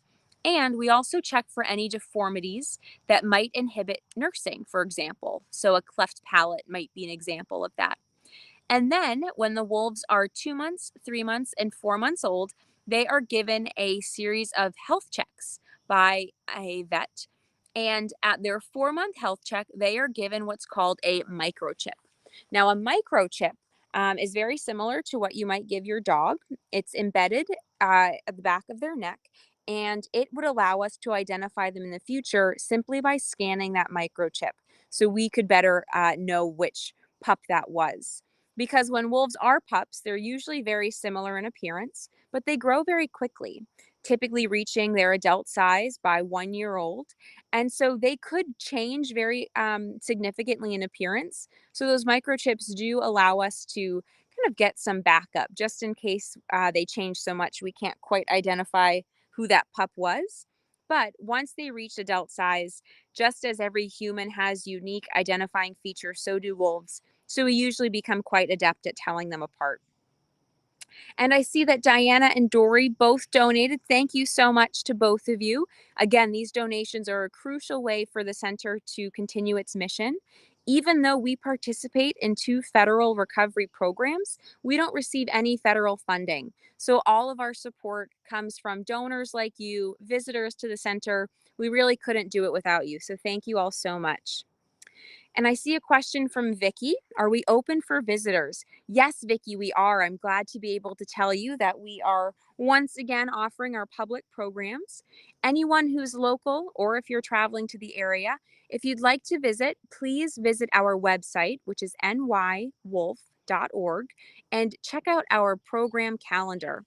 We list all of the public programs that we offer every month, and we do just ask that visitors sign up in advance. We love to have visitors learn while they're here, so we're not open on just a walkthrough basis. We do ask that you partake in one of our education programs. And Robin and Katie are wondering where Zephyr is. So Zephyr, I think, might have turned himself in for the night. If you look back to the left of this tree, you'll see a den. Zephyr most likely is curled up in that den taking a bit of a rest. But something we can try with Nakai, again, perching so beautifully on that rock, is if we might be able to get Nakai to howl. So I don't know if I have the option to mute myself. The only reason I say that is just because if I howl to get the wolves to howl, my howl can be quite loud. And I just want to be mindful of anyone with headphones in. So I think I might go ahead and try to mute myself. And Alex can certainly tell me not to do that if I shouldn't. But what I'm going to try to do is mute myself just for a moment while I howl. And then if Nakai chooses to grace us with a howl, I will, of course, unmute myself so we can hear Nakai howling and, of course, bypass the sound of my howl.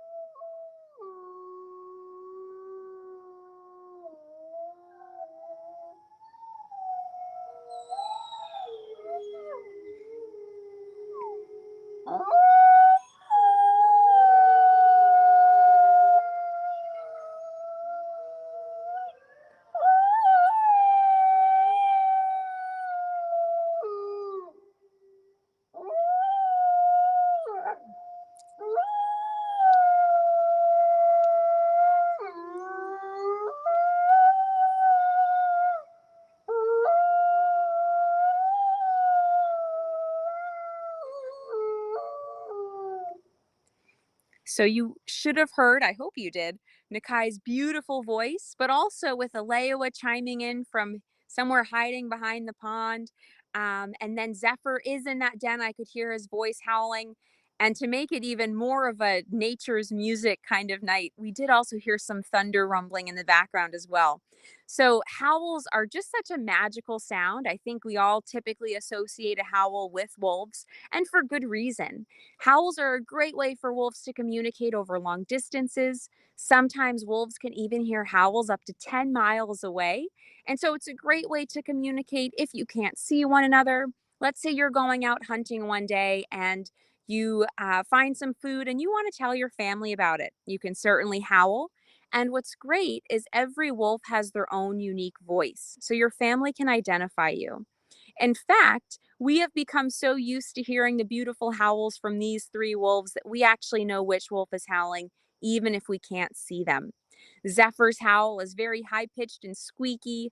Nakai's howl is sometimes all over the place. And Alewa, who is howling out of sight, actually has the deepest howl of the 3.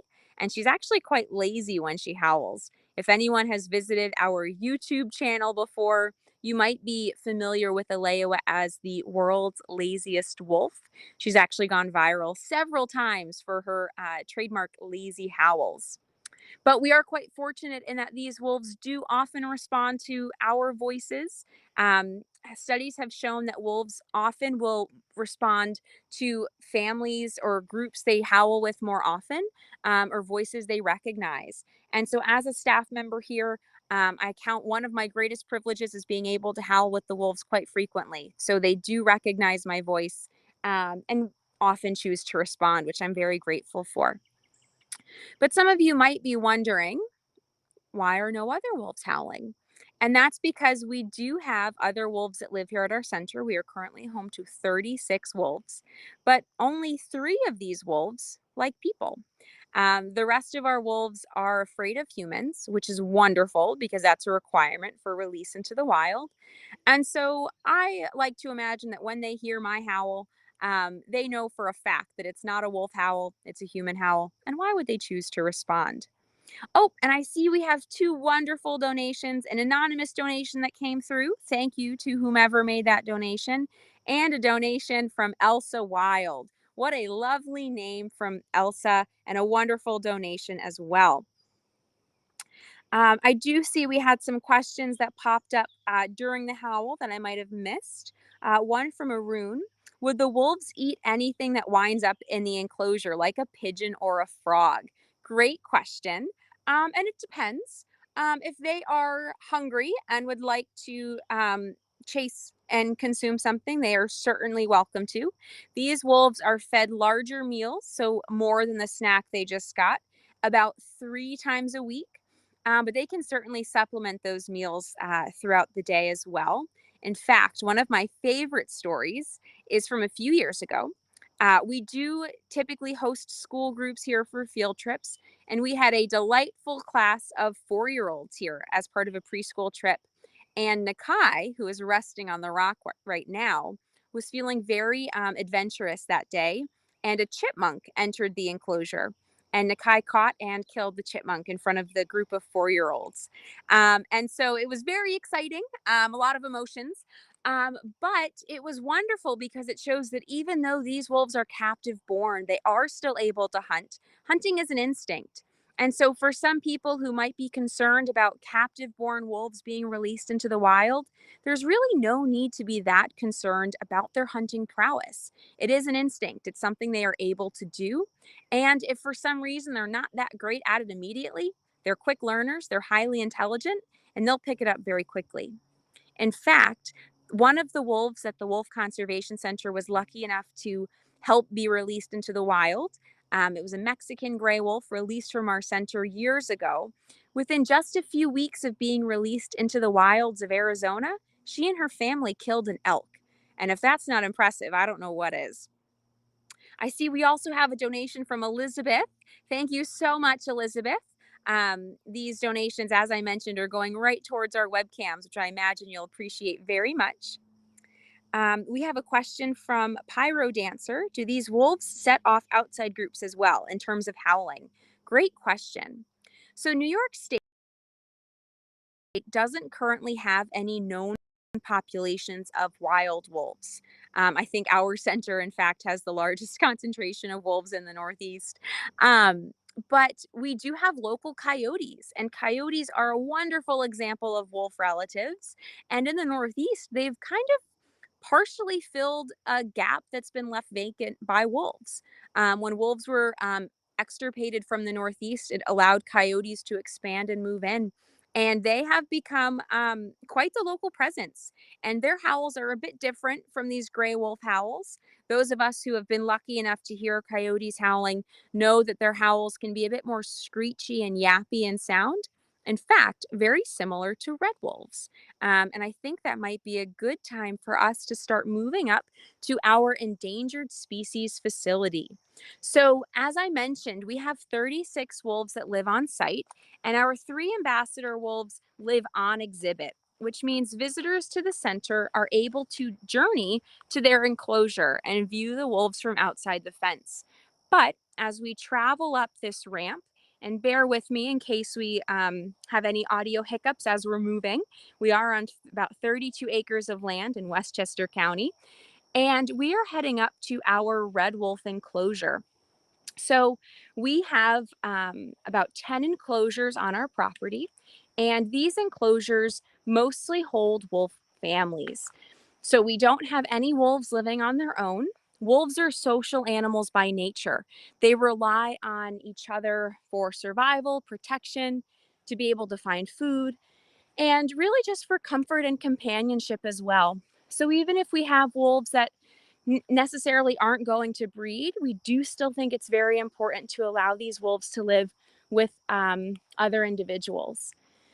So we are actually up now at our red wolf enclosure, or one of our red wolf enclosures, I should specify. And this enclosure is actually home to 2 critically endangered red wolves. These red wolves live at our center as part of the Red Wolf Species Survival Plan. And the goal of that SSP, that Species Survival Plan, is to keep these wolves as wild as possible so they can actually be released into their ancestral home in North Carolina. North Carolina is currently the only place in the entire world where wild red wolves are found. And unfortunately, there are only 9 known to remain in the wild. Now, that number is quite low. I guess surprisingly, to some, it's actually not the lowest number the population has ever been, but it's definitely not the highest. In fact, the wild red wolf population peaked at about 150 individuals in the late 2000s. And red wolves have been released into the wild from captivity since 1987. And that was after they had been hunted virtually to extinction.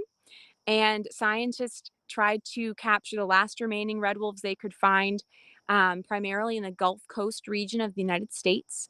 And they brought those wolves into captivity and began a captive breeding program.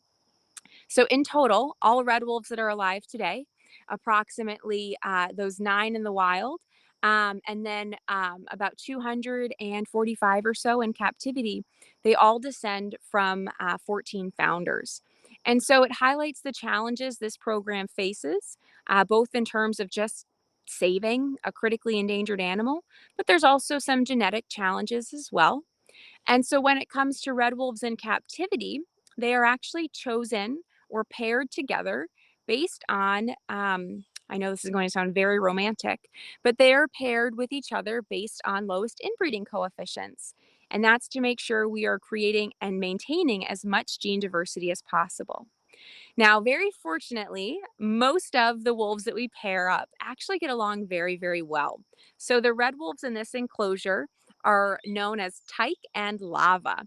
And Tyke was actually born at our center in 2015, right back in that den you see in the center of your screen. And Lava was born out west at the Point Defiance Zoo and Aquarium in Washington State. That's actually where the very first wild red wolves went when they were taken out of the wild decades ago to begin the captive breeding program. And Lava, I love her name, so I always have to tell this backstory. Lava and her siblings, her litter mates, were actually all given names related to volcanoes. So, just for a quick fun fact, Lava has a sister named Magma. And I love that. We always give these wolves names because it's a great way to connect people to them. These wolves are facing such a challenge.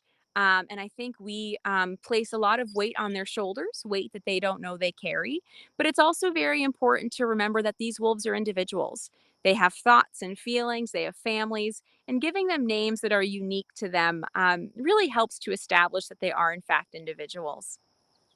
And I see that Lydia and Connie both donated. Thank you both so much for your support of the Wolf Conservation Center.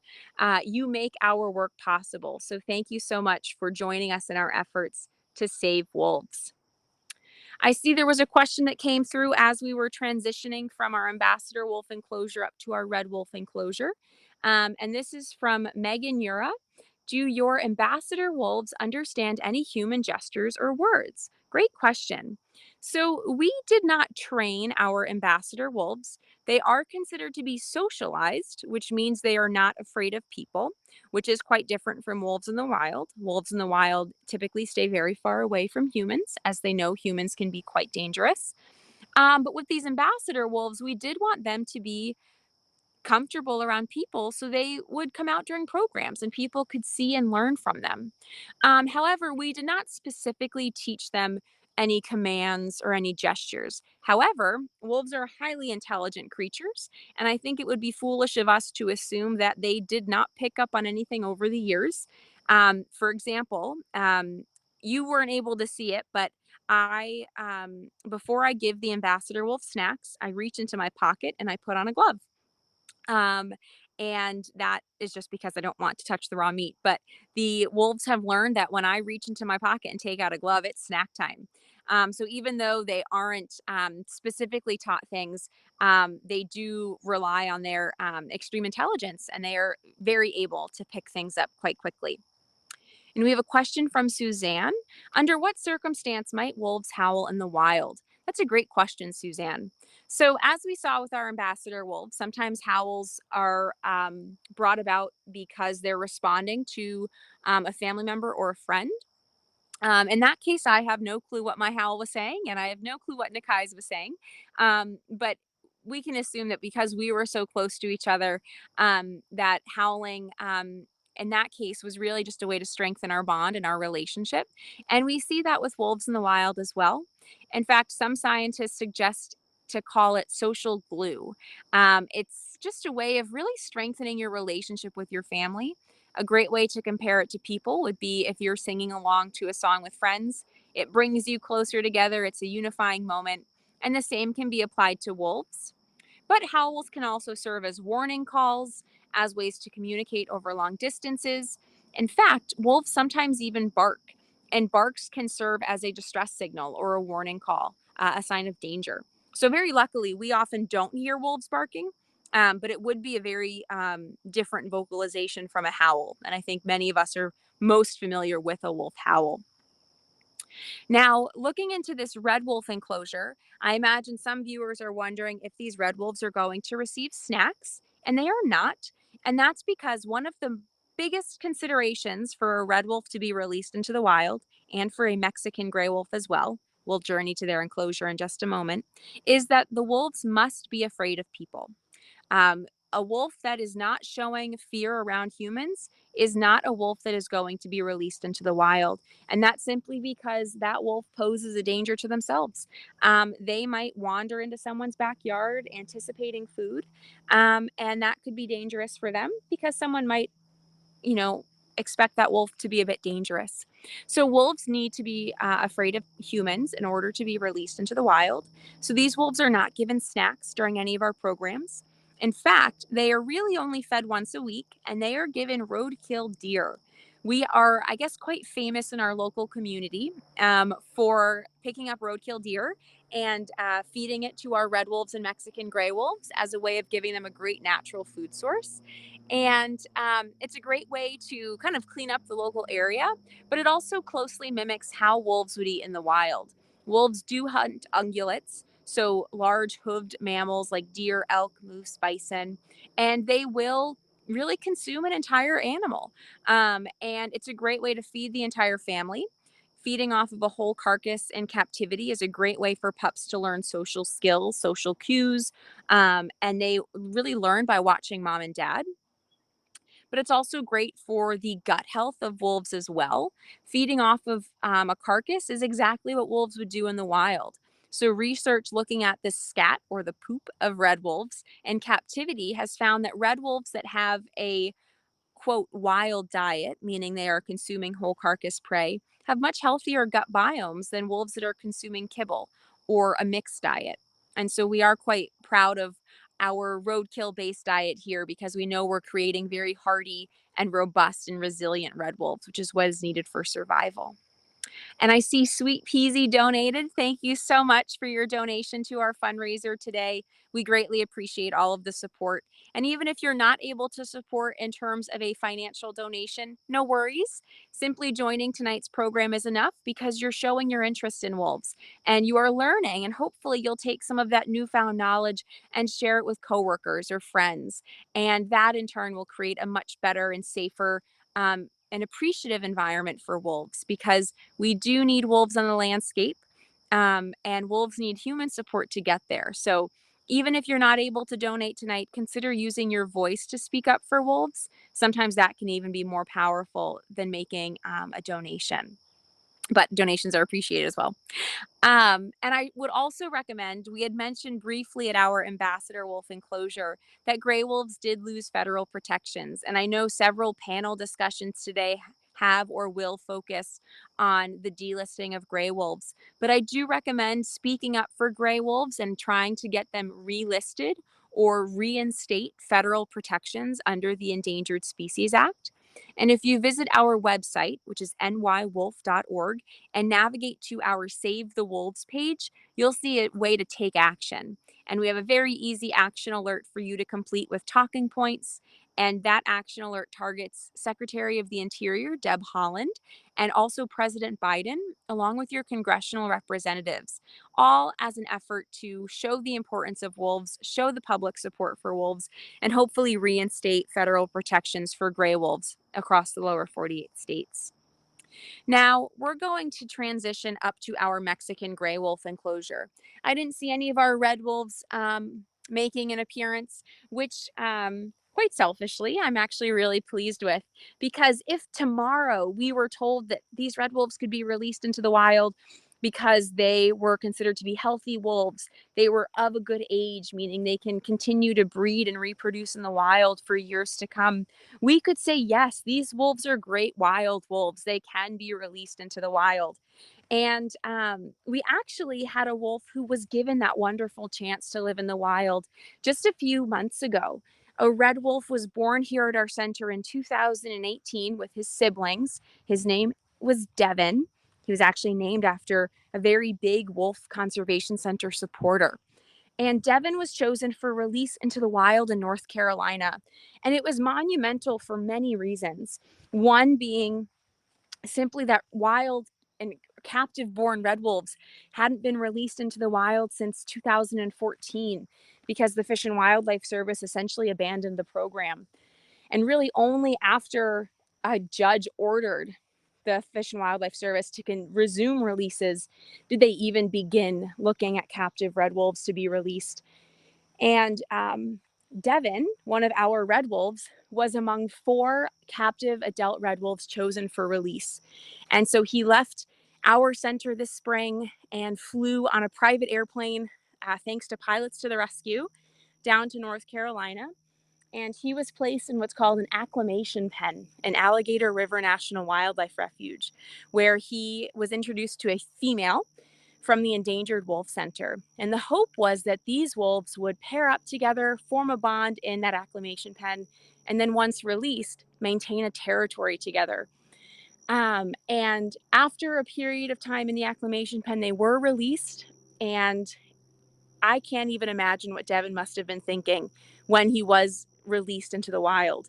You know, these wolves here at our center live behind fences, and wolves in the wild don't. And that's why we firmly believe that every red wolf and every Mexican gray wolf deserves to live in the wild, because Devin must have felt such freedom, and it must have been so exhilarating to move where he wanted and go where he wanted.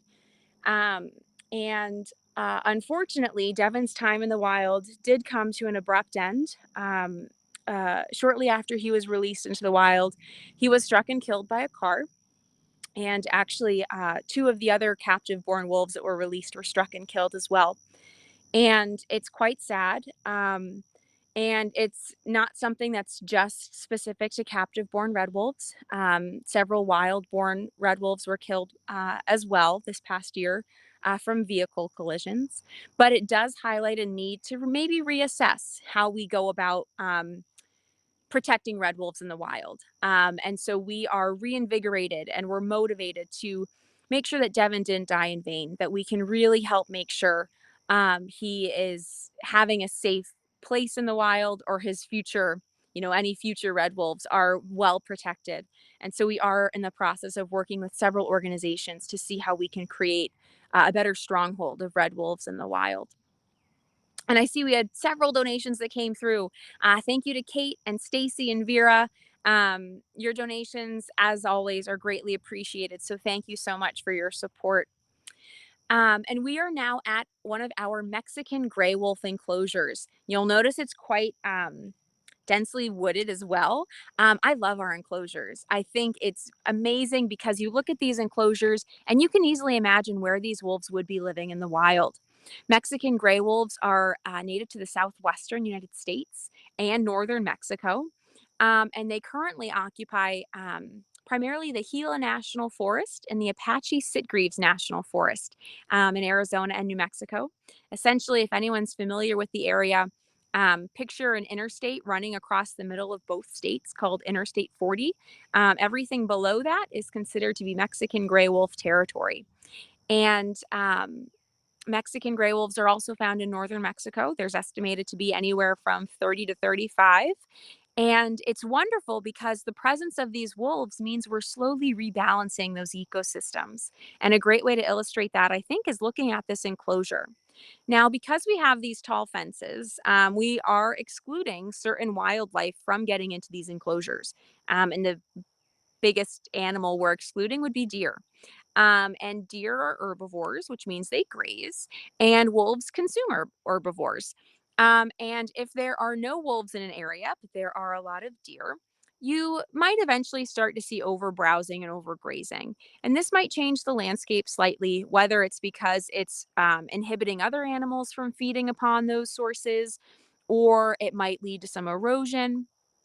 But one way to potentially fix that would be to introduce or to have an animal that can help limit the deer populations a bit. And that animal could be wolves. And so these enclosures are a nice reminder of what can happen when there are no deer. I'm not saying there shouldn't be any deer, but when deer aren't allowed to eat everything they possibly can. And so wolves could be a great way to really kind of restructure and help those environments, whether it's in the Southwest or the Southeast. I think a great example of a wolf reintroduction and a rebalancing of ecosystems is Yellowstone National Park. But even looking at Isle Royale National Park, an island off the coast of Michigan that is slowly being rejuvenated by the presence of wolves. And there's an ongoing study. It's all fascinating. There's all this information we're still learning about wolves, and many more facts and many more informative details to come. But we also get the question, looking at this amazing greenery, wouldn't Mexican gray wolves be living in the desert? And the answer is no. Mexican gray wolves were more of a woodland dweller of the Southwest. So trees are quite common, snow is quite common.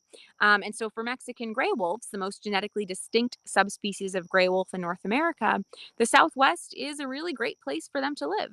They're a bit smaller than the gray wolf ambassadors we saw earlier. Our ambassador gray wolves weigh about 80 pounds. Typically, average size of a gray wolf might be 16 might be 60 to 120, maybe 140 pounds, depending on what you're eating and where you're living. But Mexican gray wolves are a bit smaller, maybe 55 to 85 pounds or so. Of course, there can be outliers, but they are much smaller and they're simply beautiful and very striking in their appearance. Their coats are a mix of many different colors. And with these two wolves in this enclosure, their names are Diego and Valentia. They are actually some of the most beautiful wolves that we have. So I would definitely recommend visiting our YouTube channel to watch some pre-recorded video of these two. Their camera is currently down for maintenance. But YouTube is a great way to view these wolves. And they are not a breeding pair, but they are a really tightly bonded pair. And I think it's so important because it shows just, again, how family-oriented wolves are. Even if they're not living together in the hopes of reproducing and continuing the survival of their species, they're really making sure that the other one has an amazing life. So Diego at 14 is our oldest gray wolf, oldest wolf in general. And Valencia is much younger at 5. But actually, just for reference, they're right back there. They're back there on that tower. So just out of frame, out of view, but resting. And I think probably enjoying this cooler night. And again, the goal with these Mexican gray wolves, especially with Valentia, for example, would be released into the wild. At 14, Diego has really kind of aged out in terms of being able to reproduce or be released into the wild. But what's so wonderful about Diego is that he has experience and knowledge, and he can pass that on to Valentia or to other wolves he might live with. And we really can't discount that for any wolves. regardless of age, wolves have value, even if they're not contributing in terms of breeding or genetics. And I see Scotty Meyer donated. Thank you so much, Scotty. Again, really appreciate these donations. We're very mind blown out of all of your generosity. So thank you so much to everyone for donating. And I see that Kura has a question. Is there any place we can go to see job or volunteer opportunities for the Wolf Conservation Center and other places? Great question. So the Wolf Conservation Center is currently working on kind of reopening our volunteer program. We do have information about our volunteer offerings on our website. And many other facilities and organizations will accept volunteers as well. As participants in these SSPs or species survival plans for red wolves and Mexican gray wolves, there are many other centers across the United States that have red wolves and Mexican gray wolves. So a great way to start would simply be to look up where you live and see if there is a wildlife organization nearby. But it's also a great way to volunteer potentially remotely, really just by raising awareness. Mexican gray wolves, for example, they are facing challenges. Yes, their numbers are growing. They're at 186 in the wild in the US. But at one point, Mexican gray wolves were actually declared extinct in the wild in the US, and there were only a handful living in the wild in northern Mexico. Because of that, all Mexican gray wolves alive today descend from just 7 genetic founders. And so they do face challenges in terms of genetic diversity. On average, all Mexican gray wolves living in the wild are as related to one another as full siblings. And so, really, these wolves need additional releases from captivity to really help bolster those numbers. And at the rate we're going, we're going to continue to see that genetic diversity drop. So we strongly believe as a center that we should be releasing more of these family groups that we have for Mexican gray wolves and for red wolves as well. These wolves are ready for the wild. The wild is there, and they deserve it. So we do strongly believe in those chances for those wolves. Now, I know we're approaching the end of our time slot here. We have about 10 minutes left. So I do recommend that if you have any questions, feel free to type them into the chat. We're going to make our way back down towards our ambassador wolves so we can kind of round out the program with some visible wolves. But I do also recommend anyone to visit our website to take advantage of those live streaming cameras. The cameras we're fundraising for today, as a great way to continue to watch these beautiful wolves at any time of the day. And so we see beautiful Alewa up here. She's probably going to leave.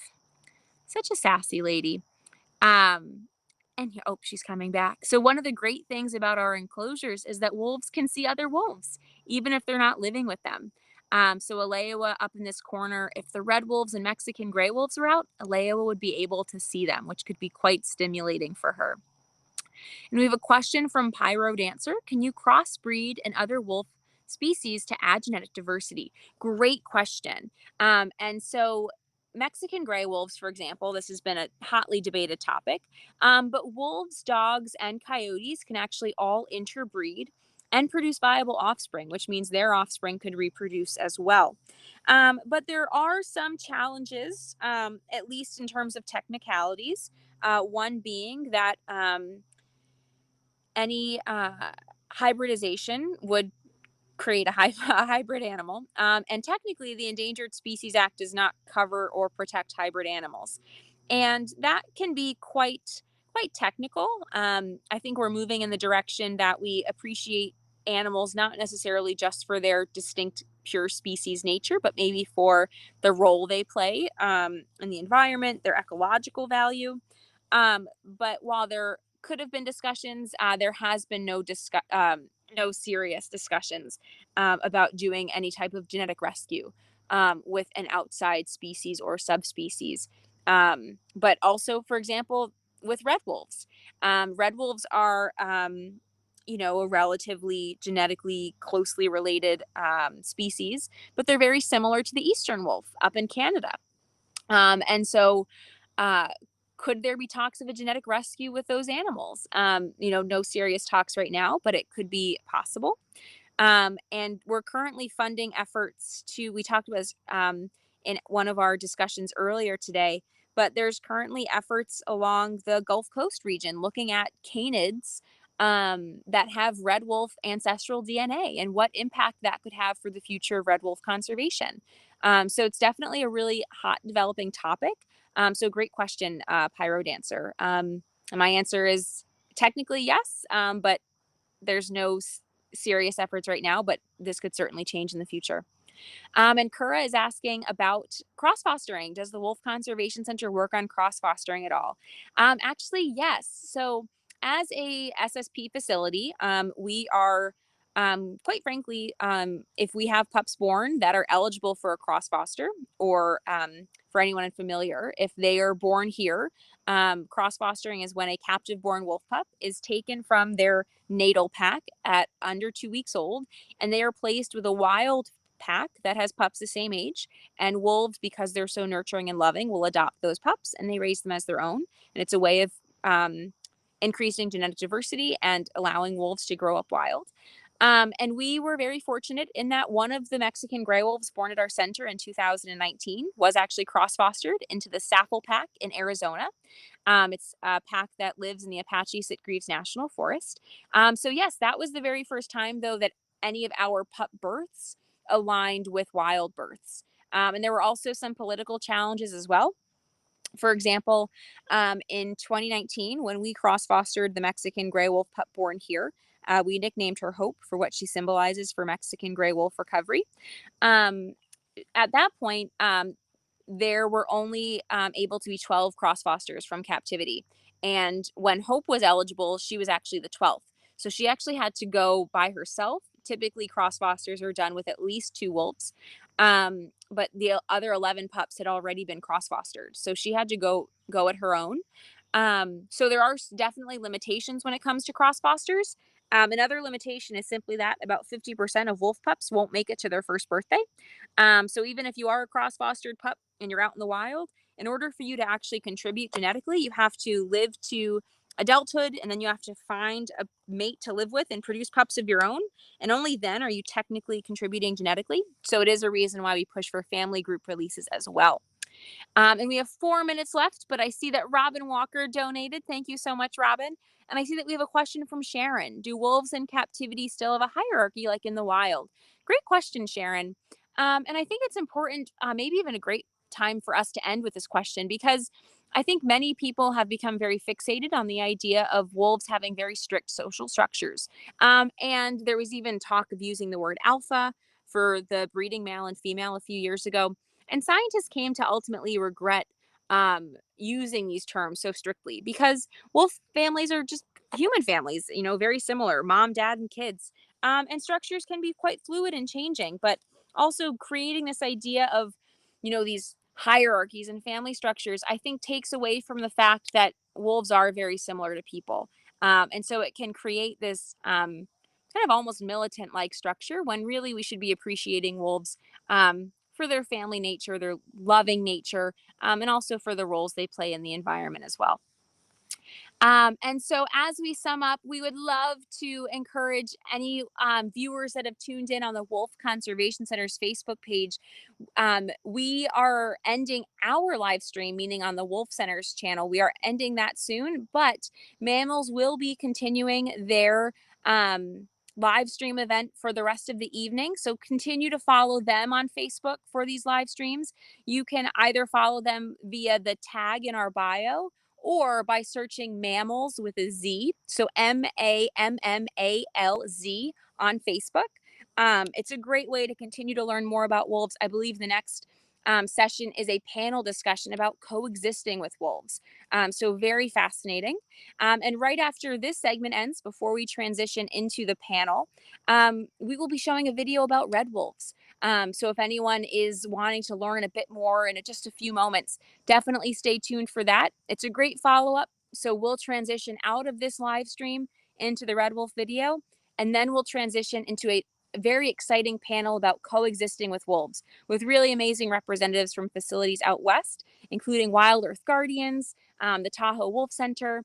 So definitely stay tuned, and that will be moderated by Mammalz co-founder and CEO, Rob. So it should be an amazing event. And I think as we take our cue from Alewa leaving officially, I think we can take our cue and end this officially as well. So I'd love to thank everyone who donated, everyone who asked such thoughtful questions. Hopefully you're all inspired to become wolf advocates, or if you're already an advocate, keep on keeping on for wolves, and visit nywolf.org to learn more to answer any questions you might have. But thank you to Alex as well for moderating tonight's event, and for making sure we can all stream from anywhere. So thank you to everyone for joining. Hopefully we will continue to connect with you in the future. My name is Regan Downey. I'm the Director of Education at the Wolf Conservation Center. My very first visit, I was just about to turn 10 years old. I came with an after-school program. I was completely mesmerized by the ambassador wolves, and they were the first wolves I had ever seen in person. Before then, I was just reading about wolves in books and learning as much as I could, but actually seeing wolves for the first time was really eye-opening and kind of changed what I wanted to do. But then that was also the day that I heard one of our red wolves howl for the very first time. Red wolves have a very strange howl. It's not the typical howl many people imagine. It's more of a screeching, almost coyote-like yapping sound. And when there's fewer than 30 red wolves left in the wild, it really hits home just how rare and amazing it is to hear that.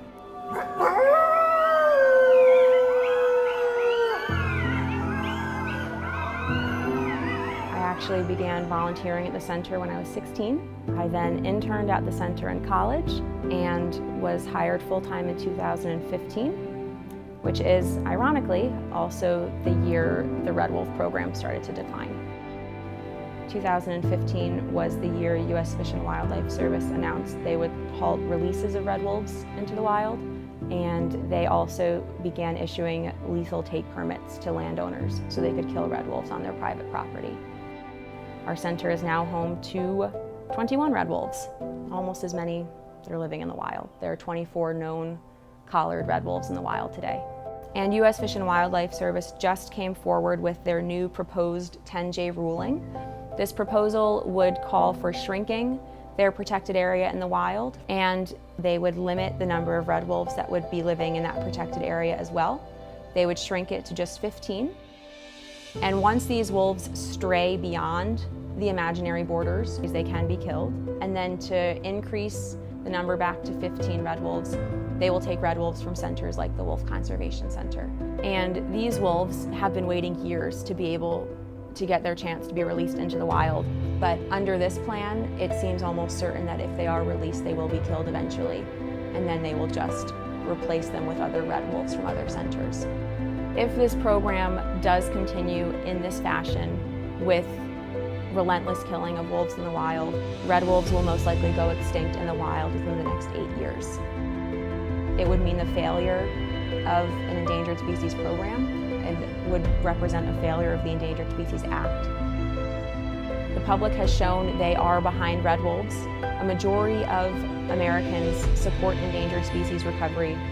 We have red wolves living in the wild right now. We need to capitalize on that and release more red wolves into that area.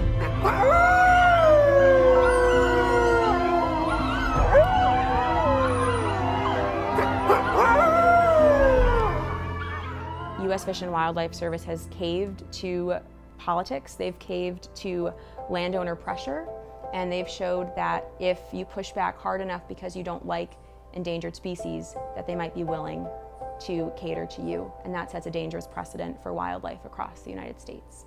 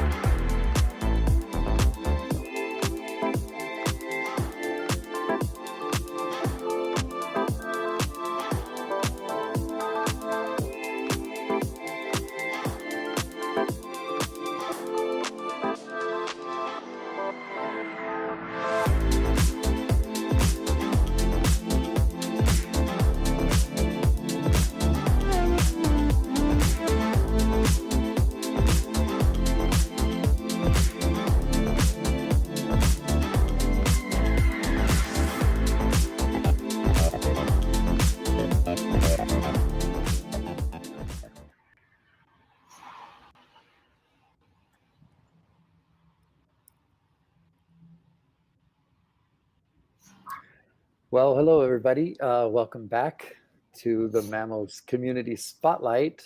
This is our second Community Spotlight. My name's Rob Whitehair. I am the CEO and co-founder of Mammalz.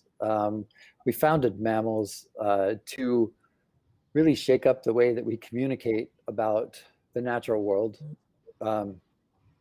Wildlife films take so long to make, and quite often in the middle of making those wildlife films that usually take 2 to 4 years, issues change. People only see the films maybe once or twice. And I just started feeling like there's more and more that we could be doing. I met Alex Finden, my co-founder. He's an expert in live streaming and interactive media, also a wildlife filmmaker. And so we started Mammalz to basically give people all across the world the opportunity to tell their local stories through IRL live streaming, interactive, so that we cut out the middle people, they go directly to their audience, and their audience can support them and connect with them about issues all over the world. Today, our theme is wolves, and we are supporting a great organization, the Wolf Conservation Center. We are running a fundraiser that specifically is supporting their live cam education program, which basically opens the world to be able to see wolves virtually up front and close, and I think gives people a much greater understanding of this magnificent animal. This panel I have been so excited about. This is called Coexisting with Wolves. My personal opinion about wolves is that coexistence is something that needs to be taught and needs to be understood much more than how we've done it to this point. So I really am thrilled to have our esteemed panelists. I'm going to give you a brief introduction to them. And then we will start. I'll basically just start it off with asking a question, and then our panelists can discuss it amongst themselves. And I want the audience out there from YouTube, Twitch, Facebook, and the wonderful folks at Dunroven to interact and ask as many questions as you possibly can ask. So our first panelist is Sam Brugger. She is a wildlife coexistence campaigner for the nonprofit Wild Earth Guardians and is based in Salem, Oregon. Her work is focused on advocating for better policies and laws that empower people to coexist with native carnivores across the West. From working to reform the federal wildlife killing program, Wildlife Services, to developing state wolf resources, Samantha is driven to see fewer wildlife senselessly killed in the name of coexistence. Samantha fell in love with wolves at a young age and insisted on falling asleep to a cassette tape of wolves howling throughout elementary school. Oliver Starr. While growing up, the grandson of a well-known Colorado cattle rancher, Oliver Starr's mom introduced him to a children's book called A Wolf on My Own that set Oliver off on a lifetime pursuit to understand one of nature's most maligned creatures. He has now spent the last 35 years living and working with wolves. He runs the Tahoe Wolf Center, educating people about the plight of wolves with his 2 magnificent ambassador wolves, an Arctic wolf named Akutuk, and a timber wolf, Iknik, along with their mentor dog, a giant woolly Malamute named Bixby. Recently, Oliver took Akutuk in the backcountry, where she promptly destroyed his new sleeping bag. When wolves steal something, he calls it getting a wolf haircut. Our final panelist is Aspen Stevanovsky. She is a wild canid researcher from North Carolina who founded Pounce Conservation, an awesome name, and works extensively with carnivore-human coexistence in the triad area of North Carolina. In addition to running multiple research projects on wild canid conservation, she is also exploring a deeper question: what is human carnivore mitigation? This is an area of research that holds a key to how we can learn to coexist with large predators like wolves. And I also believe there is a huge congratulations in order to Aspen, as she just got engaged yesterday. So congratulations to you. Thank you. Well, let's just start. I mean, wolves are under attack all over. I say under attack yet again. It seems like this has been something that we always have these successes, and then we seem to keep circling back around. And I think we do make progress, but it just seems as we move forward, there's this underlying issue that always comes up, and it's sort of at the root cause of why we continue to have wolf issues in the States. We're dealing now with federal delisting of wolves, leaving wolves to state management, and that's proven to be sketchy at best and tragic in many cases. So I guess I'm just going to leave it to you to kind of tell us where we are right now with wolves. Tell us about the delisting, what's going on, I mean, from the Rockies to the West Coast to the Midwest to the South. I mean, there are issues that are affecting us, and I think it'd be a great thing to know and really kind of understand what's going on. Yeah, I can start and kind of talk about the issues in the West, and then we can ping it around a bit if we'd like. Yeah, so gray wolves had enjoyed some Endangered Species Act protections, at least in the Great Lakes states for a while now.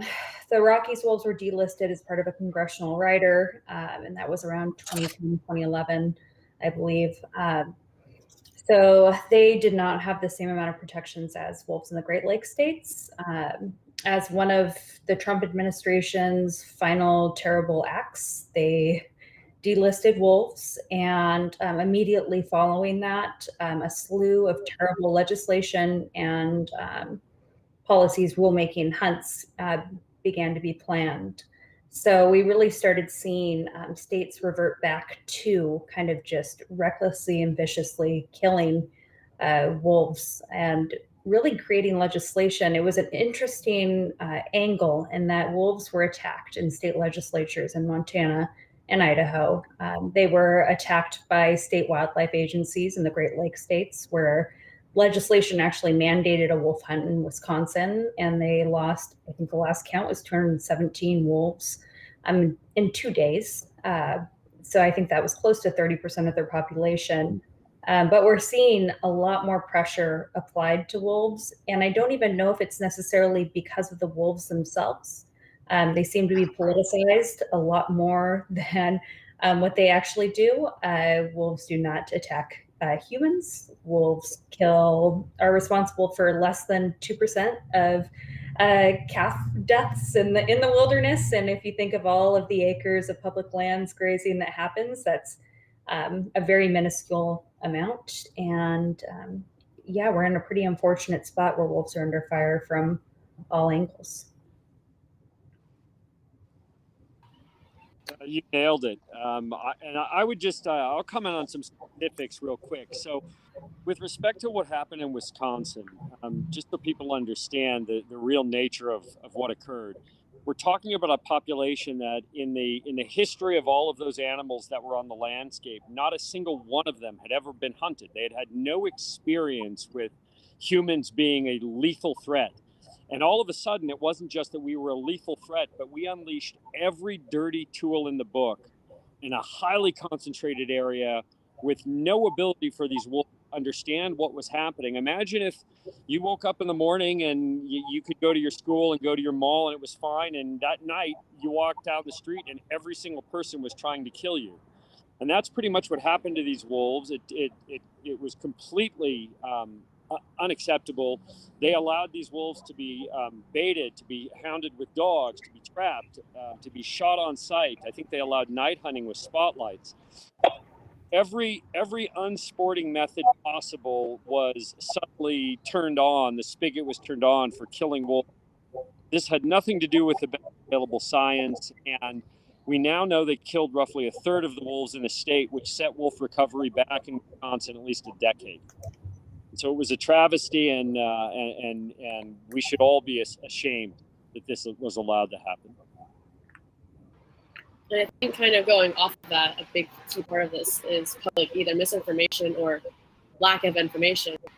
And I do think if there is any positive light as to what's happened in Wisconsin and the recent legislation in Idaho, is that there has been a huge crowd of people on social media and just in general and news outlets outraged by this, which I don't think is a tool that conservationists have always had, this power of social media to get to audiences everywhere.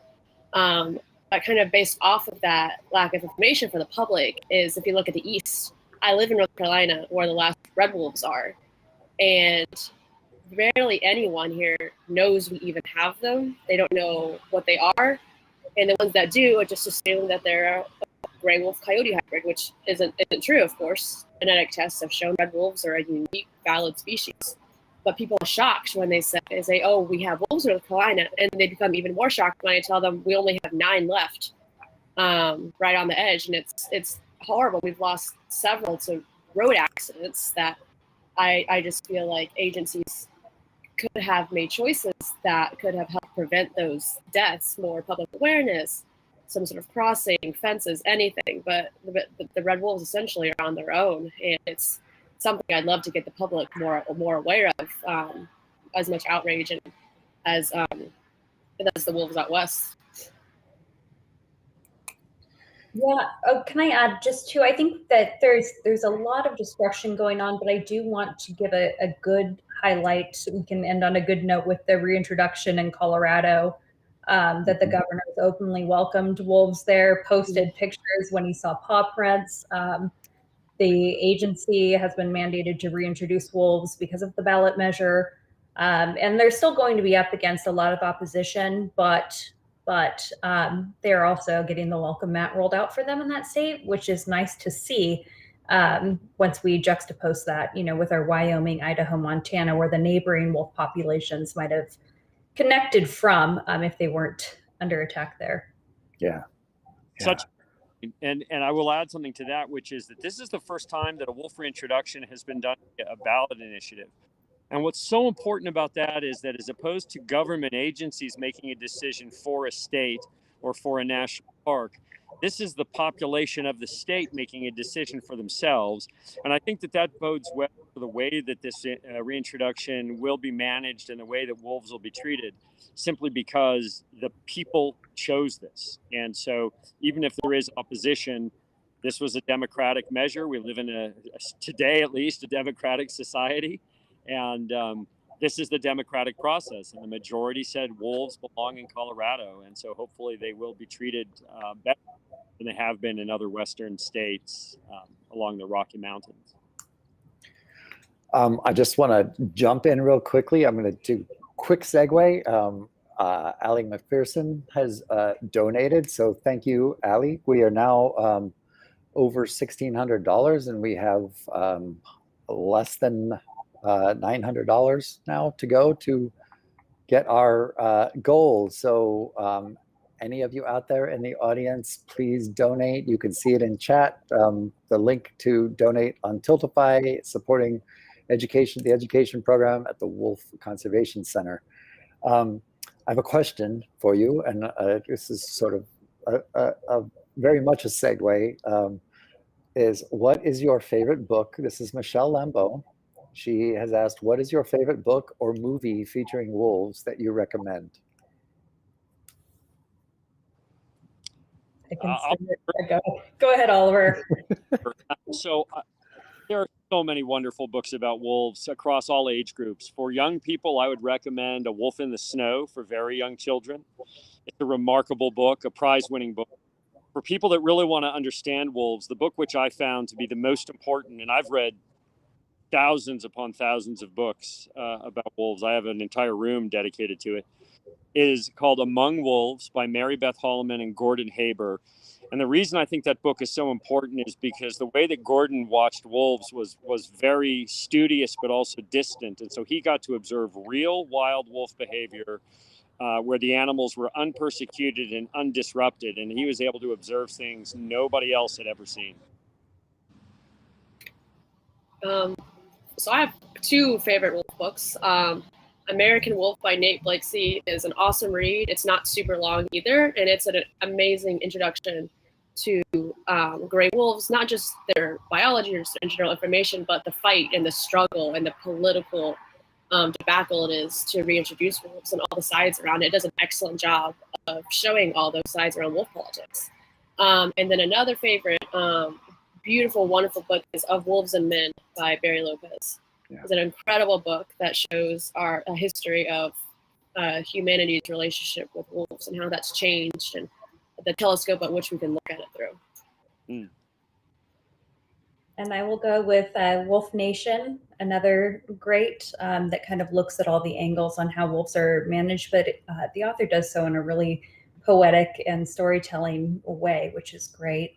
And then the other one I really found that I loved a lot was Women Who Run with Wolves. And it's not necessarily a wolf book, but it is it's by Clarissa Pinkola Estes, and she discusses the intersections of how women and disadvantaged people have been treated in the country compared to how poorly really wolves and other carnivores have been treated in a lot of really complex layered ways. And it's a really good read, and was definitely a kind of a game changer for me as far as my studies.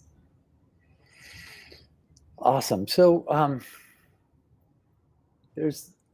I've heard numerous times and believe this when they say we need to manage wolves by sound science, not by legislation. And can you kind of tell people what that actually means? Because quite often, you know, we're told when we said, what can we do? It's like, well, write your legislators. And so then they come back and hear we need to manage wolves by sound science, not by legislation. So kind of talk about that, because I think that this is certainly a ripe subject to be talking about, given how it just seems to flip-flop depending who's in office and who's actually listening to sound science. So I'll leave it to whoever wants to address that. Okay, I'll go first again. And feel free to cut me off, either of you, if I'm hogging it too much. I'm happy to share the space a little more too. No, I think that there are tools that folks can use to really engage in wolf management and to make the sound science more relatable, more digestible. We hear all of these scientists that talk at conferences and talk to each other and really present at high academic levels, and that doesn't necessarily translate to the staffer who may be on the ground. So the important thing I believe to do is really get information out in a way that people can understand to meet people where they are at. We did something most recently where we collaborated with a bunch of different groups: Wild Earth Guardians, the Center for Biological Diversity, National Wolf Watcher, Endangered Species Coalition, and I know I'm going to miss more, Humane Society of the United States. And we created a website called wolfplanning.org. And it was a collective works of all of us, all of our organizations, and top scientists. So we had Adrian Trebs look at it, Doug Smith look at it, and we create. Oh, there's a wolf. I'm going to get distracted. Do you I knew he'd come. This is the only animal in the house right now. So no, I think that what we did was we worked with the Great Lakes Indians Fish and Wildlife Council, and we worked together to create a resource to help folks, to empower folks to advocate for wolves, whether it's at the state legislature or the state wildlife agencies. You have to show up, because the folks who want to hunt wolves show up every single time. And I think that that's the important part, is that It's great if you can send a letter. It's even better if you're there, if you show up and you use the material. And those, the website that I mentioned will have all kinds of resources, and you can reach out to us. And we even have scientists we can reach out to as well. So please use that, anyone who's out there at wolfplanning.org. You also have saveourwolves.org, right? Which is the new one for advocates to be informed about how to approach these issues. So when you talk about management, what people usually hear when they say management is controlling numbers, right? That's what it implies, control of numbers. And here's what we know about wolves from the current history. We put 65 wolves into Yellowstone and the Frank Church River of No Return Wilderness. And those wolves were completely protected for a number of years, decades in fact, and are still fully protected within the boundaries of the park. And what we know was that the wolf populations rose to meet the available number of prey. And then as they took control of those prey populations and reduced them down to what would be more historically natural numbers, the wolf populations also declined. And so, for example, in Yellowstone, over a period of about 10 to 12 years, we went from the wolves that were reintroduced to a top population of, I believe, around 225 animals. And now there seems to be a stable population in the park of between 100 and 125 wolves, which is really the carrying capacity for that environment. And so with respect to managing wolves, we just need to leave them alone and let them do their thing because they self-regulate their numbers. And what we need to think about more is managing our interactions with wolves, and most particularly for people who are grazing livestock on public lands. And they should be managing their livestock in such a way that wolves don't become a problem, which results in us having to remove wolves. We should stop indemnifying an industry because of their bad practices rather than killing wolves to protect non-native invasive livestock. And I say that as the grandson of a rancher. We had 54,000 cattle in our operation. That's a lot of cattle. At the time, it was one of the biggest in the state, one of the larger ones in the country. So I understand that it's expensive to lose livestock, but if you do a good job, that doesn't have to happen. Yeah, and I think a note on that is the notion that wolves can self-regulate is a huge knowledgeable tool against a very common argument of wolves will eat the environment or ecosystem out of house and home. There's a very big belief that they will just destroy ungulate populations. It's a big misconception here out east too with red wolves, and even respect to coyotes here, that people believe the coyotes are going to kill off all the deer.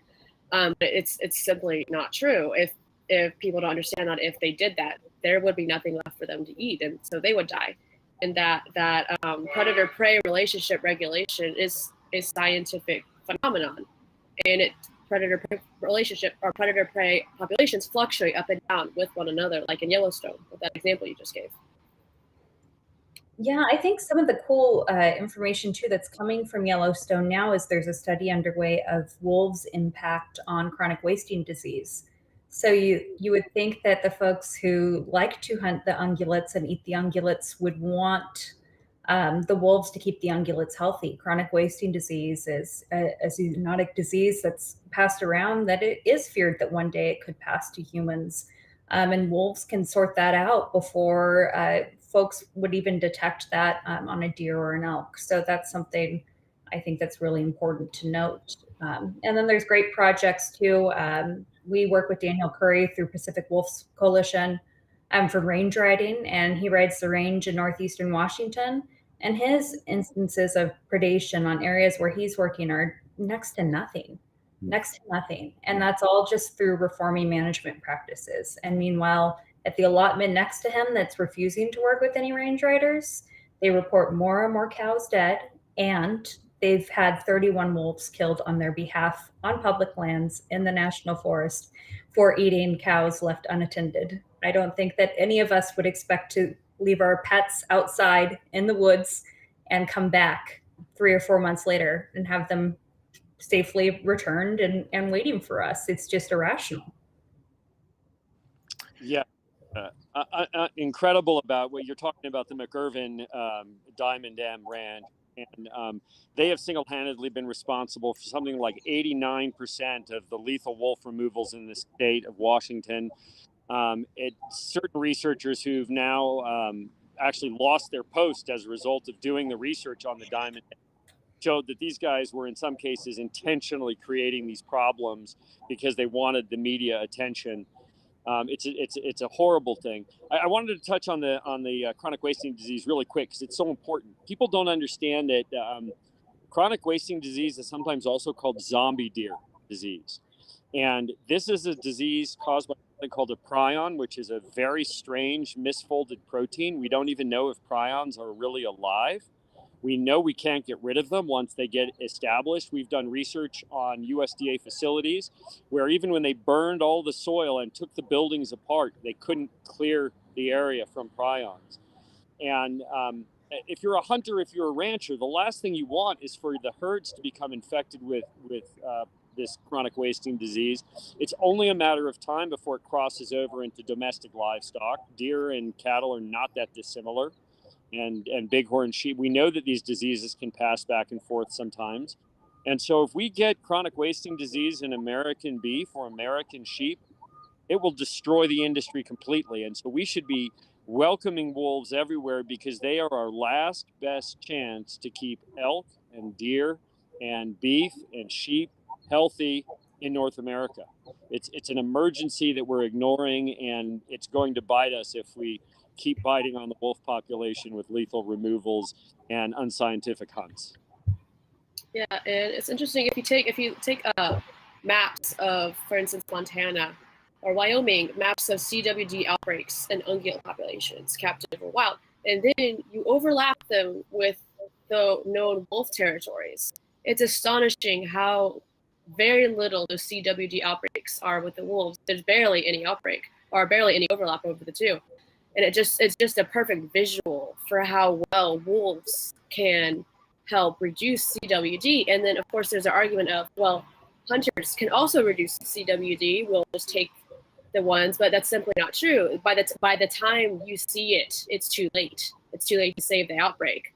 But wolves, studies have shown, I believe, that they are somehow can detect it in individuals when it's still formulating.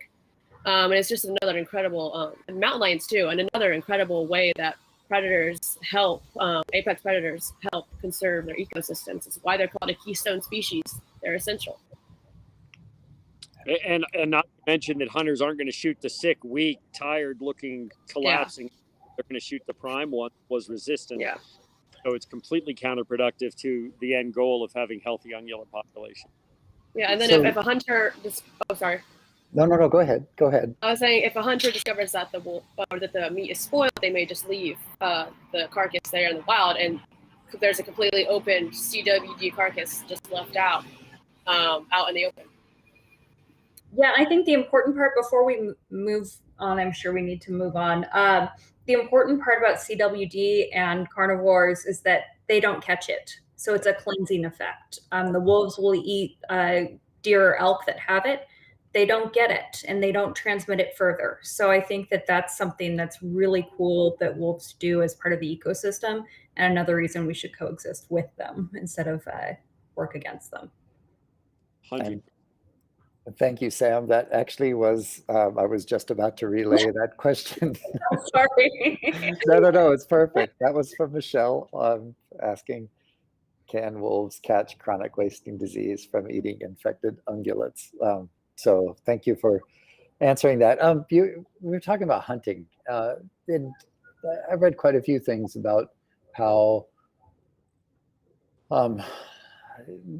hunting just sort of destroys the social structure of wolves. And can we talk about that a little bit? Because that's something that wolves are so close in social structure to humans. And it's something that I feel like people don't get. They don't understand it. And they think that, oh, we're going and hunting this predator. No, it's a very social animal. And there's so many things that are very similar to us as far as the social circle. So how does hunting the wolf affect their social structure?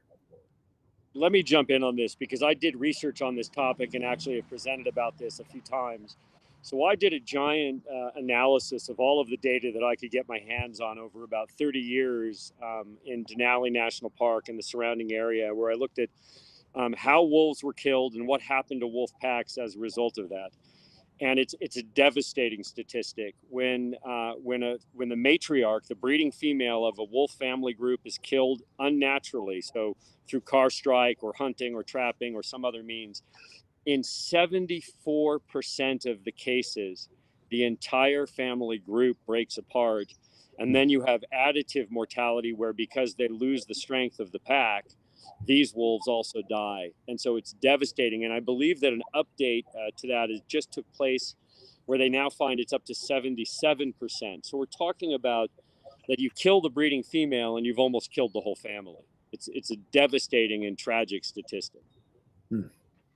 And also from that, I did a bit of research on gray wolf livestock statistics in college, and people assume, oh, well, then hearing this that Oliver just said, why don't we kill the female?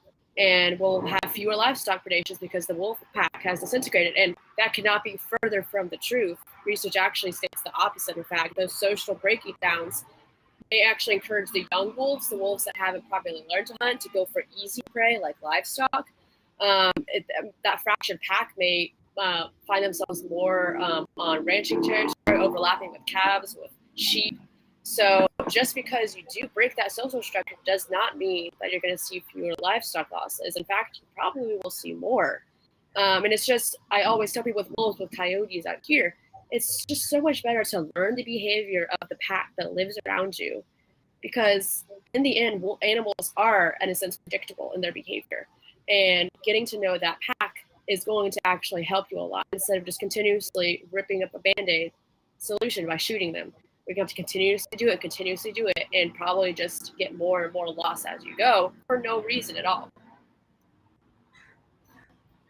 Yeah, I think that we see an increase of predations after wolves have been hunted in a specific region.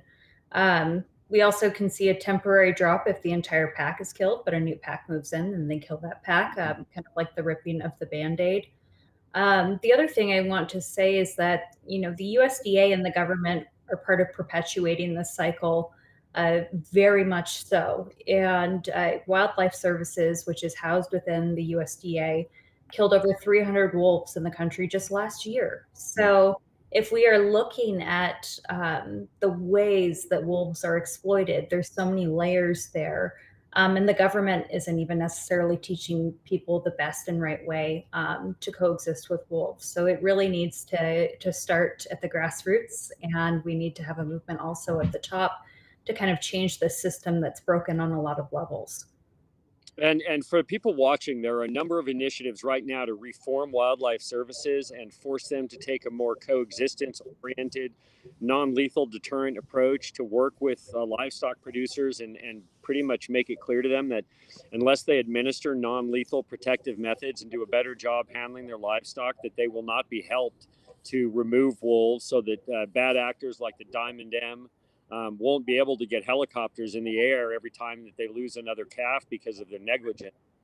And so you stay aware of that as a member of the wolf community, and encourage the government to enact these reforms so that we change this agency from one that specializes in killing wildlife to one that teaches people how to coexist and offers a more holistic approach. Oh, and now we have another visitor here. Ambassador coming to say hi to me. Hi. My wife says she loves, and she does. So. Well, I am. That's wonderful. I want to move to coexisting, because I've heard it numerous times in this conversation. It's something that's very important to me. Quickly, before I do that, just to the audience, we are running a fundraiser for the Wolf Conservation Center, specifically for their live camera education program. It keeps those live cameras, over 20 live cameras at the Wolf Conservation Center. It keeps those cameras live, so you can tune in and see wolves. up close. And I just feel like there's nothing that you can say about a wolf that you can't get 100-fold from just seeing them and listening to them and watching them. They're just a magnificent animal. Coexistence. I was finding it funny because, you know, so many people I talk to coexistence about, they just like, the only thing they know about it is this great t-shirt. And they're like, oh, well, you know, it's got stars on it and all this stuff. And yeah, it's so like cool. And it's like, oh man, it means so much more than that. And in many respects too, I mean, there's so very many difficult things to talk about when we talk about coexistence, because we're talking about people from all walks of life who completely believe in different things. And yet we have to somehow bring everybody together to learn how to coexist, not just with wolves, but with each other. And how do we do that? So each of you have a unique perspective in this and experience, and I would love to hear from each of you on this subject.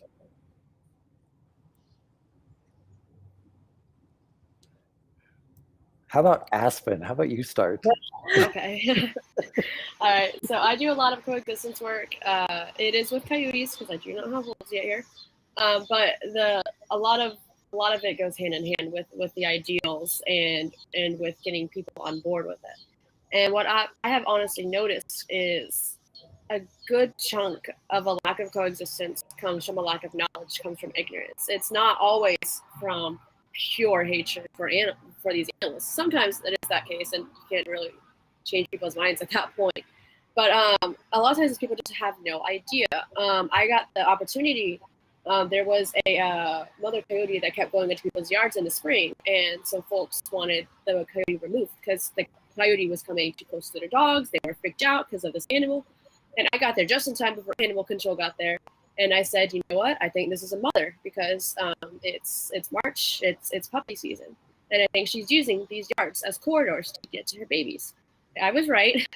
I actually ended up using cameras, and I essentially struck a deal where I monitored the mother. I hazed her, so scare her away from people, and they would let her stay. And I truly think that not only the knowledge that I gave people about how to haze them, like banging pots together, not only that, but also the footage of the puppies, seeing a coyote, another hated animal in America like the wolf, a mother coyote taking care of her seven puppies, pulls the heartstrings of people who they might have had nothing wanted to do with her at all before that. And I truly think that the footage I got from that inspired that neighborhood to be like, okay, I see it. I relate to that as a mother or someone who just loves puppies or animals. And I further use that video on social media, and it really has an impact on people. And so that power of not humanizing animals, but showing them in a light of they're trying to survive. And that if you just listen a little bit, it's not hard to coexist at all, even within city limits. She was right in the city. And it's not difficult at all. And yeah, so that was very rewarding for me. It was a very happy ending. 7 puppies. Sadly, her mate had gotten hit by a car. So she was a single mom, and that was also something a lot of people related to. But just that idea of coexistence is possible, and it's just education and education. And I was talking to Rob about this earlier, but I'm a part of a lot of neighborhood Facebook groups, and I've taught so many people in my area what to do if you see a coyote. If it's out during the daytime, it's not sick, it's just living its life. And it's been so heartening to see now people, if they have questions, instead of coming to me, they answer that themselves with the knowledge that I've told them. And it's just shifting perspective of an animal that many people fear for just they don't understand. I could talk about that all day. Well, really quickly to jump in, Sierra Loves Nature says, thank you, Aspen, for saving that mother. And she just donated. Yay, so thank you, Sierra Love Nature. That's awesome. And Donna Schultz has just donated as well. So awesome. So coexistence, who wants to go next? I could jump in. By the way, you guys, thank you for donating. The Wolf Conservation Center is it's a world-class facility doing super important work to protect the species and educate people and foster this coexistence thing we're talking about. So I urge people to find a few bucks and help us reach our goal for them. They just are so incredible. For me, coexistence is a very personal thing for me because this is my house behind me. It's literally in habitat. I do that on purpose. So I am coexisting with a pretty difficult family members on a daily basis. But I just want to tell one story to sort of illustrate how coexistence changed minds when you and why I do what I do with ambassador animals. As you can imagine, because I live in a rural setting, but I do have neighbors and people drive by. And when I first came up here and built this habitat, I had a woman from up the street somewhere pull into the driveway with a minivan. And this grandma, she was probably 80 years old, gets out. And she's scowling. She's got her walker and she walks over to my fence and I see her on the cameras and I know something's wrong. So I come outside and she's got this look on her face and I know it's trouble. She's not happy. And she says, I heard you're here with the wolves. And I said, oh, yes, I'm here with the wolves. And she said, we don't want them. And I said, what do you mean you don't want them? She says, we don't want them. They're dangerous. They kill things. We don't want them. And I asked her some questions to try to understand her perspective. And the whole time that I was talking, Akutak, the female that you just saw, was walking around me and in front of her. And it was pretty clear to me at a point she didn't know that this was a wolf. And I said, well, you've been staring at a wolf for the last 10 minutes now. What do you think? And she said, that's a wolf? And I said, yeah. Would you like to give her a hot dog? and she gave her a hot dog. And I said, what do you think about wolves now? And she says, they're not as bad as I thought. and that woman and her family became friends of mine because just that one positive interaction where we met with myth changed her perspective. And I know Rob, who has done incredible work with Ambassador Wolf, bringing it to schools and theaters and introducing people to the reality, not the myth. And you can just see the light bulb go off where they're like, oh, okay. And so that is the first step in fostering coexistence, which needs to grow from the seed of committed people into a movement where people give space to these animals to let them do their important ecological work without us messing with them so much. Yeah, and I love both of your stories, and I think that Aspen, your story's dead on, and so is yours, Oliver, where you talk to someone that you run into and you have those conversations. And I think that learning about coexistence, it's hard for me. I can't go into your community and have the same kind of credibility that you have in your own community. So those conversations need to start at home with people that have questions and really thinking and challenging ideas and beliefs that are based on a lot of misinformation and sometimes a lot of fear. With coexistence, I like to always share my 1, 2, 3s of coexistence, so bear with me. If you are having a conflict with any wild animal, whether it's a backyard squirrel or it is a grizzly bear in the Rockies, or a wolf, which is, again, if you're a day-to-day person, your chances of having a conflict with a wolf are very minimal. So I would like to say that. First, you would remove any attractants. That's going to be food that you're leaving outside, trash. With bears, black bears, that's important. Raccoons, that's important. With livestock grazing, that could be carcasses. Any animals that die in the pasture, those need to be removed. And they need to be removed quickly. Otherwise, the animals will come and scavenge on them. The second part is implementing deterrence. So in my backyard, that might be coyote roller fence if I've got little dogs outside. It might be motion sensing lights that are really bright. Animals tend to not like those. But if I'm raising bees, if I have an apiary and I'm in Colorado, then I might have electric fencing around that to keep bears out.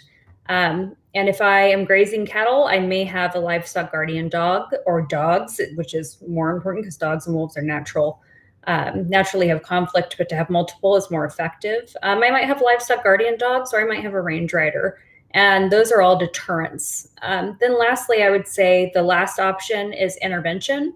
And that's where we would have hazing. And that's where we haze bears a lot. We do a lot of hazing with bears, coyotes. We'll actually, Carillion bear dogs, they've found some success with getting bears hazed by just terrorizing them with these dogs, and then they run out of town and they don't come back again. But really, if you've removed those attractants, good trash ordinances help a lot on the local community level. And if you've got deterrents in place, you shouldn't really have to resort to the interventions as much. Another intervention would be like a relocation or something that's more directly physically affecting the animal. So I think that with the first two, you shouldn't need the third, but those are the ways that anyone can coexist from their backyard to a large national forest grazing allotment. So it looks like we have about 5 minutes, maybe a little less than 5 minutes left. And the thing that I would really love to leave people with is, you know, something palpable that they can do, maybe more than one thing. Maybe, you know, how do people talk to each other about wolves? How do you convince somebody that the wolf is not this beast? You know, just like Oliver, I mean, you had the luxury of having a wolf right there and they could do it. But what would you do if a wolf wasn't there? How do you talk to people? I mean, people are encountering this all the time. And you know, we can write our legislators, and we can and try and make change that way. But on the ground in our neighborhoods, how do we actually make change? And on Facebook and Twitter and everywhere else. So I think Aspen's story, which was that we somewhat anthropomorphize these animals so that people have a more relatable frame of reference. And so and this is somewhat controversial that I always try to do, is you'll notice when I'm speaking about wolves that I never say pack. I think that the term wolf pack gives a very negative impression. And so I always talk about wolf families and wolf family groups. And I make sure that people understand that's what a wolf pack is. It's just an extended family with mom and dad and the pups of the year, and maybe brothers and sisters from prior litters, and maybe aunts or uncles that were related to mom and dad. And that just like us, these are nuclear families. And by changing just that one word from wolf pack to wolf family, I think that it makes people think a little bit differently. Some of the greatest success I have had is don't shut down people immediately or judge them necessarily. When we talk about wolves or large carnivores, a lot of times you're going to have people that will come up to you on social media and in real life and say mean things, or just things like, I hate these animals, blah, blah, blah. I'm a hunter, I'm a trapper, I'm a rancher. And what I have had great success in doing is speaking with these communities that are often, it's not always fun to talk with them because you might not even come away from the conversation completely agreeing. But what's essential is that you keep a level head and you show them facts, and you show them maybe a new perspective on the information that they have, which is often just misinformation. And I think it's so easy to just get emotional when you hear someone say, I want to trap a wolf, or I want to shoot a wolf, or something like that. It's very easy to get emotional and immediately shut down. But that's where a conversation can be opened up. And I've had some enormous success with talking with hunters and trappers and changing a couple minds just from being willing and open.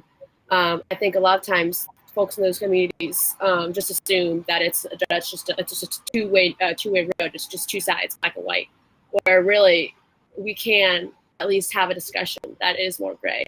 And so yeah, that's just try to be a little open-minded as you discuss wolves, because then they will be open-minded to what you have to say. I agree with that. And I think that, you know, having those conversations are so important. And I lived in a little town in rural Colorado of less than 500 people, right smack in Grand County outside of Rocky Mountain National Park. And I was speaking with one of the county commissioners who's also a rancher, and we were talking about wolves, and it was just, we don't want wolves here. We don't want wolves here. And then he finally says, well, you know, I've seen one once before and it was pretty cool. And it was like a top secret confession that he made. But I think that there's those moments of humanity there, and it's important to not lose the humanity between people. It's so easy to get siloed in these kinds of arguments, and it seems like the country's become more and more divided. So I think having those conversations is so, so, so important. And for anyone who's out there, I would recommend looking at your state wildlife management agency. What is their wolf plan? If you live in a state where wolves live or wolves could live, you likely have a state wolf plan. And that plan will come up for review at different times or because of different actions. And get to know your state wildlife commission or board, whether it's a state fish and wildlife commission or it's a Department of Natural Resources. Hunters and trappers show up to commission and department meetings all the time. So do ranchers. Sometimes ranchers are even guaranteed a seat on these wildlife commissions. So we have to start showing up more. We have to really invest ourselves in this movement. We have to have the conversations with each other, but we also need to take the conversations to a higher level so we can impact change. So that would be my big takeaway there is, keep the olive branch extended. Some people do terrible things. McGirvin is McGirvin in northeastern Washington. And I think that we can rein in the bad actors if we start getting a lot of good information out there. Yeah, we need to make it socially unacceptable to rely on our federal agencies to fly helicopters to kill wolves because we're paying for it. And we've spent $250,000 of our money, our taxes, to kill wolves on behalf of a private business that has done a poor job. And I mean, imagine having a jewelry store in New York City and your security guard quits on a Friday and leaves the front door open, and you don't bother to show up until Monday, and by then your store has been emptied, and you say, it doesn't matter because the government's going to refresh my store for me. And that's what these guys are getting away with while they're public land, and then bare minimum to ensure that their livestock is protected because they know that they're going to get a pass, which is the government's going to put a bird up and kill a bunch of wolves. Yep. $1.35 per cow-calf pair. You too can graze in on a public land grazing allotment, and less than 30 cents for sheep, I believe. So it's pretty absurd, and you get animals killed on your behalf. So I think there needs to be a lot of reform around that for sure.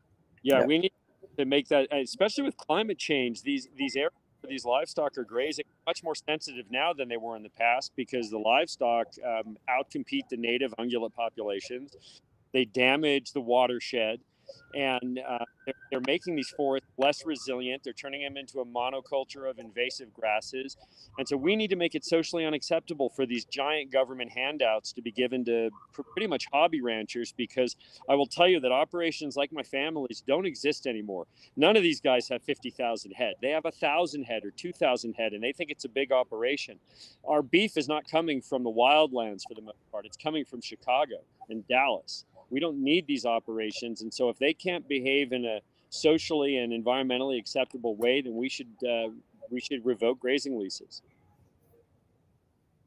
Somebody's going to give me a death threat now. I was waiting for that all. So no, I agree and I understand. Well, it looks like we're out of time. But I think that you have left everybody, including me, with a lot of food for thought, and some palpable things that we can actually do. I do think that people need to be active and get involved, and that is from your local, just from your family setting, all the way up to the highest office, and understand science and understand it. Take the responsibility to understand science and understand what is false and what is not. It's so important to do that because there's so much disinformation going around right now. Willful disinformation going around right now, and that's just not good. We have a final donation for this panel. It's S. Todd Strader. He just donated, and now we only have $750 to go to reach our goal. So anybody listening, one final plea from me. You won't see me again today, but please donate to the Wolf Conservation Center. It's as Oliver said, it is a world-class organization, so important for educating the public about wolves. Anyway, Sam, Aspen, Oliver, thank you so much for joining us. It's been a pleasure, and for the wolves, thank you. Thank you.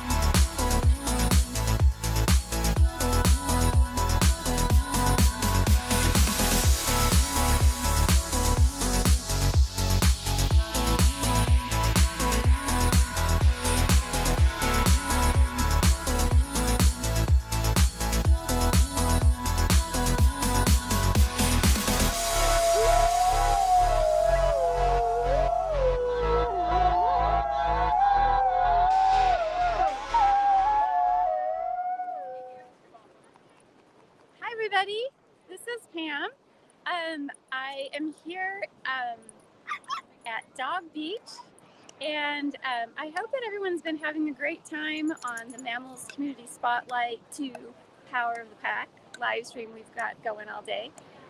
We're getting down to the end of the day, and I'm really happy to see how much money we've been able to raise for Wolf Conservation Center. help them continue their education about wolves. And I thought we would just take a little break and meet a couple of the wolf cousins, also known as our best friend, dog. So Dog Beach is one of my favorite places to go to meet some of these little critters. And as I was waiting to go live, I met some really interesting dogs that I'd really like to introduce you to. And let's go take a look and see if we can learn about Cooper and Penny and their special superpowers. Okay, here we go. Hi there. Hi. Mike. My name's Pam. Hi. So this is Mike, and say hi to everybody out there. Hi. From San Diego. So we've been working all day to raise money for wolves to help the Wolf Conservation Center educate about wolves. And so we're just taking a look at some of the wolf cousins right now. So introduce me to your buddies here. Who is this? This is Cooper. Cooper is a San Diego surf dog. He surfs near Huntington Beach. And it's all charity contest. And Really? He's just a big bowl of mush. Hi, Cooper. He's a 4-year-old everything. He's a 4-year-old everything. You're everything. Oh, 5. Oh, he's 5. You don't look a day over 4. Mother knows best. And this is, well, we call her Penny. Friends call her Penny, but it's actually Penelope, which is Spanish for Penelope. Penelope. Penelope. We made that up. Anyway, So how did Cooper learn how to surf? he's just like a fish in the water. So Fish in just like when we just go out to paddle out ourselves, just throw the board down and you jump right up on it, real enthusiastic. Aww. Can he balance really well? Okay. When he surfs in, he surfs back to the beach. He goes in backwards because he likes to look at us because we're Oh, yeah. we guide him in the way we like to see He's it. like, bring me home. It's adorable. He gets smaller and smaller. He's still looking at us all the way down. Really? Yeah. Because you're out in the water and you push him in, right? Yeah, right. Okay. Got it. Well, just before we went live, it was raining here at Dog Beach, which is a really strange thing because it hardly ever rains in San Diego, but It's beautiful out there. it's beautiful out there now too. Yeah, let's take a quick look. Like that's the surf out there. It's gonna be a spectacular sunset. Yeah, it's gonna be a really good A sunset. famous spot What do you for think? sunset. What do you think, Cooper? A lot of people come to this spot to watch every sunset because they have what's called the green flash. Every time it's around the horizon, the sun breaks the crest. Right. It gets a green flash. I've witnessed it I myself. have seen the green flash. And this is a very popular spot for that. It'll be a good time for it. Yeah. And what makes you think it's a good day for a green flash? Just because of the way it's Clouds. Yeah. Oh, Cooper needs a butt rub. Here's the spell for it now. Hey, Cooper. Hi. I love your little jacket that you're wearing. So does Penny surf at all, or is she like? She stayed on a couple times today for the first time. She's a real leaper. Okay. Yeah. Oh So yeah. that is okay. And I wanted you to see. They have their own dressing tent right here. I know Penny likes to go in the tent. You see, Penny, are you gonna go in the tent? You gonna go in the tent? Are you? Such a No. So what kind of charities does Cooper He goes help out? right back. Well, what here in Delmar is the Ellen Woodward's Okay. Animal Farm. They take care of, they do all kinds of just great stuff for dogs and adoptions and finding homes for troubled dogs from all around the world. Well, that's Kind of really good quite a work. center up at the Woodward Center somewhere. That's really great. And then there's one in Imperial Beach, and it's just a great event. A lot of vendors give out freebies. That's nice. Yeah, it's fun. It's free to public. Well, if it's really hot, we'll hand out like little rubber boots for their feet. Yeah. Oh, yeah. I was gonna say today. I was. Sometimes you're like, oh, it's too hot for the dogs, but they can always jump in the water. But yeah, the sand gets hot on the But dogs. and low too. Just, whatever. Yeah. Well, Sabrina says hi. She's a fellow dog lover. She's got a whole pack of dogs. Look at him. There we go. Where are you from? Well, I live in San Diego. Yeah, and we're just. So I'm down here a lot with my dogs. I didn't bring them today because I'm busy, and then they get really jealous if I talk to other dogs. So like, don't. It's a noise can. Yeah. Hi. Are you loud? Were you gonna dig a hole? Are you gonna dig a hole, Penny? Well, we. Oh, show us how it's done, Cooper. Show us how it's done. Sabrina has a dog named Copper, so that's only one. Cooper. Yeah. Yeah. Yes, Cooper. We should take him out and let him get a shot of him. Yeah. Jumping on the board. Oh yeah, we'd love Like to I see said, it. his enthusiasm for going out is greater than going in. Yeah. Really. Cooper, do you like to surf? He's always got good dogs, even in like bigger sets of waves. You know, he'll look at the front of that nose, like push that tail down. Wow. You know, going outside. Nice. Get rubbed. And he's always pretty So good he about it. can't, if he doesn't hang 10, he hangs. How many? How many are you gonna hang? 20? Are you Yeah. gonna hang? Probably only 10 though at one time. Otherwise it's a wipeout. I think he had his dew claws removed by the Ellen Woodward. Right. We're not counting. He's It's actually okay. an adoption from the Ellen Woodward Center. Yeah. It's, Okay. Gotcha.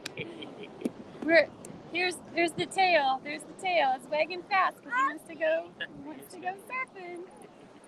Well, we'll keep an eye out for you when you go out. Yeah. I think we're gonna walk along the beach and see who else we're gonna see. That's right. Right. It'll shine when it shines. Yeah, right. Well, we'll keep an eye. It's hard to miss you in your bright orange jacket, Cooper. Well, great. Thanks a lot for talking with It's a us. pleasure. Appreciate it. And your name one more time. My name's Pam. Yeah. Yeah, Pam, and yeah, we're just spending some time talking Rest about. everybody, we have my cousin, Jan. Jan. Okay. It's close. It's close. It'll help me remember. Okay. Well, you guys have a great day. Thanks a lot for It's a talking. pleasure. Hey. Bye, Cooper. Power time. Yeah, right? All right, let's go find some more wolf cousins. Yeah. You can find the stream. It's on Facebook at Mammalz PBC. PBC stands for Public Benefit Corporation. So on Facebook or YouTube, you can find it Mammalz PBC on YouTube. Yeah, you'll be able to see it. Yeah, Mammalz with a Z. Mammalz with an S was taken. Go figure. One of our favorite movies is called American Dreams. It's a parody on the singing contest on TV, the reality. Oh yeah, yeah. But mixed with the Bush administration. Oh. It's hilarious. That's hilarious. That's Anyway, hilarious. it's called American Dreams With a Z. The theme song is Dreams. That's great. Thanks a lot. We'll be looking for you, Cooper. Have fun out there. All right. So, yeah, I got totally sandy. But it really is turning out to be a beautiful day. I mean, really, when I got here, it was totally raining. But let me just see if I can show you if my phone still works with my sandy hands. Well, let's just turn around this way. How about that? Okay. Yeah. Check out that beautiful, beautiful water.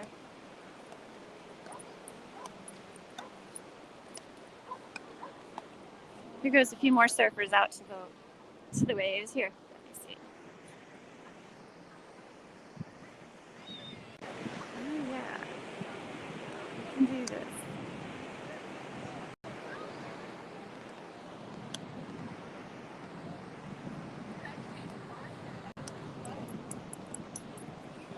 Oh my gosh, look at this light! Okay, here, we're gonna turn around this way. So you can see the surfers headed out to catch some waves.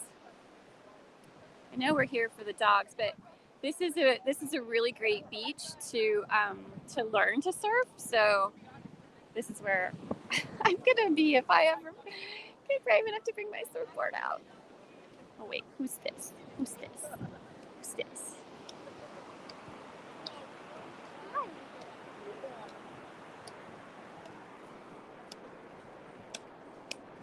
Okay. I don't know who it was.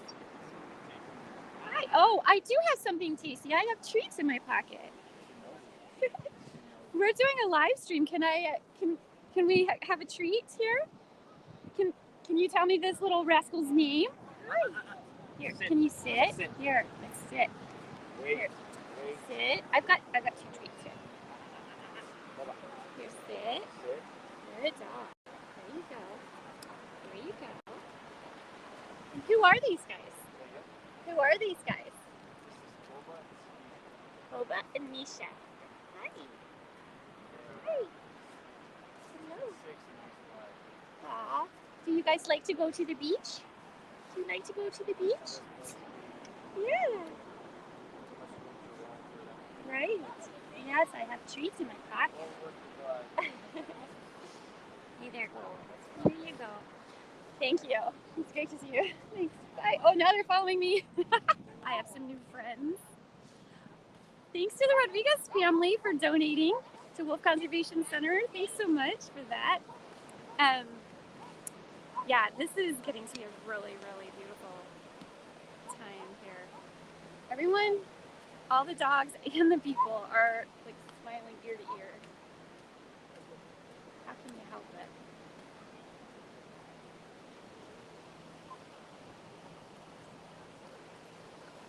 But I love those reflections when the dogs run by. When the tide, the waves go out, and look at those guys.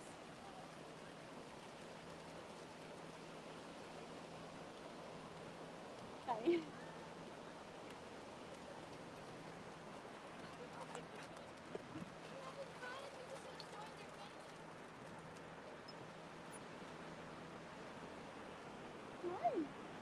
Who's this? Do you want a snack? Did you see my snacks? Okay, so I know the lighting is so beautiful, isn't it? So I have a superpower in that I talk to any dog, but I also have a secret weapon, and that's that I brought treats, so they'll talk back to me. Look at this beautiful light, you guys. I'm gonna spin the camera instead of turning it one way or another because my hands are so sandy it's not working. Here.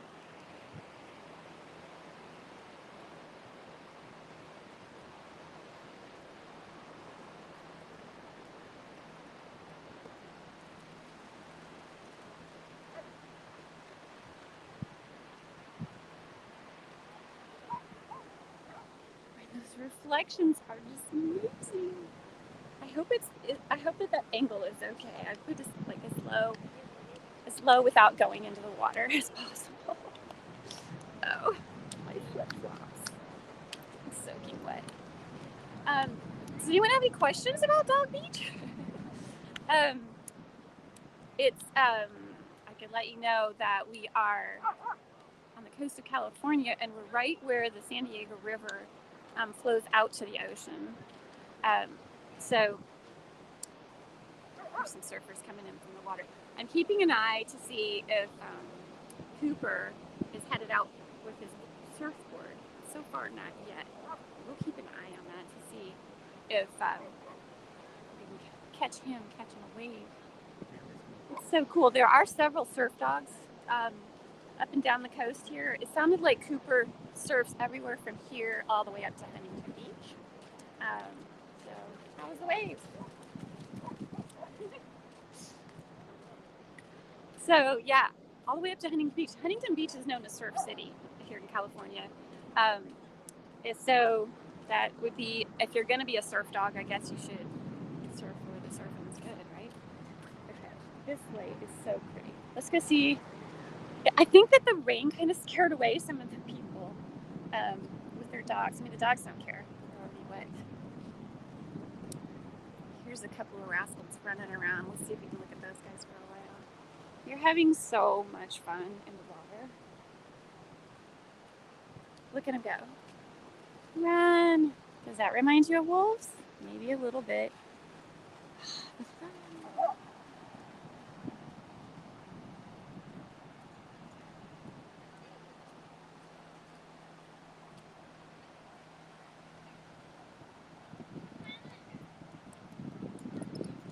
It was so great to see those wolves at the Wolf Conservation Center. Did everyone like that?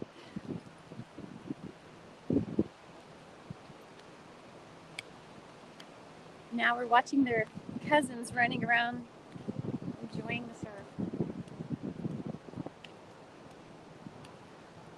Mike was saying that he thinks that there could be a green flash during the sunset. I don't think we're going to be here quite that long to watch that happen, but it has been just a nice break to get out here and see some really dirty dogs. They're so sandy. So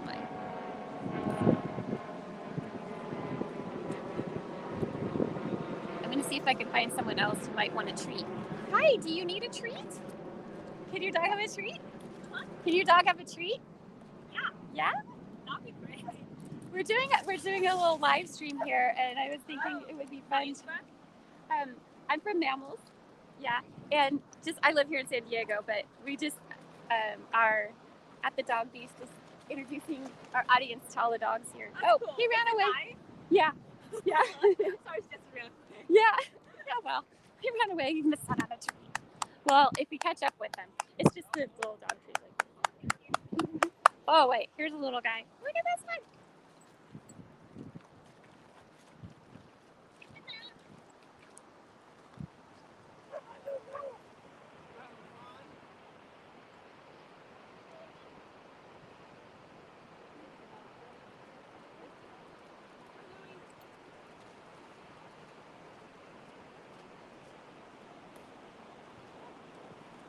They're so brave going into the deep, deep water. It's all the way up to their bellies.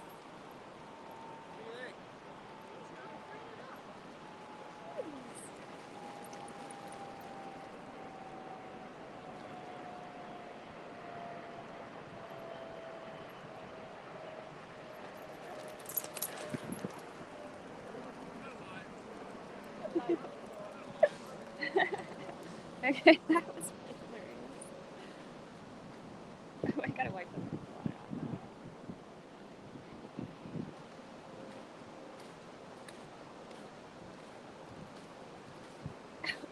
Yeah, Janet. I do hope they are being very good about picker-uppers after their puppers. Around here, they really are. I mean, I think everyone loves the fact that they can have the dog beach, and they actually there's a dog wash here in the neighborhood that on every Saturday they have a beach cleanup. So a lot of people will come out and clean up the trash, and everyone's really pretty good about cleaning up after the dogs. Whoa, look at those guys.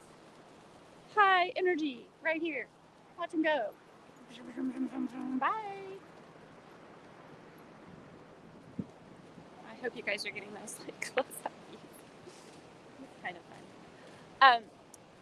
Let's see what else we can do. It looks like Cooper is still hanging out over by his tent. He's not headed out to the beach anytime soon.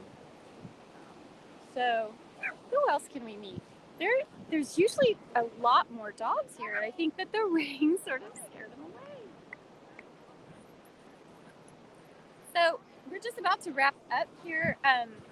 We've got another session with Oliver and his pack. So if anyone saw that earlier, it was quite entertaining, and I'm hoping that his camera grip survived the live stream because his younger wolf was really trying to consume it, I think.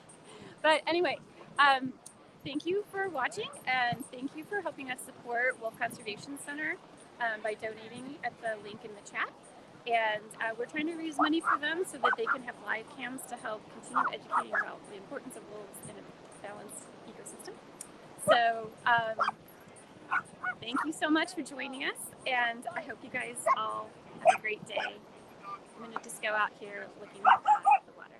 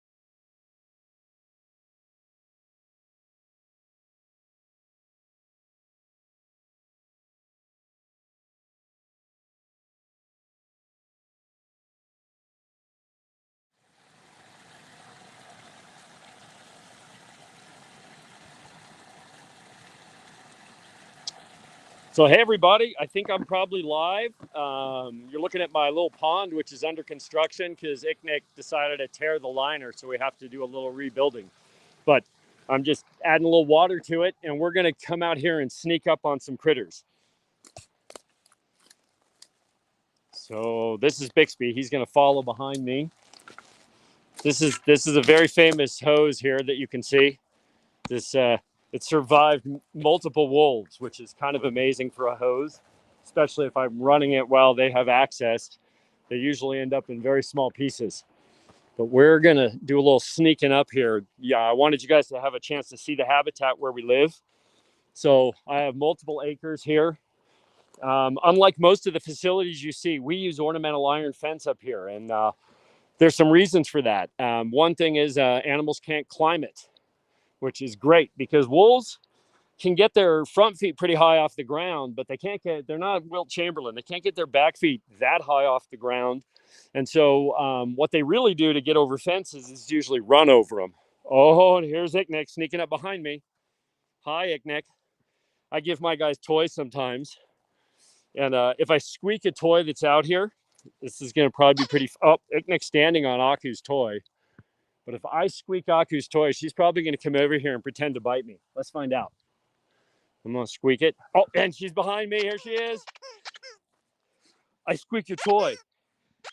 See how fast her tail is moving? I was kind of lucky. She's just a little grumpy. Did I touch your toy?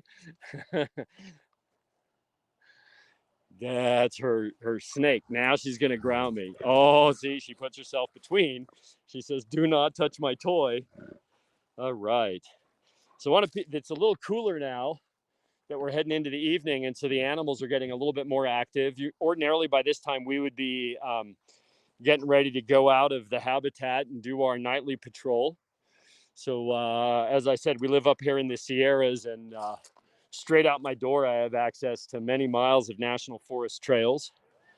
So we ordinarily leave from here. Oh, it's quite a spectacle to have Icknick and Aku and Bixby all in the car going down the road. That's a much more complex undertaking. I do it just because I want to get them into moving water more. And there's some rivers that are close by. So we go hike along the streams. But to do that requires a little bit more coordination because I got to get them in the car. You have to leash them, get them in the car, secure them in the car, then get to a destination, and then releash everybody before you release from the vehicle, just to make sure that there's no accidents. But I'll give you a little tour. So this is the back section of our habitat here. Everything is ground wired. So those are dig guards. And then we've got ornamental iron and electrified. And we can get as much as 30 feet of snow here. And compacted, it can be 7-8 feet of real compact snow, which would mean that we're getting close to being able to overtop the fence, hence the electrified wire. And if we have enough snow, then I can split the habitat and maintain our containment just by trenching around one part of it. It's just a lot of work. But everything you see there is habitat for these guys. And one of the jokes is that dogs dig holes and wolf dogs and wolves dig mines. So that's about a 4-foot deep pit. And over here, this area here, Aku is spayed, but she exhibits seasonal behaviors. And one of those is a denning behavior, which usually starts in like February or March, where she begins excavating this. So I had to cave part of this in because it had gone, you can see here where the ground is different. They went all the way over here somewhere, and then they went back further up the hill. And sorry, I'm trying to zoom out and I can't. I could no longer get to where I could see the back of it. I was concerned, and so we caved it in just because I didn't want something to happen, them to go out excavate under a fence. But they have a good natural habitat. And as I mentioned on my earlier stream, a lot of my goal is to try to give them as close to a wild animal life as I can. It's a tough endeavor. I spend a ton of time out with them. We spend, habitat here is really important for them to have all this natural So this is just like what's on the other side. And so the wild wolves that are recovering in California are in exactly the same habitat. So we'll give a little peek here. I'm moving around. My coach is telling me I need to slow down. So we'll take a second here with this rock outcropping, and you can watch the guys cruising along. A lot of small game ends up in these manzanita here. So they do hunting in here sometimes. Like I think Icknick may be hunting now. Maybe I can zoom in and we can. He's just hidden in that brush there in the back of the habitat. So we're getting some good donations. Thank you guys so much. Support Wolves just donated. You guys, I can't tell you how much it means to me that people are donating to the Wolf Conservation Center. They're friends of mine. I love the work that they do. And I encourage you to support this. Help us close out this day of spotlighting wolves, which is obviously dear to my heart, by helping us meet our goal. If a few more people will donate, we will meet our goal here in the last few minutes, which would just be fantastic. I'd be super honored to be the closeout session that helped us meet our goal. I don't know if you can see the critters down there hiding in the manzanita. What are you doing, Cooey?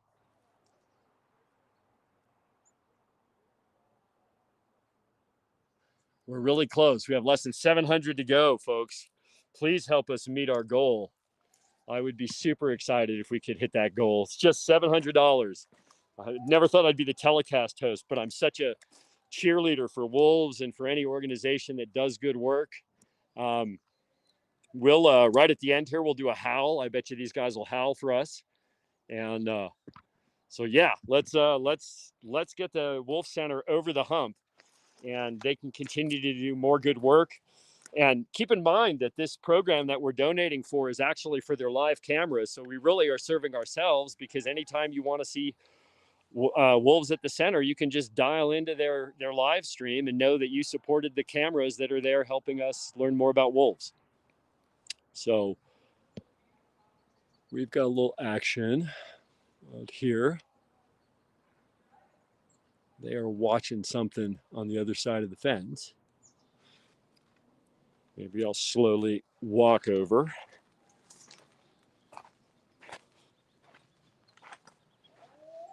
Oh, we got a little howling. Okay. Even better. Here we go.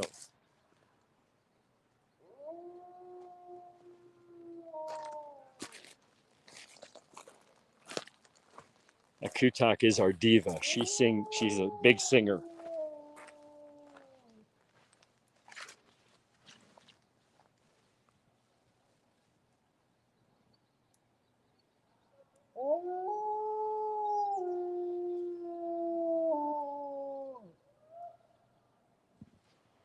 Yeah, I mentioned a book earlier called Among Wolves, and the author of that book found that the den structures were very complex in wolves that had been in one area without being traumatized by human hunting for a long time.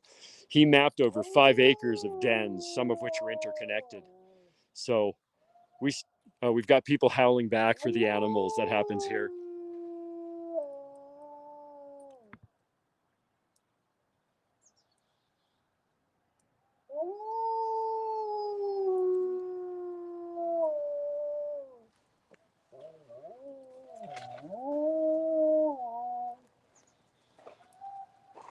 Got other people howling.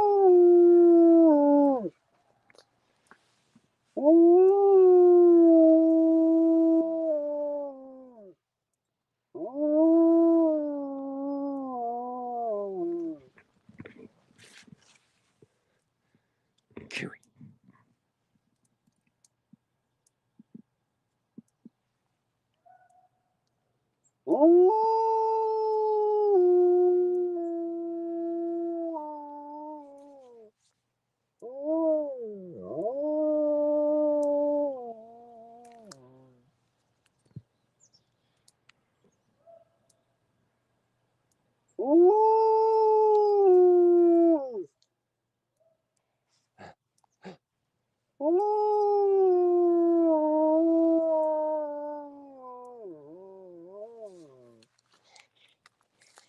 while the puppy's chasing bugs.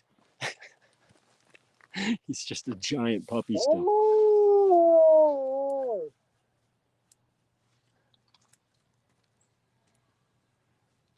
Did you get it?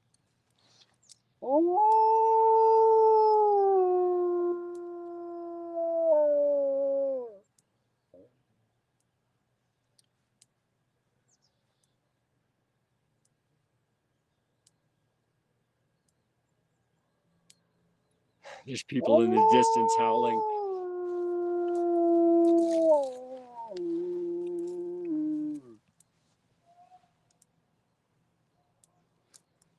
She's having a conversation.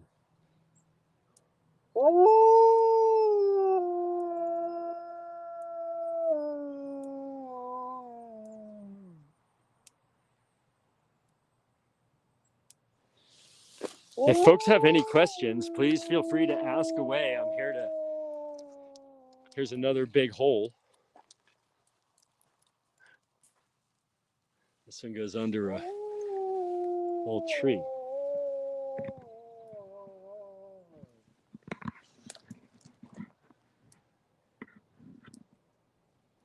This is our neighbor, who fortunately really likes our critters. Oh, hi, everybody. Yes, it's my favorite music.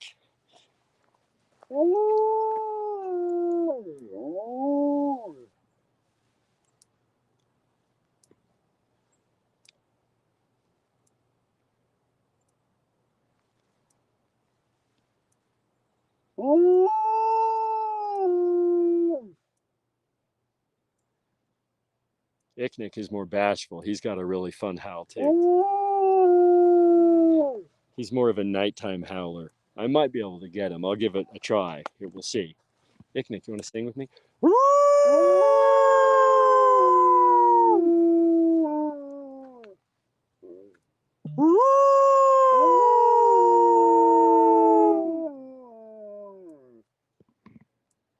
So the fence is 7, and then we have 36 inches more of electrified on top.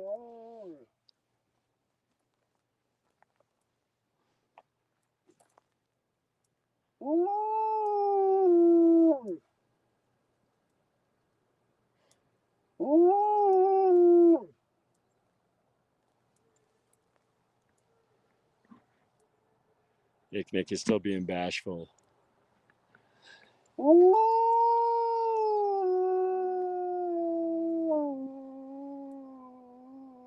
So far, we've only ever had one neighbor who didn't like it, but that's more because she didn't like me.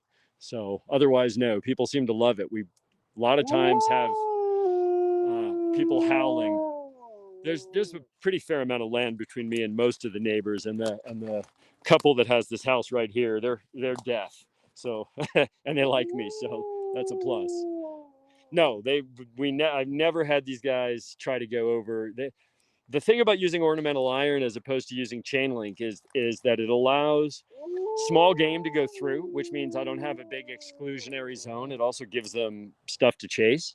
But even more important than that is that with the amount and weight of the snow we get up here, chain link fences can just be pulled over, and ornamental iron is stronger in that regard.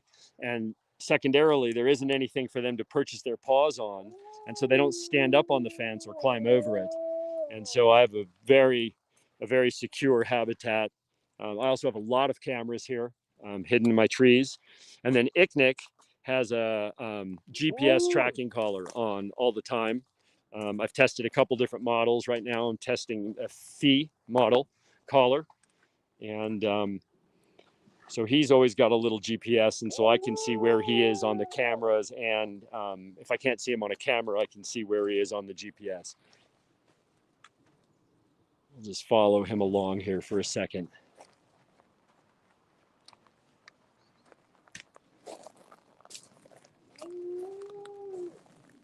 I spend a lot of time following these guys' butts because we go out every day on these long lines and hike.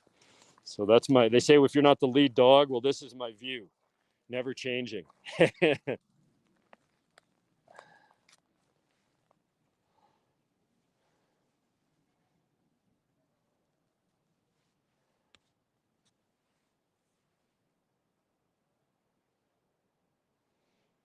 And this here is what I call a cool bowl. This is when they dig out a little bowl for themselves in the soft earth and get to the cool stuff. We have a bunch of those on the property. There's another one right there. Looks like a moonscape.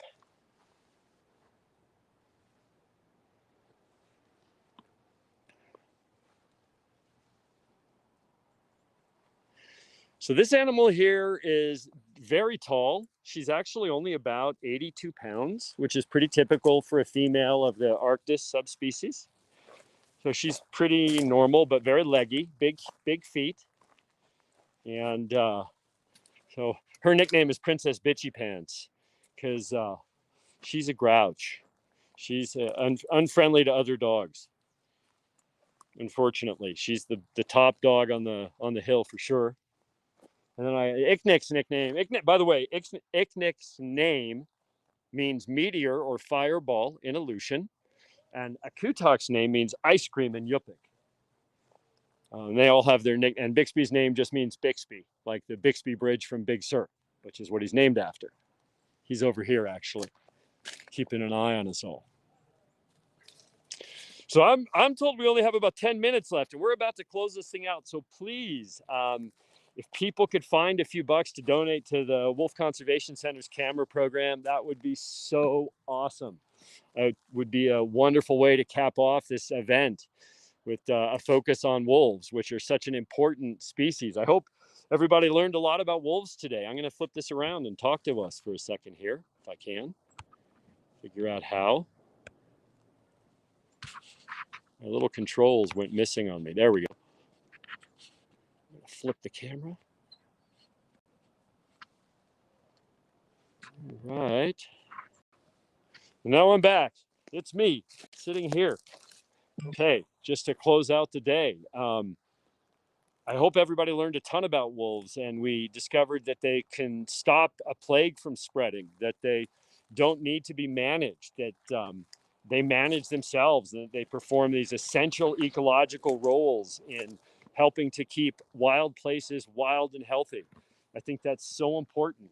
We learned that wolf packs are really wolf families. We learned that alpha is a made-up term that humans thought was interesting, but has nothing to do with wolves, because in wolf families, the most important animals are mom and dad, or the breeders. And all the rest of the wolves in the pack are usually the offspring or the close relatives of mom and dad.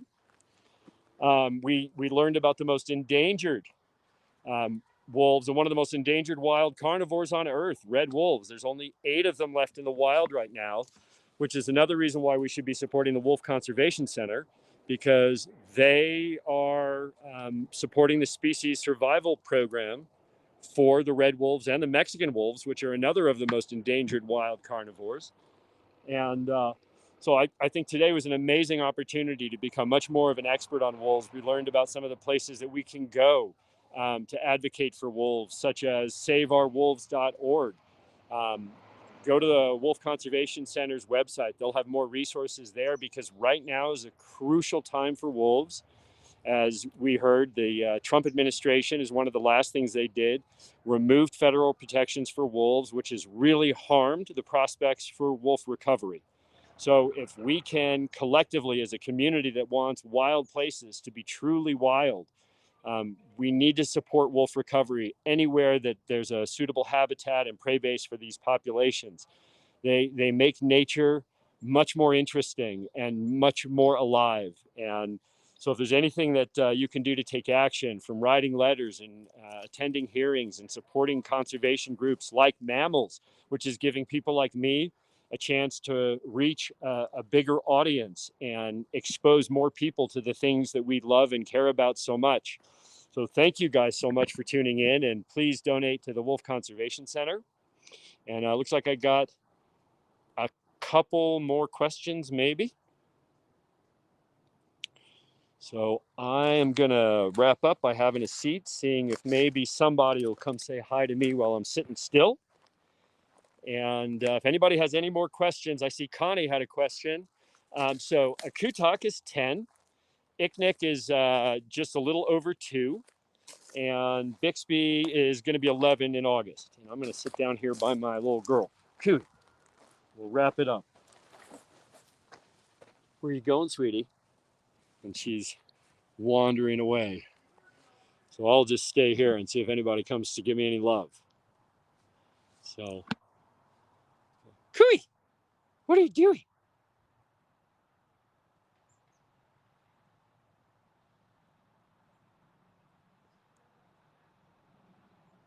So I'm so thankful for people tuning in and paying some attention to wolves. They're such an amazing, interesting, complicated species. They are so much like us in so many ways. They all have distinct personalities. I've been living with and working with wolves now for about 35 years, and every single one of the animals I've ever been with has had a different personality, just like us.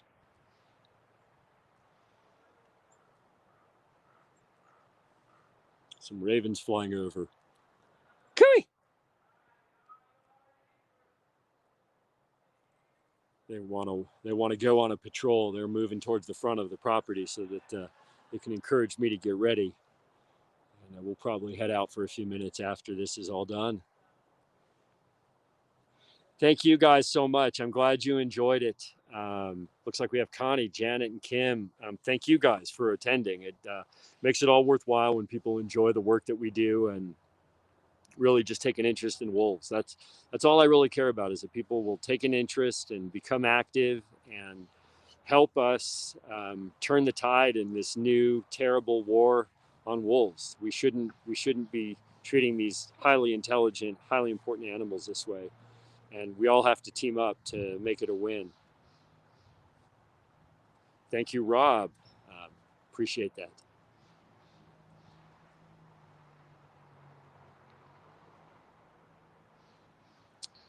So these are terrible pets. I'd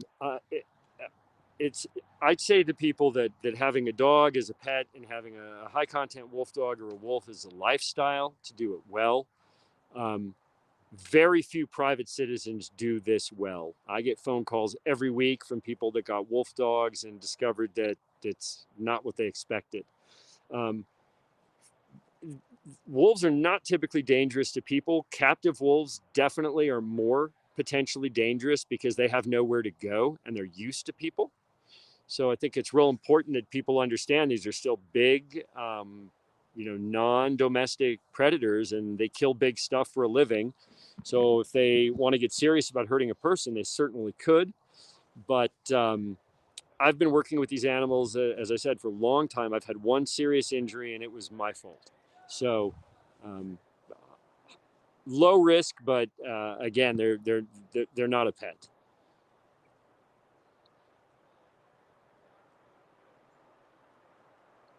If we have any more questions coming in as we round out the session, and the timing is perfect. We're just getting a band of rain coming through, which is really exciting, but probably bad for the camera.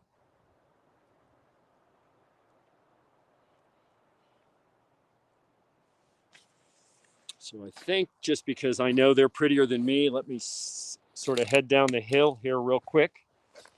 And we'll see if we can't get a quick cameo of these guys before we sign off.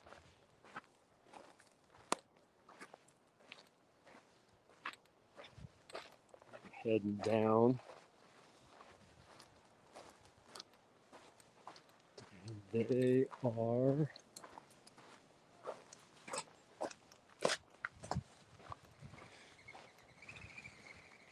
Yeah, see, they are waiting for their moment. Here, let me flip this around, or I can just, she's gonna stay right there. Cooey, you're ready, aren't you?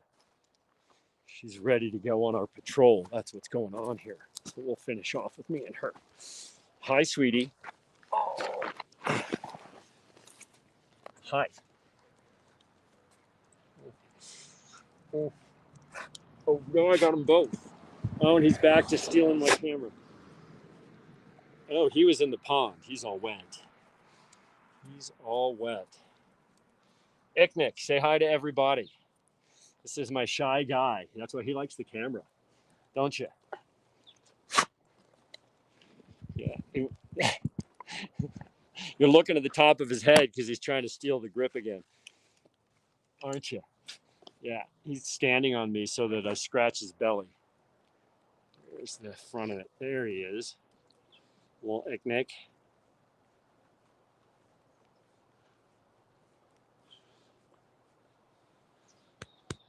He's very solid. I don't know if you can hear this.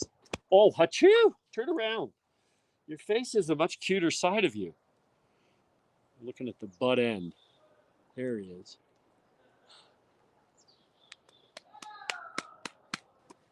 The longer I sit here, the more he'll stand up. And he's all wet and muddy and gross, aren't you?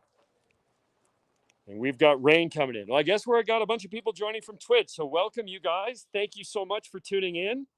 It's been a super exciting afternoon here. I've been delighted to have been a member of this exciting event and to be a participant on a panel with some amazing experts. And I hope everybody here enjoyed getting a little bit more information about wolves and also enjoyed getting nose to nose. Let's do one more nose real fast here and then we'll wrap it up.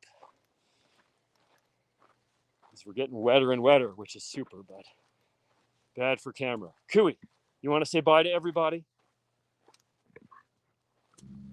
Oh, that's her typical attitude right there.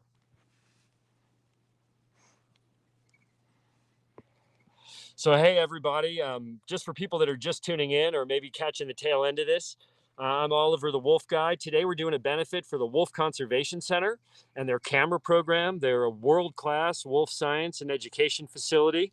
It's an organization that I personally support, and they do amazing work. So I hope you enjoy learning about wolves. And please, if you can, find it in your heart to donate a few bucks so that we can all see more wolves. All right. And with that, we're going to let her sign us out. So thank you guys very much for tuning in. We'll catch you on the next one.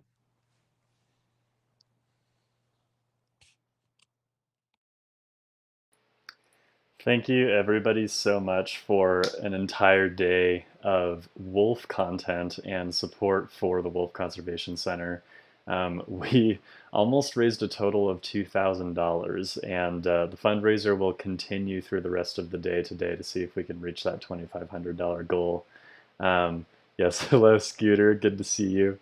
Thank you, everybody who just jumped over onto Twitch. I know it was kind of last minute. You just caught the tail end of the final segment there, but we had a really fun day. We saw wolves from all over the country. We got to have some fun dog segments with our little canid friends. We got tours of California, and we got tours of a fox den and all sorts of fun things for wild carnivores. We started at 8 a.m. this morning and are just now finishing up. So I definitely, as you can see, the next segment is my nap. Because it's been a long day, but it's been a very successful day, very inspirational. Thank you, everybody who donated toward the fundraiser. Thank you, everybody who watched and shared the stream. Just simply educating people about the importance of wolves, especially now, is really critical. For those of you who are maybe just joining and aren't very familiar with what's going on, sort of the trailing initiative that the last office made on a federal level was to delist wolves as endangered species, which has opened up all sorts of opportunities for individual states to change their regulations about how they manage their wolf populations. And they're doing things like allowing, full inhumane hunting practices to drive down 90% of the wolf populations, only keeping 10% in the wild. And meanwhile, there's a species of wolf here, the only other species of wolf other than the gray wolf, the red wolf, that only has about 9 members remaining in the wild because so many have been killed by humans. Wolf Conservation Center has a lot more than red wolves than that in their sanctuary, and they're trying to breed them in captivity so that they can release them to try to pull those population numbers back up to what they used to be. And they've already been succeeding in some ways. For example, the Mexican gray wolf is another subspecies that was on the verge of extinction. I think had 7 members and now is up to almost 200, just because of conservation efforts and coming together to manage populations on both a state and federal level. And so donating today will help support those rehabilitation efforts for the populations in the wild. It will, and then of course we have some other ways that you can help. If you just search for ways that you can sign petitions, there are many that can help make an impact. In fact, let me share one right now for those of you who maybe don't have the funds to donate but would like to help. Here's a way that you can urge. I just posted it everywhere in chat. Here's a way that you can urge some of our federal officials to not do these things that they are planning on doing, and to relist the gray wolf as an endangered species so that it gets the protection that it deserves. That's it for me. It's been a killer time, and I just want to do one last plug for this cool shirt. This is a new Wolf Conservation Center shirt. And then of course these cool Mammalz hats. Both of these we're giving away in a raffle that you can enter through the end of tonight at mammalz.com/events. You'll find all of the links for everything that happened today there. You'll also find the replays from everything if you missed any of the segments today and you want to go back and watch those later. And I'll be editing together some highlights. So if you want to see some highlights of what you may have missed today, those will be out soon. Thank you, Arun, for the compliment. Margot, good to see you in the chat still, very supportive. Michelle, thank you. I'm glad that you loved all the presenters. And Janet, yes, thank you for coming in and supporting us at the end there. Everybody have a fantastic evening, and we will see you at the next Mammalz Community Spotlight. We will announce the next one pretty soon, so if you're not already following us on social media at Mammalz PBC, the PBC stands for Public Benefit Corporation, at Mammalz PBC. We'll announce it there, and we'll also announce it on our newsletter if you want to subscribe there. But we've got some other fun themes coming up with lots of IRL content. Every time we do this, it's a fundraiser, and it's an opportunity for live streamers in the nature, adventure, and science space to get their turn in the spotlight for the community that loves watching this stuff. So if you would like to participate in one of the next ones as a creator, even if you have very little live experience, that's why I'm here. So please reach out to me. You can message me on Twitter, you can DM me on Discord, you can email me, alex@mammalz.com, or you can subscribe to our creator newsletter, which would be a great resource for those of you who are just getting into the game and want to do more IRL content. I think that's everything that I've got to plug. So we will see you at the next Mammalz Community Spotlight. Okay, have a good one.